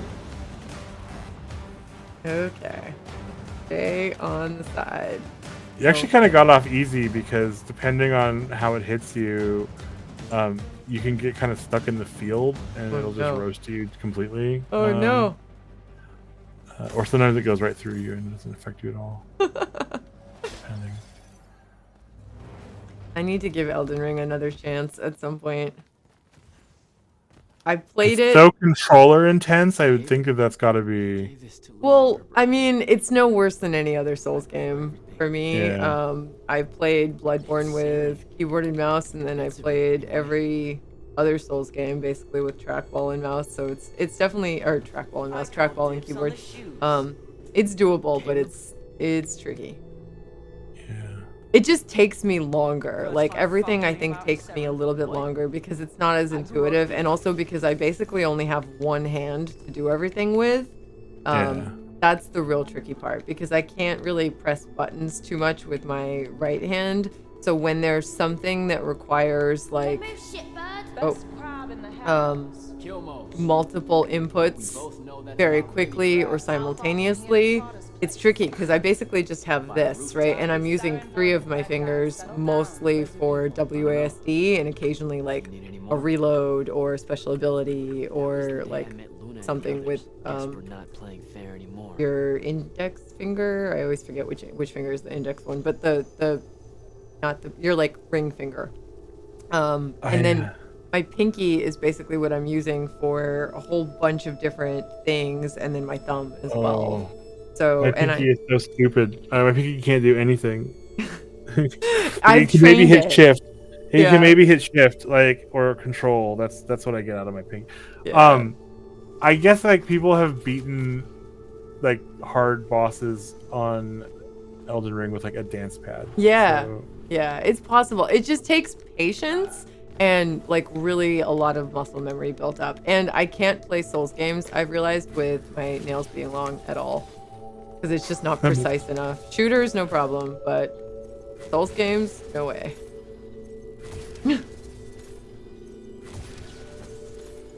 Because that slightly added distance just like messes with me. It's so funny.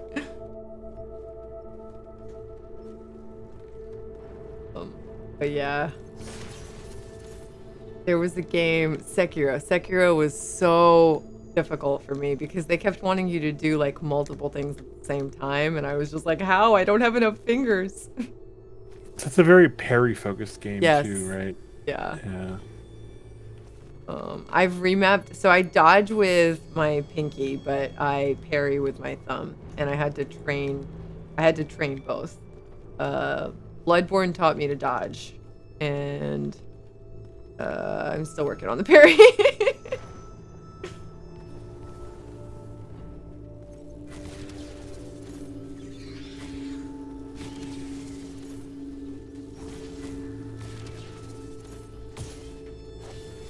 I don't really need to use this, but I'm going to.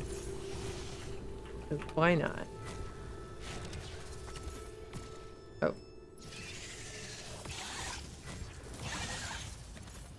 You're not dead yet? Okay. I'm always surprised when I shoot them and I don't kill them. They don't have heads. Yeah, that's true. That's true. You can't headshot them, so. We're almost there. How many rooms? I got no idea, but it's fuck huge, so probably a lot. There's just the 5 of us. I love doing these streams so much because time just goes by really, really fast. It's really weird. I didn't realize that I've been live for 5.5 hours at all. That whole thing? The game is way too much fun, and you guys are awesome to hang out with. And I mean that, say the devs and everyone in the chat. You guys are the best. No, it's us. Well, you're awesome too.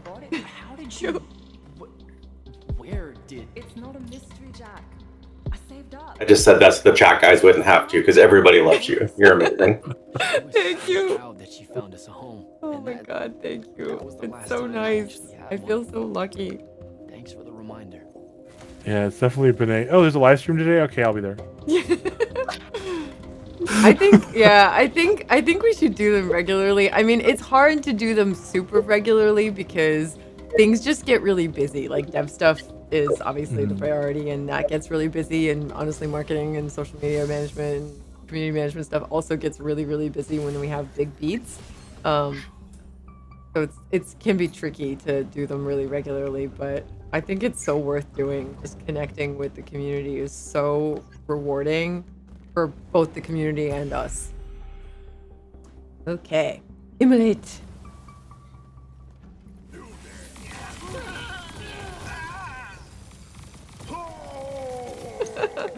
Oh, I almost got them all in one. That was so good. Yeah, because you get that extra damage. Yes, you're right. Oh, that's awesome. It's already working for me. I You love get it. that extra damage going on. I love it. You just roasted them. Yes. Okay, I need to remember to back up the save properly so I don't lose it. That's not subtle at all. Now that I have all this stuff. You're gonna one shot the super construct. Nice. Like you're just gonna like knock him down, pop the ult, and he'll be done. be done. So nice.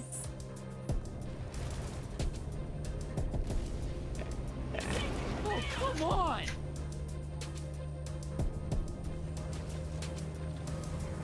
I love watching people get caught by Sandrak at the end of this. Yeah, it's happened to me. You get clapped. Quite a number of times. Yeah, yeah.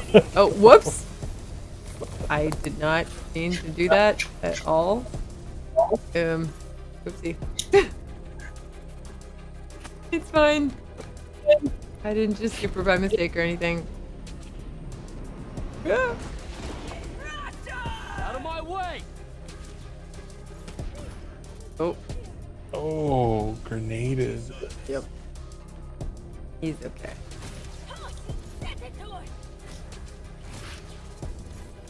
The aim. The aim. My God. Moments of glory. Oh, he's Uh-oh. Oh, okay. Oh, okay. he missed you. Yes. That's the first time I've ever seen someone back up to avoid that. Really? Yeah, no, everyone sprints forward. I never thought, oh, maybe we should just back up instead. Is everyone? If it actually works. I thought it would just kill you, period, if you were so. Well, I almost jumped off by accident, but I have hover now, so I saved myself. Nice. Lots of ascensions now. It's tough. Hey, Captain Clink, how are you doing? She was right about that. The lightless and unforeseen. The lightless are what they call people that are born with little or no magic, like me.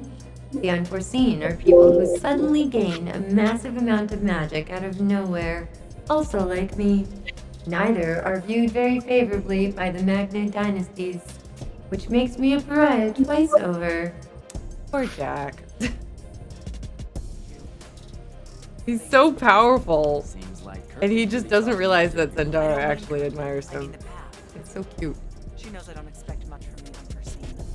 Are we heading towards a backhanded compliment, or... We zoomed right past it. Magni of the great houses don't exactly hide their prejudices, do they? Against your kind, we have good reasons. My kind? Wow.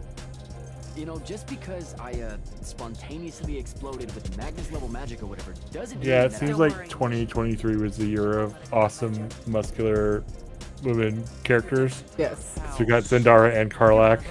Yeah. Oh my god. Yeah. Like, everybody loves Karlach. And Yeah. people love Zendara. It's just some great characters that came out last year. AI test phone alerts would be fun. I have to agree. Should record the new voices Siri. Do we send our forces north to lift the siege at Lavenry? I would love it. I feel like my whole demeanor changes when I use the voice text. I'll be honest. I don't know which move is best. But I do know. Oh, I didn't even read the mistake, Captain Click. Sometimes when I read things and there's a mistake, I'm terrible at proofreading. Because when I read something and there's some kind of grammatical or spelling mistake, my brain just like fixes it. So I'll read it several times through and I won't see the mistake until I've like gone and looked at something else, and I'll come back and reread it. I'm like, wait, I literally just read this and it looked perfect. Read it backwards. Yeah. That's a good idea. If you read it backwards, you'll find the mistakes. Yeah, that's a really good tip. It's a pattern recognition problem in our brains. We have autocorrect turned on by default. Yeah. So when That's a pro tip. It's a good way to think about it too. Yeah. Both why it happens and everything else. Yeah. I used to give her a hard time about it. I hate it for Twitter because you can't edit Twitter, and so I'm just like hoping that everyone that reads it also has autocorrect turned on for their brain. I don't even have to finish that sentence. Everyone here has a story that starts or ends. Should have Michael write us a story for Aveum, and then you can do the audiobook for it. I would love that. That would be such a fun project. So many didn't. Too many. Their names fill the walls of this place. They really are all amazing actors. And the fact that it translates so well in game is just incredible. Honor yours until the end of days.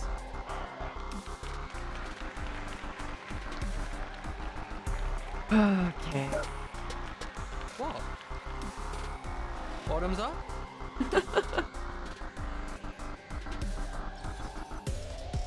I love Devin. Oh. What now? This is your party, Jack. Mingle. All eyes are on you. Mingle. So I don't want to spoil the ending thing, but I actually don't know what gets you the ending thing that involves. We're scouring the You know what I'm talking about? You need to get all of the shroud fanes and all the golden chests. Okay. to know some of the Okay. people you'll be visiting. It doesn't count shatter fanes. Shatter fanes Pressure to are socialize is Okay. too much to bear. added afterwards. But if you get all the shroud fanes and all the golden chests, that's what it takes to get the after credits scene, basically. Yeah. That's what you're talking about. Cool. So note to everyone, if you get all of the golden chests and all of the shroud fanes, not shatter fanes, just shroud fanes, there's something special at the end of the credits. He prefers field.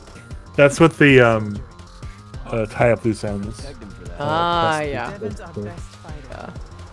That's why we need him back here. Yeah, I didn't get that on my first playthrough because I was just kind of like So, do we get running through. I wasn't sure how long it would take me the first time, and I was streaming it, so I was just like, I'm just gonna not do side stuff this time. Come later. We'll just make our way through, and then if I have time for side stuff later, and I ran out of time because I was going slowly. I was just like in awe of everything. More agile But than then I got it for the The, second playthrough. Some of those golden chests are just really dubious. Yes. Yes, they are. Some of those It's golden great. chests are just like, it's where? finally know what the name is all about? The Yep. Immortals? we borrow our name from Like a there's more one Pentati order that once in the room the Un Avlashud, where you talk to Sandrak and live inside it in a way that mortals Luna, but it's like a cutscene room. You're never in the room as a player when you go there the first time. The Pentati And there's a eventually chest in died. there, but you're never The in that legend room they had conquered death. to walk around. So you have to come back later and just go into the room. But you totally could just forget of that room even exists because it's not a path. It's like off of a path. Yeah. Destination at the end of a quest, basically. So it's like Good night, Jack. that's one of those ones that you could just totally completely miss. The Immortals. So Kirkin finally is letting me try out for selection to become an immortal. They're the best of the best, the most powerful Magnite who are the tip of the spear in the Everwar. I've been waiting for this for 5 years. I'll do everything I can to pass the test, or die trying. I did die, but I also made it. It's fine. I did it! After all the training, the battles, the death I've seen, I'm an immortal now. I wish Luna could have seen this. So good. It's so good. I want to read all of the lore and the lore book. It would just be fun to do. Maybe I'll do it just on my own stream at some point. Even though I am streaming to my channel right now. This is still my own stream, but I feel like it's more. I have special guests. Okay. Every time I do this, I end up on stream and I don't talk to everyone because I want to go to the next area. I'm sorry. But I very much recommend, if you're playing the game, talk to every single person here because they're all really cool and you get to learn a lot of really, really good things. It's worth it. I love the Palathon at night. This whole, like, beautiful sky, lit up locations, everything is so beautiful. Also, there's a chest up there, just in case you were unaware. Why can I? Oh, I think I have to get it over here, maybe?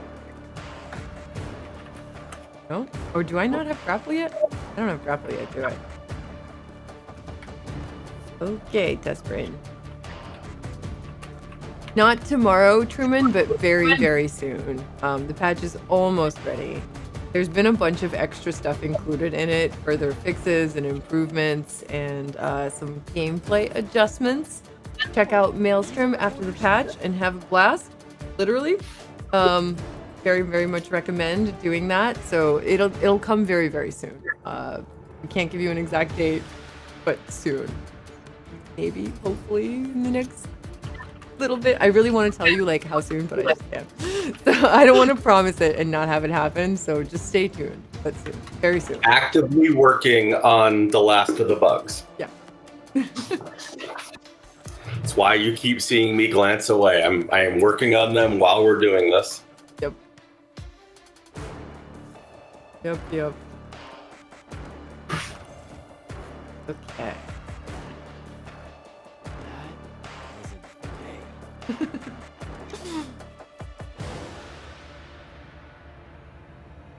Welcome back, random numbers.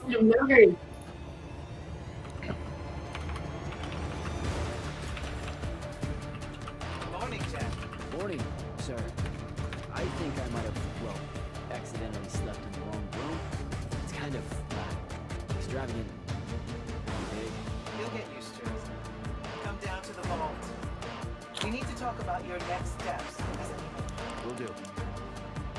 I like how he just doesn't even believe that room is meant for him. So funny. The Last of Bugs Part 2.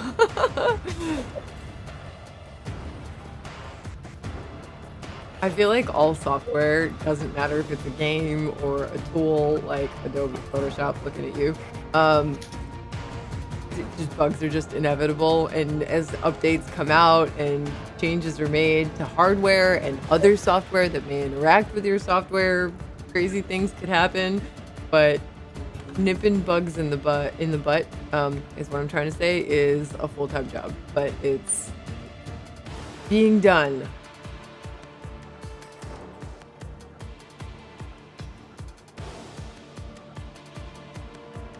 Now that you're an immortal, Jack, do you want to know a secret? That you actually have hobbies? I like how he's surprised she has a These all hobby. yours? What do you think of them? I think I haven't seen enough of the world. I think it's a little surprising. I don't recognize Honestly, any of these. she's so intense That's about what she because does. they all were driven to that, extinction by the you know, Everlord. How?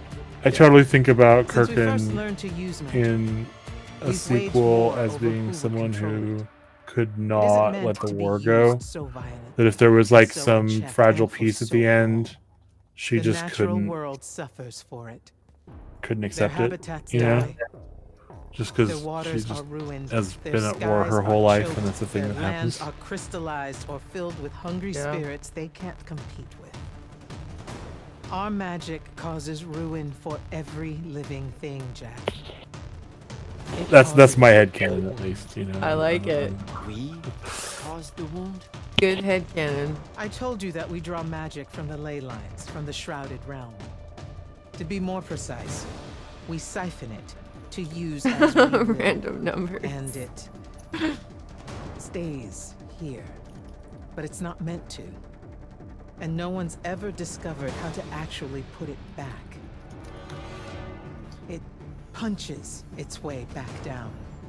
All that magic over all that time. And so the wound grows. But without magic. We can't win the war to control magic. Correct. So we're destroying Aveum while we're trying to save Aveum?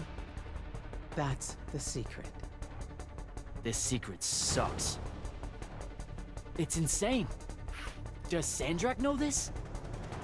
Of course he does. All the orders do. Then why the hell are we fighting? Everyone needs to The just worst stop. bugs are You want to be the first this side to doesn't quit? work in shipping, Because you but it trust works fine in Sandrak debug. that much. Oh gosh, yeah. Because mankind can always be counted on to do the reasonable. How do you even go about figuring that I out? wanted to wield magic my whole life. And now you're telling me Lots So of the- log. The solution. Figure that out. Yeah, it depends on what the nature of the bug is. You can. What we do, the typical first step is you take the shipping assets and you kind of mash them together with non-shipping is there binaries something else? that have extra logging in there and see if it goes away. Because if it goes away, then it's a code problem. If it doesn't go away, it's an asset problem. And then if it's an asset problem in that sense, you have access to breakpoints and you can find call stacks and search through to see what's going on. So that's the best case. Is it's a shipping cooking asset problem, and you can find it using debug executables. That's actually how we solve the language problem. Oh. Yeah. If it's the other case, in that it only happens in code in shipping and in debug it doesn't happen, then you basically start adding logs to everything, and you turn on logging and shipping and just see what gets skipped, because something's got to break somewhere. Then you spend days adding logs and then rebuilding and testing, and you do the swirl until you find the gap, and then you grab your friends and everybody brainstorms to see if we can figure out how to get around it. That's the worst. That is by far the ugliest version of this. 111 months. Yeah, Wow. thank you so much, Spock. You're incredible. Where's the part? God, like 9 years plus. That's amazing. Thank you so much. You're incredible. I appreciate you so much. Daniel is telling us, Daniel Chuang, who was here yesterday, who's watching the stream and hanging out, is saying steps to reproduce a bug. Play the whole game. Step 1. 2, observe bug. Yeah. He's not wrong. There are some bugs that's we would get that back from EA, and they'd be like, yes, if you play the game and then go into New Game Plus and you don't stop, you play continuously, leave it running overnight and come back and then play New Game Plus and then leave it running and then do it again, then it'll crash. But if you just restart it, it's fine. And it's like, I don't even know what to do with that. Yeah. Yeah, that's the worst kind of bug, is it happens every time if you play 10 hours straight, but if you played 9 hours and shut it down and start it again, it won't happen. Oh no.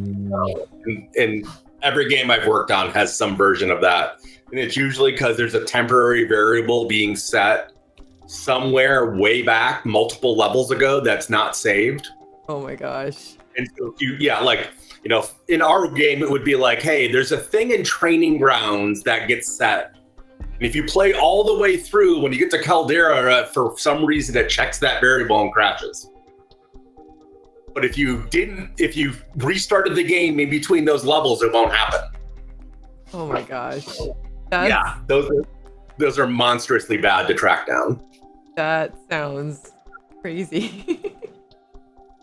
Oh my goodness. Okay, I'm just gonna read this because it's cool. Pentac coordinates are based upon their respective locations' relationship to the pentasod. There are 2 numbers, one that represents facing and one that represents distance. If you were to think of the pentasod as a gnomon on a sundial, the facing is represented by the numbers around the gnomon, while the distance represents how far the location is from the gnomon. For example, asset attained. We are falling back to our previous location. Hostiles are in pursuit. Request evac. Facing 1.07. Distance 97 miles. I repeat, Pentac 1.07-97. I don't know why I enjoy reading this so much, but I do. I really like that little tidbit, because it's a totally reasonable way to do direction. Mm-hmm. Like, we have latitude and longitude, and that's how we do things. But like having angle and distance from a pole essentially is a totally reasonable way to figure out. I mean, like, it's hard to describe straight lines around like the planet that way or something. Like doing an equator orbit would be painful to do the math on, maybe, but it still seems like a totally reasonable way to be like, this is where it is, and you can do it with a compass, right? You have a distance and if you know the angle. Yeah. So that totally makes sense. So cool. There's so many good tidbits like that in this game. I don't have Lash yet, or Grapple yet. Darn it.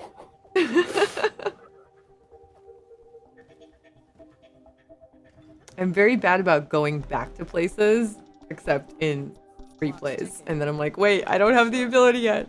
You do outrank me, right? Wow, this place is kind of big. I must have gotten lost. Ha. Intel indicates that the hand is operating near the Pale Forest. A And we've just beautiful lost table. contact with our outpost there. What's so important about the forest? Strategically, nothing. The ley line tower there has been dead for 100 years. And yet she's taking a big risk attacking so close to the Palathon. You still with me, Initiate?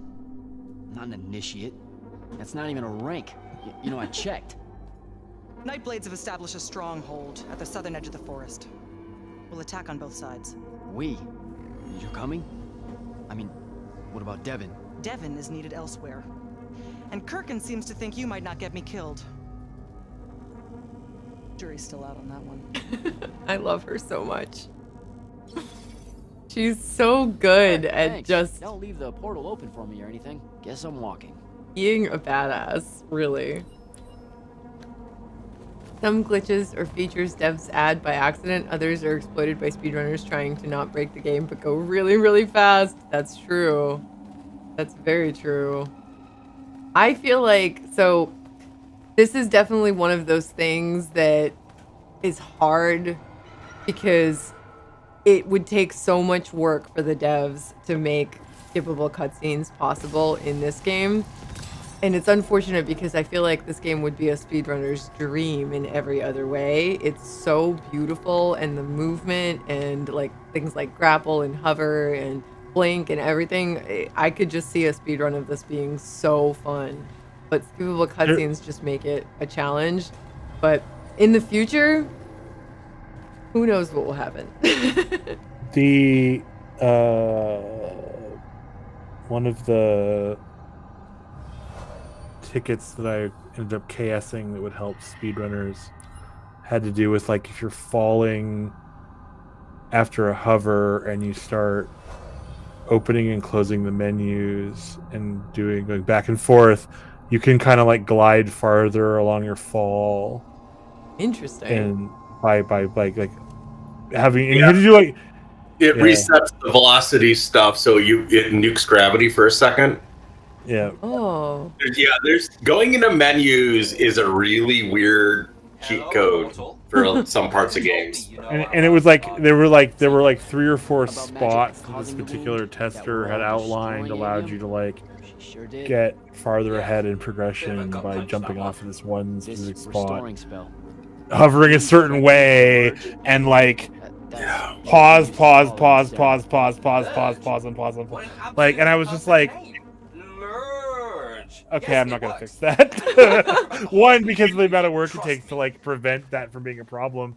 Yeah, was just like I could break something else horribly, and 2, it's like the only person who's gonna do that is a speedrunner. I don't need to use green to restore either. Yep. Did not know that. It's just look at the thing. Where are you? Where'd it go? Oh, it was back there. Okay. It's a one-shot killer because it like possible. Oh my goodness. Yeah, I don't know how people even figure out glitches like that. Like, who would think to go into a menu and do all of that?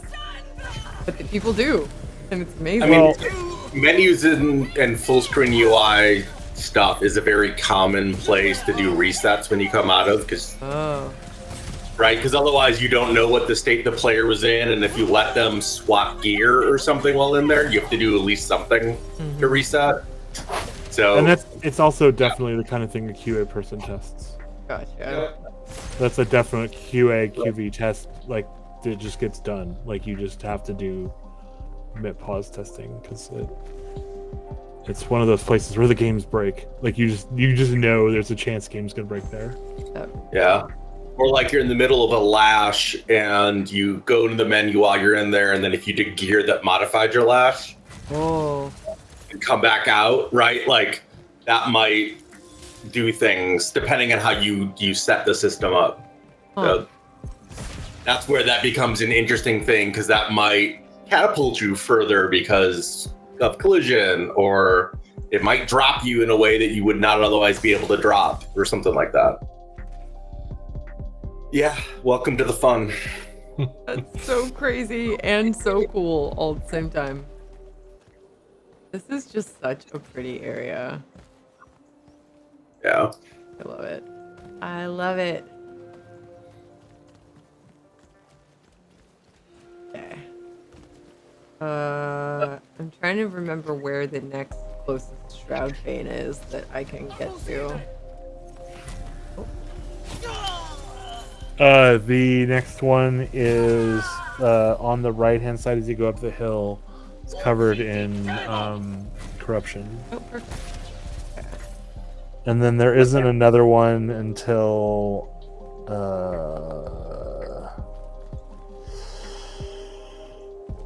you come back out. There's not another one for a while after that, because you go into Pale Forest, and then none of them are accessible.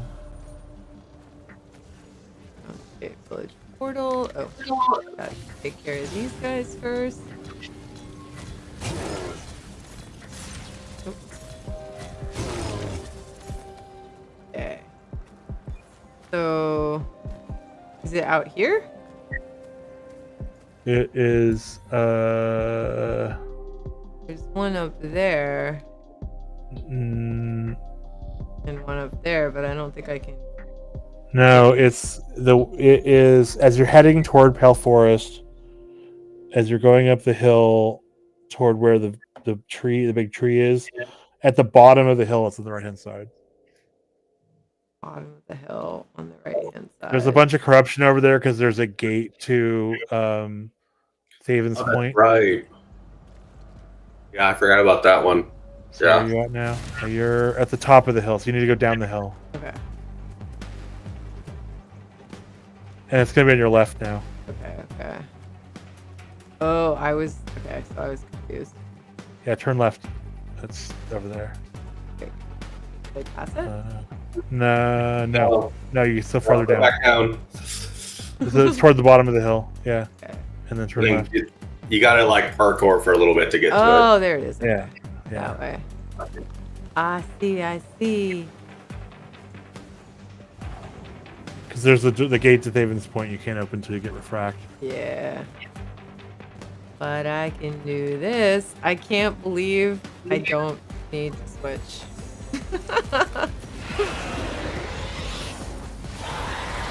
Oh, I actually did not need to do that. Oh, well, he's in trouble now. Oh, he hit you in the face, though. Yeah, he did. And now he's... Hi. There's two of them. Oh, the other one. Oh.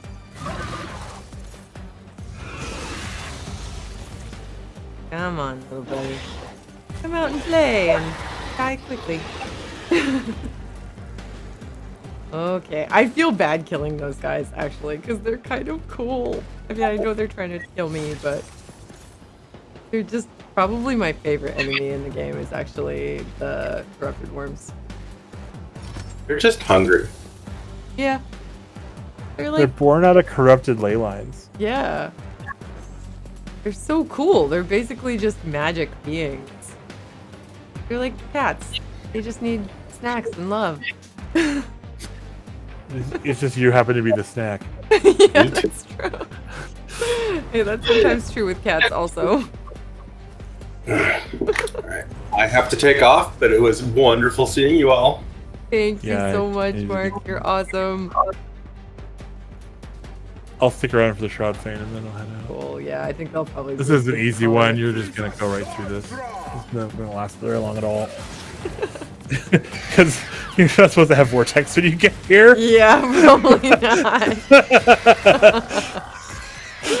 This will just be kind of fun. Why is it going so fast? Oh my god. Okay. Oh, wrong one. Wrong spell. That's fine. Let me javelin, please. Oh.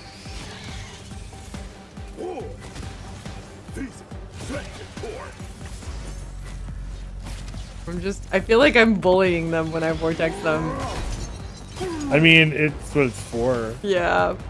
You know, like it's it's really like it doesn't work on everybody, but boy is it great on the things that it's for. Yeah. Right. Like that's one of those things about the design is like, you know, we tried to have good solutions for every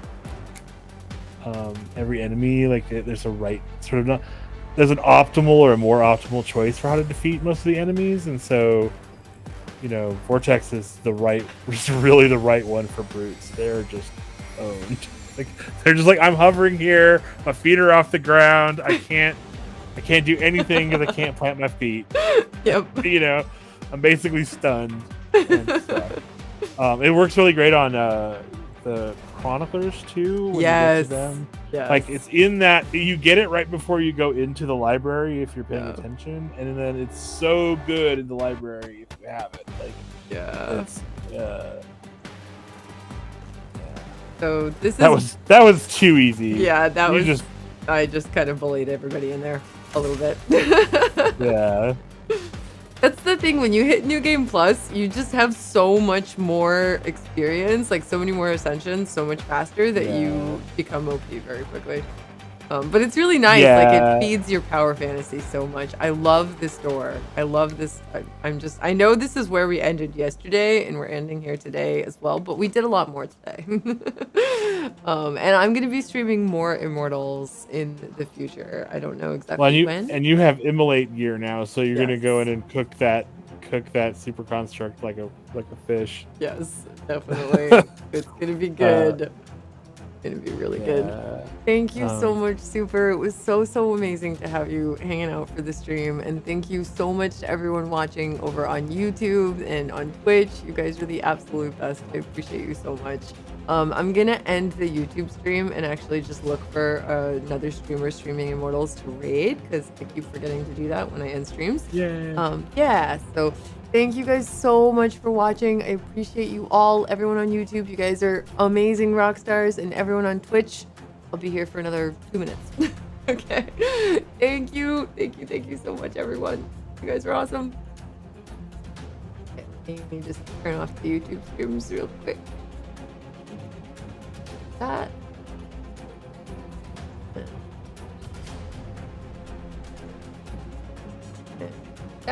Okay.